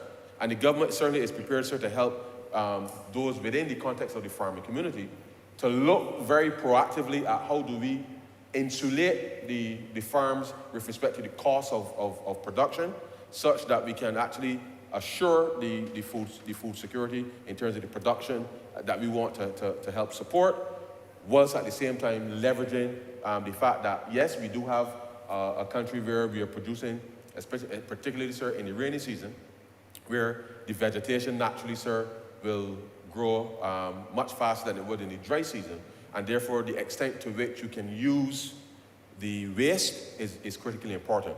One of the other areas, sir, that is quite important is obviously the element of composting. And therefore, as we look to, again, see how we discard of regular household waste, sir, regular commercial waste, sir, these are the things now, opportunities, because they are opportunities now for communities to be able to limit the amount of waste that actually goes to the landfill by having community areas where you can do the composting, or if you do it at home, and you freshen up your garden, sir. As you know, the nutrients. Now, the truth is, sir, I really don't have a green thumb, and I just struggle with this thing. But the reality is that all of us must give it a shot, sir, to be able to see what we can do for ourselves, because at the end of the day, sir, I feel, sir, you got to be able to grow something. Now, the truth is, sir, we do have to look more seriously with respect to how, certainly in some of our urban areas, and I know the Minister of Agriculture certainly has been working hard to be able to build some of these areas out. But the reality is, those small practices, sir, can make a substantive difference with respect to how people can cope in an environment certainly where the cost of living, sir, is maybe escalating. But these are some very simple, basic things, sir, that ordinary people can do today. Because you're talking about not using fertilizers and all these other things. These are some of the basic things that people can indeed do that are very, very, very, very cost effective with respect to what you're already using in the context of your daily lives, that can help stretch the dollar, sir, as we would say, sir, a little more. When I was growing up, sir, my grandmother had a little piece of land next to the house. I used to keep out the sheep, sir, on the morning before I go to school, and you would rake up the sheep dung, and you spread it in the garden bed, sir. You mix it up, and that was your manure. We didn't buy nothing, sir. We used to use everything that we had when it was growing up. And the reality is that we need to, and I think the Honourable Member for St. Thomas raised it in her contribution just now, is these, and this is nothing for anybody to be ashamed of, sir. And therefore, these are some of the very, very, very basic things that if we can do it within the context of our households, within the context of our communities, then whilst there are lots of scientific jargon that one can bring to bear with respect to the issue of biodiversity, the reality is that I see it, sir, as an opportunity, not just to clean up around our homes, but an opportunity where with the right decision making, the right type of information getting into the right hands, and at the right time for people, that it actually can serve as an alternative stream of income with respect to being able to support our families and our households. And so, Mr. Speaker, I absolutely support this resolution. Let me just say one last thing very quickly, because I'm mindful that I have to hop on to a conference call. This strategy with respect to biodiversity also extends to our marine space. You recall when we came here, sir, to do the debate for the definition swap, we spoke about how we were going to use some of the debt savings to be able to divert resources to help deal with not just the marine spatial planning, but the areas of high biodiversity or medium biodiversity within the context of the marine space.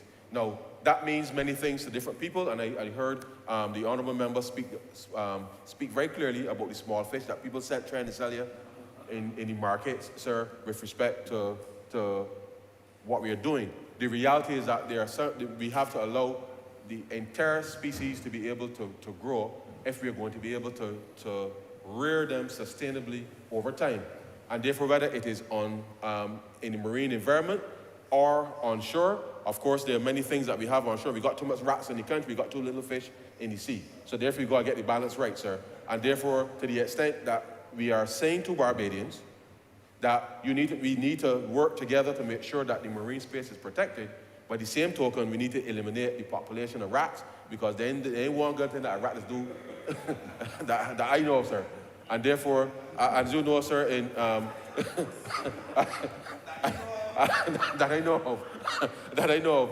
And the reality is, sir, that they are pests, And therefore, we have to be able to resolve that. And the way that we keep around us clean, obviously will help to be able to control that in that way. And therefore, I'm saying that the government has already demonstrated its commitment with respect to achieving a greater level of biodiversity, certainly within the marine space.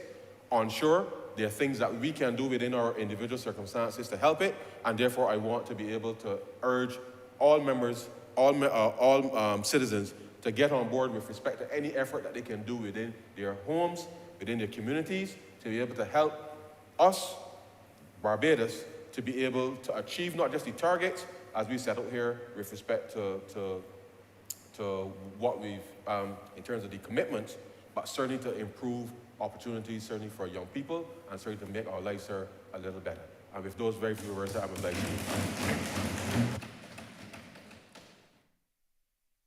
Honourable Member for St. James South. Thank you, Mr. Speaker. And I want to rise and say to the chamber, I really appreciate the hard work of the Minister of Environment, the policy that he's brought to this chamber. I've always expressed to him how much I've learned just listening to him whenever he begins to speak about science, pharmacology, environment, you name it. I've always learned, yes. When he gets into his zone, I'm telling you, there's a lot that you learn. And I remember when he was sharing with me about biodiversity and how it was under threat, he asked me the question, when's the last time you saw a black bee? And I stopped and I thought about it for a minute and then realized that I had not been seeing bees, green lizards, the big black bumblebees. You're not seeing butterflies like you used to, tadpoles, bats, frogs. I remember after a heavy shower of rain and you go out for a drive, frogs will be all over the street, getting killed. You don't see them now. And he forced me to think about what was happening and also forced me to think about my own behaviors as a human being living in a biodiverse world. And though I'm not scientific, though I'm not an agriculturalist, I have developed a sincere passion for these matters because of the excellent work and teaching of my fellow minister. And I want to express my thanks. And I'm hoping to continue to grow and change my own personal behaviors, but I also want to give you this commitment. I'm working with my constituency to help them to understand these things as well, because it's so critical. One of the things that struck me about the whole issue of biodiversity and the issue of pollinators, I learned earlier that bees are some of the most important. But when they started to list off some of the others, like the birds, the bats, the butterflies, the moths, the flies, beetles, and so on, and I stopped to think of how I treat them as a human being. They're in my way, I don't like them, crush them, get them out of my house. I now have a better understanding, and when I was thinking through what I wanted to share today, I remembered that Sunday school hymn, all things bright and beautiful, all creatures great and small, all things wise and wonderful, the Lord God made them all. Including monkeys and rats. And I added in my mind that they were there for a purpose. It is just that we never understood it. And in our own ignorance, we acted in ways that worked against the natural laws of nature. And as a result, we have broken ourselves and broken our planet by disobeying and not understanding the laws that actually govern all things on earth. So that said something to me, that we not only have a biodiversity crisis, what we have is a crisis of ignorance, a crisis of lack of repentance for our actions and the things that we've done. Because even when we begin to see the consequences, as a global people, we've not sat down and said, we need to stop. The perpetrators have not said, we need to stop. Each person seeking to continue the behavior at the expense of the others because making money is far more important than the security and safety which we have. And just before I came here, there was something I saw that jumped out at me. It was a motivational piece that spoke about when painful events happen in your life, you don't have to treat them as a life sentence. You can't remain imprisoned to their impact and allow them to cripple you. But rather, you should use painful events as learnings. And then the thought struck me that if you don't seek to learn from painful events, you will indeed create a life sentence. Because if man does not take a 180-degree change in relation to how it's dealing with production, dealing with agriculture, dealing with its behaviors in terms of manufacturing and construction, that what we're going to visit upon ourselves is extinction. This is of concern to me. And I feel that as the government of the day that is here at this moment, in this time, we have a tremendous responsibility to be able to educate, to be able to lead by example, to be able to put the resources in place and the opportunities in place for us to do better, to re-engineer our systems so that we can behave differently and begin to save this planet, the only planet on which we live. So as I spent some time looking at the issue of the biodiversity, especially the issue of the pollinators, I was fascinated by how important bees were to human life. And what I read gave me pause, that 3/4 of the crops which human beings use every day for food, for nutrition and health, requires pollinators to allow them to continue to produce and to give us food security. That the death of the pollinators will be the death of our food, and the death of our food will be the death of human beings. And that these bees and other pollinators actually support production of close to 87 of the leading crops which we use as human beings. And if we continue on the path that we are on, where we are killing them out by our agricultural practices, our spraying, and the various things that we have been doing, that man will be left with a narrow set of food crops that will not be able to deliver balanced nutritional diets and stave off hunger. And when I understood how critical the bees were, I said, my goodness, we need a 180-degree turn in order to save ourselves. Because the annual loss from not having the pollinators is between $235 billion to $577 billion US in food crop loss. In food crop loss. And why is this serious and why is this critical? Because if we leave this unchecked, what will happen is that the earth will actually lose 1,100 insects from our biodiversity. And the end result is that we could see a drop in food production by up to 30%. It is stated that Africa is going to lose 30% of its production capability by the year 2050. And that should ring a bell. That should ring a bell.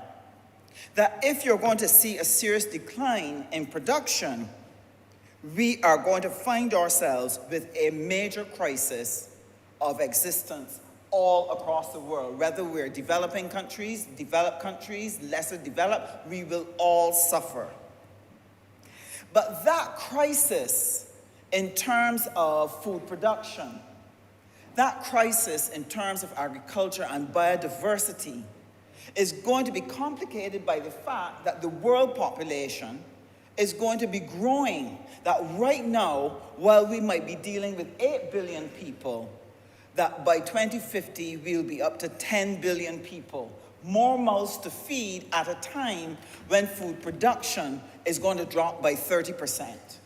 That is going to be a crisis. They say right now, Mr. Speaker, right now in 2022, there are 811 million people across the world in hunger, do not have access to food that we take for granted every day in this country. And the continued demise of our pollinators and our production, with a rising demand by humans coming into life expecting to live a life, is going to engulf all of us in a desperate search for food. We have been warned. We have been told we need to make a change, a 180-degree turn. But that is not all that is happening. It's not only the biodiversity. The earth in 2022 has been afflicted by floods and droughts, further complicating the matter. We've had floods in Australia, Pakistan, apocalyptic level floods, India, Cameroon. All of these are places where some of the foods that we take for granted, we import because we don't grow everything we need. So we here in Barbados are at risk. Droughts in China, Cameroon, South Africa, Europe. There are parts of the US that grow foods that we import that are experiencing either droughts or floods. So the earth is facing a second crisis after the COVID pandemic. The crisis of food, the crisis of hunger. Now, sir, this is my challenge. And I want to sound a warning through you to Barbados. We do not wish to be numbered among the people who cannot find food when we need it. And I think we were given a pre-trial. We were given a lesson beforehand. A little warning bell was given that when during COVID we had that lockdown, Barbadians suddenly realized how if you have something of a pandemic can easily take away their capacity to work, to earn, to put food on the table, to keep shelter over their heads. And as we went into lockdown in order to protect ourselves from a disease, people suffered. Now, what is going to happen when the earth shuts down, goes on a lockdown because of the hard pan of the soil, because of the drought, because of the flooding? What happens with the contaminants in the sea that will destroy the fish and poison the fish? Up to today, there was an article in the news, not our local news, about the level of toxins that you find within the fish in the sea. We are doing ourselves grave harm and putting ourselves at risk. So there are things that we have to stop and do. And I know the Honourable Member would have shared with this chamber and with Barbados that there are things that we have to do in order to protect our biodiversity. That there are changes we need to make to our lifestyle, even if it's simple things like how do we take care of used oil? Where do you throw it? When we want to get rid of the mosquitoes, should we be using Clorox or should we be using something else?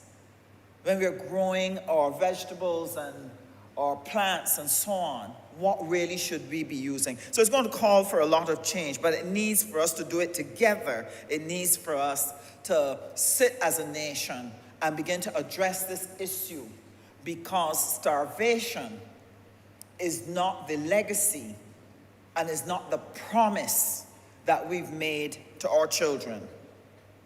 So there are things we have to stop. There are things we have to start.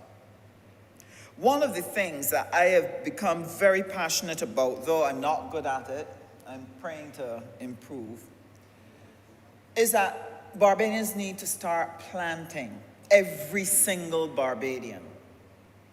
And I'm so conscious of the crisis that we are about to face that across the constituency of St. James South, I have been spreading the message to my constituents. We have to start and grow something, anything, but let us grow. And I have to say, and I want to commend them, because a number of them have responded during the lockdown. They were bored, so some of them started turning to doing some more cooking at home, and that led them to start gardening. And so across the constituency, I've seen people starting their gardens. And while, yes, they love their flowering plants, they have actually been shifting to vegetables and herbs. And when I walk through the constituency, they're happy to invite me to come at the back, Miss Husbands, come and see what I'm growing, because they hear me talking about it and encouraging them to get involved in agriculture, to grow something. And I want to commend the communities who've gone after community gardening. In Husbands Heights, the residents came together, identified a part of their play park, and said to me, we need help. We want the opportunity to turn a part of this into a garden that we can grow food that we can use not only for ourselves, but for people who are in need in our community. And I really have to commend them, because they have worked tirelessly. They have watered by hand. We had to work until we could get a community tank to put water, try to get drip irrigation to help them. And they have been able to show the produce that they have been producing in their community garden in Husbands Heights. Hall's Village. Hall's Village, though, is in the middle of a very suburban geographical space. It's still very rural in its behavior. And people have taken the land around them and started plowing up, and they've been growing their crops, their fruit trees. And the abundance of the volcanic ash has actually made the produce greater and faster. One lady in Thorpe's Terrace took the strip of land at the front of her garden wall, dug it up from the lawn grass, and started planting food.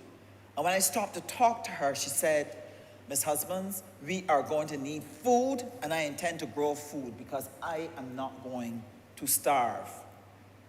And then over in Haynesville, a young man, we got some loads of soil and we helped to dump it in an open area that we have just a little way from the housing estate. And he started growing food to be able not only to sustain himself, but to help his community. And I want to thank him, because he was able to give a number of pumpkins that we were able to cut up and share to people across the community. And he gave that out of the goodness of his heart. But he's growing a lot more stuff in that community garden. And we want to be able to get involved in more of these types of activities. And this is why we are going to need the help of the Ministry of Agriculture. I know that they have a big program that they're bringing out that the minister is going to share. And St. James South is going to be a part of that, because we understand the importance of safeguarding ourselves from hunger and starvation. But that's not all that has been happening in that community.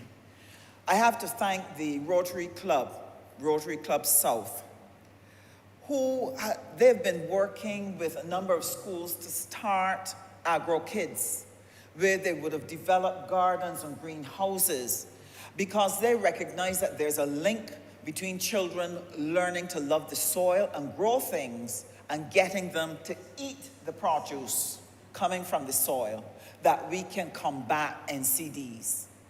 That if we start early, if we start now, we can save the next generation from a lifetime of diabetes. I think World Diabetes Day was yesterday or this week, and they've been putting out a lot of programs talking about this.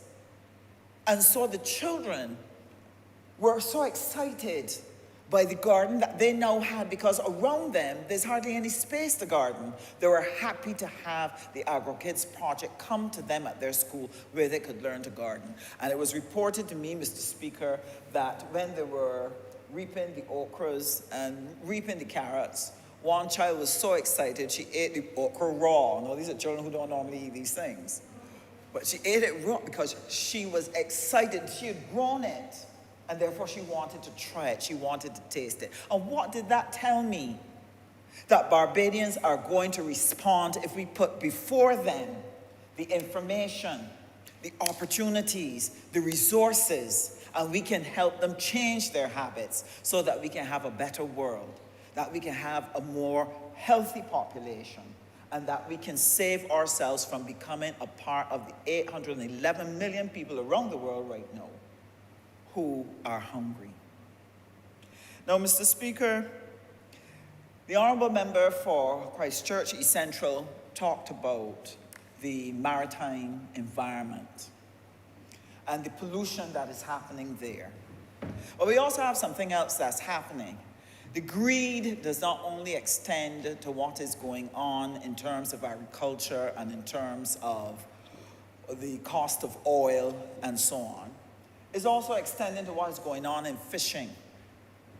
And one of the things we've had across the world is illegal fishing. And we have had overfishing, and we've had actions that have led to overcapacity, which has been straining the fishing stock.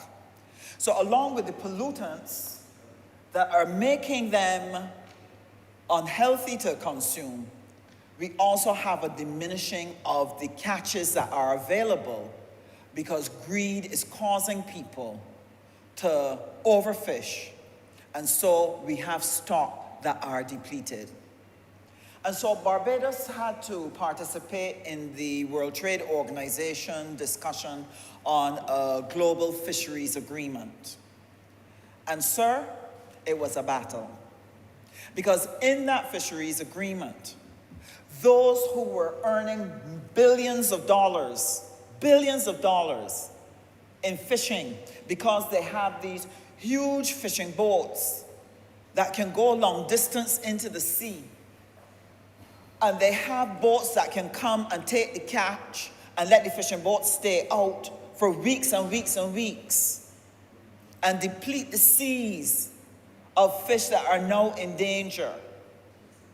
That they have absolutely no appetite for curbing their overfishing and their depletion of the fishing stock. And what does that mean for islands like ours? Fish don't have any sense, Mr. Speaker. They don't understand national boundaries. They don't understand our economic zone. There are no Barbadian fish staying in Barbadian waters. They swim by their own paths. And if you have people intersecting them and overfishing them, by the time they get back round to us, you're going to end up with a little baby dolphin. You can't get a big dolphin, a big flying fish, because of that problem. I share this to say that Barbados is fighting on all fronts to be able to deal with the issue of biodiversity.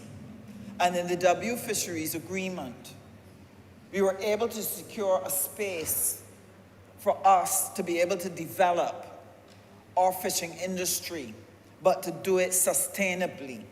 And these are the things that we have to fight for. These are the things that we represent when, as Foreign Affairs and Foreign Trade, we go overseas to make representation, to enable us to agree on the behaviors that will help us to keep a clean and healthy planet. And I want to commend the officers and the ambassadors and our technicians, our technical teams that go out and help to fight this battle in order to secure a safer, better world for Barbados. Now, one of the things that the Ministry of Foreign Affairs and Foreign Trade will be doing in support of the program that the Minister of Environment has put on the table in terms of restoring the biodiversity. There's a lot of work to be done, and it will cost money. There's a lot of work to be done, but you need the knowledge, the research. We need to have best practices available to us, exchange of information and ideas to help us work out the best way that we can restructure how we here in Barbados manage our environment. And so we've had discussions just this week, and I just wanted to share this with the Honourable Member for Christchurch, West Central. We had discussions just this week with a number of countries about giving us assistance in smart agriculture, giving us assistance in managing our biodiversity, asking them to share with us some of their technical experts to come and work with our ministry to expand our capacity to be able to make the necessary changes that will help us to stave off this crisis that can plunge all of us into hunger. So, sir, with those few words, I want to commend the minister. At the personal level, I plan to support and change my behavior so that I'm a good citizen of this earth. As an MP, I commit to continuing to work with my constituents, encouraging them to adopt the practices that can help make us safe and help us to keep food on the table. And as a minister, I pledge to continue to work to help you identify funding, technical resources that can work alongside of us and assist us in winning through on the implementation of our biodiversity policy project. So I thank you for your time, Mr. Speaker, and again, my full praise to our Minister of Environment. Honourable Member for Christchurch West Central. I just want to say that I want to thank each and every one of my colleagues for their support, their contributions. I would never believe 2 years or plus when I took up this course that we would be having such animated and enthused discussions about biodiversity. But it shows that the world now is taking biodiversity serious. It shows that we understand, at least from a government, the importance of having biodiversity being realized in a special way for our people. And I only hope that the last 6 hours approximately or so would have allowed Barbadians to get a sense of appreciation of what this government has been doing and will continue to do on their behalf in order to protect their lives. It is about saving lives, improving livelihoods, and being able to sustain a country. That's all it is about. But I want to do some housekeeping before I shut today, because sometimes it's easy for a lie to get a carrier.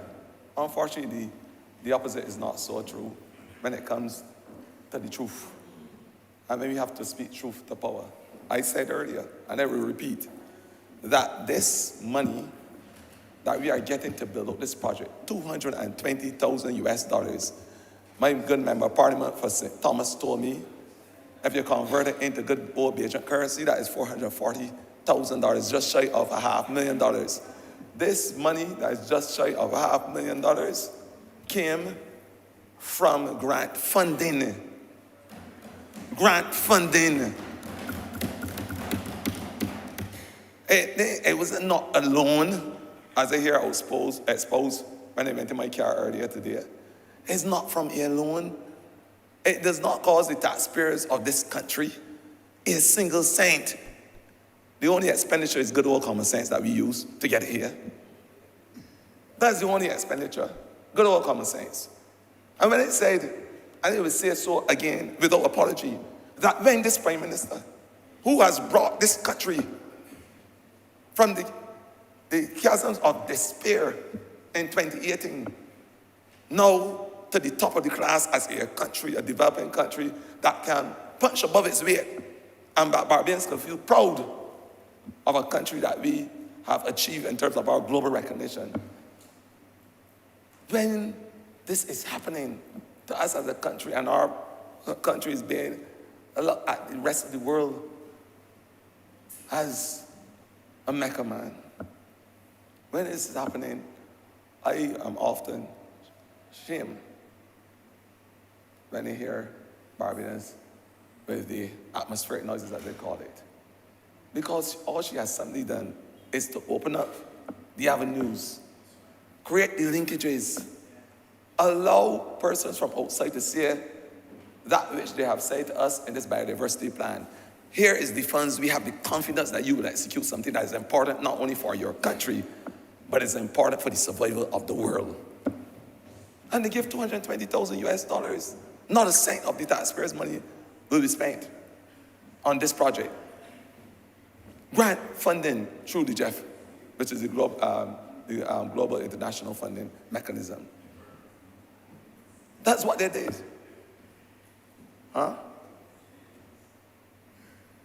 And to speak truth to power, they have also committed $400,000+ to build the geofence to help protect our leaf flower gecko at Paragon. Money already committed, $400,000+. Earlier I spoke about the consultant, and I said that they already have provided the funds for us to have a consultant to work with our Gullies project. They have already, so that when we are able to do the waste assessment, the ecological assessment, the assessment on our botanical product. We are able to do the assessment on our soils, our water flows. Those types of assessments we have already started, and there is a consultant on board to do it, again, from GEF funding. Because Barbados has been able now, in 5 years' time going, to be able to stimulate, titillate, and excite those persons in the international community to say, this is a country that is serious about the business of the people. This is a country that is able to sustain the lives of the people along with putting up our hand to help with the fight with climate change. And that we have the programs, and we have the projects, and we have the people to build up these projects, to ensure that these projects are realized. And I want to thank them. I'm going to single them out. Kim from our biodiversity section, who heads the section, doing an excellent job. And I want members to put their hands together for this young group of people, man. You have Rohan, you have Adrian, Jamil, Connor, 5 young persons in this group who has been working assiduously to ensure that this strategic action plan that we have here, that it makes sense and that it can save the lives of this country. Those young people. There's nobody that's over, that I would never call it that in the twilight of their years. These are young people in the dawn, the exciting dawn of their years that we are talking about here that help build up this project. And I'm saying that I've heard my colleagues. A good learner is a good listener. I have listened attentively over the last 6 hours. And there are some things that I will be putting my collective ministry to the plow as it relates to ensuring that we go in the fields, the hills, the nook and cranny of Barbados, and get that indigenous knowledge. Each member spoke about it. Get that indigenous knowledge and be able to ensure that we benefit from it.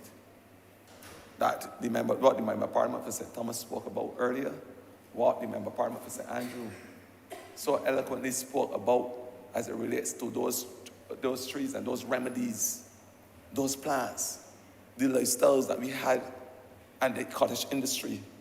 That which the member of Parliament for Christchurch Essential spoke about, when we are able to form those linkages with the economic sector so we can derive financial benefits from our biodiversity, whether it's in tourism industry, and my good friend as well, who sat in the maritime space before me, the member of Parliament for St. Michael's South, when he spoke about our fish stock and our reefs and our ability to rehabilitate those corals.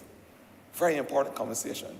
He spoke about the parrotfish and the importance of having that as part of our ocean space and to protect that species. And we know that those fish are integral as it relates to building back our sand because as part of their digestive system, they produce the sand granules. We know that. He spoke about those things and they take them on board. The last speaker, the member partner for St. James South, she spoke about a lot of the things that we need to do, how we need to educate our people. And then we have to go back to the schools. I endorse those sentiments. And that is why we have the only dendrologists in the Western Hemisphere who can go and speak to those young people, give them the knowledge, provide them with that wherewithal so that they can understand the importance of those trees. And so it becomes part of their everyday life. I'm speaking about Nigel Jones. He needs, and I'm giving him the job on the floor of Parliament to go into every school, man. Start talking to our young people in simple language. Let them understand the importance of having trees so that it becomes as common as they're opening a book or having a bath on the morning when it comes to wetting a tree or planting one and ensuring the planting in the right spaces and that the trees can survive the test of times. Those types of conversations with our young people. And that Kim and her group can go in the schools the same way and talk about biodiversity and the preservation of those species that the Member Parliament of St. James spoke about. All those species that you don't see anymore and that we need to have rehabilitated if we are serious about biodiversity. This is the type of conversations we will be having over the next couple of years as we seek to build out the Barbados Biodiversity Strategic Action Plan. As simple as that. But I want to thank those who spoke. I want to say that I will ensure that these 12 targets are implemented over the next couple of years. I want to commit this government to holding fast to their plans, their promises to the people of this country. And I want to say to Barbadians, things like biodiversity and the conservation thereof, ecosystem restoration, the management of our land space, finding nature-based solutions to combat the vagaries of climate change. I want to endorse what the Member Parliament for St. Philip South said as it relates to using alternatives to the pesticides and things in the agriculture industry. All these things, these conversations we can have till tomorrow, Mr. Speaker. And I know that you will fall asleep and be back up in that chair and still have the conversation with me. Because it's an exciting conversation here that we're having this day. But all good things must come to an end. And I want to end by that which I started when I said that biodiversity, it starts in the distant past. And I want every Barbadian to understand that it starts in the distant past. When we were created, there was biodiversity around us. It starts in the distant past. It has allowed us over the period of time, the passing of time, to be able to survive all the threats that you could imagine.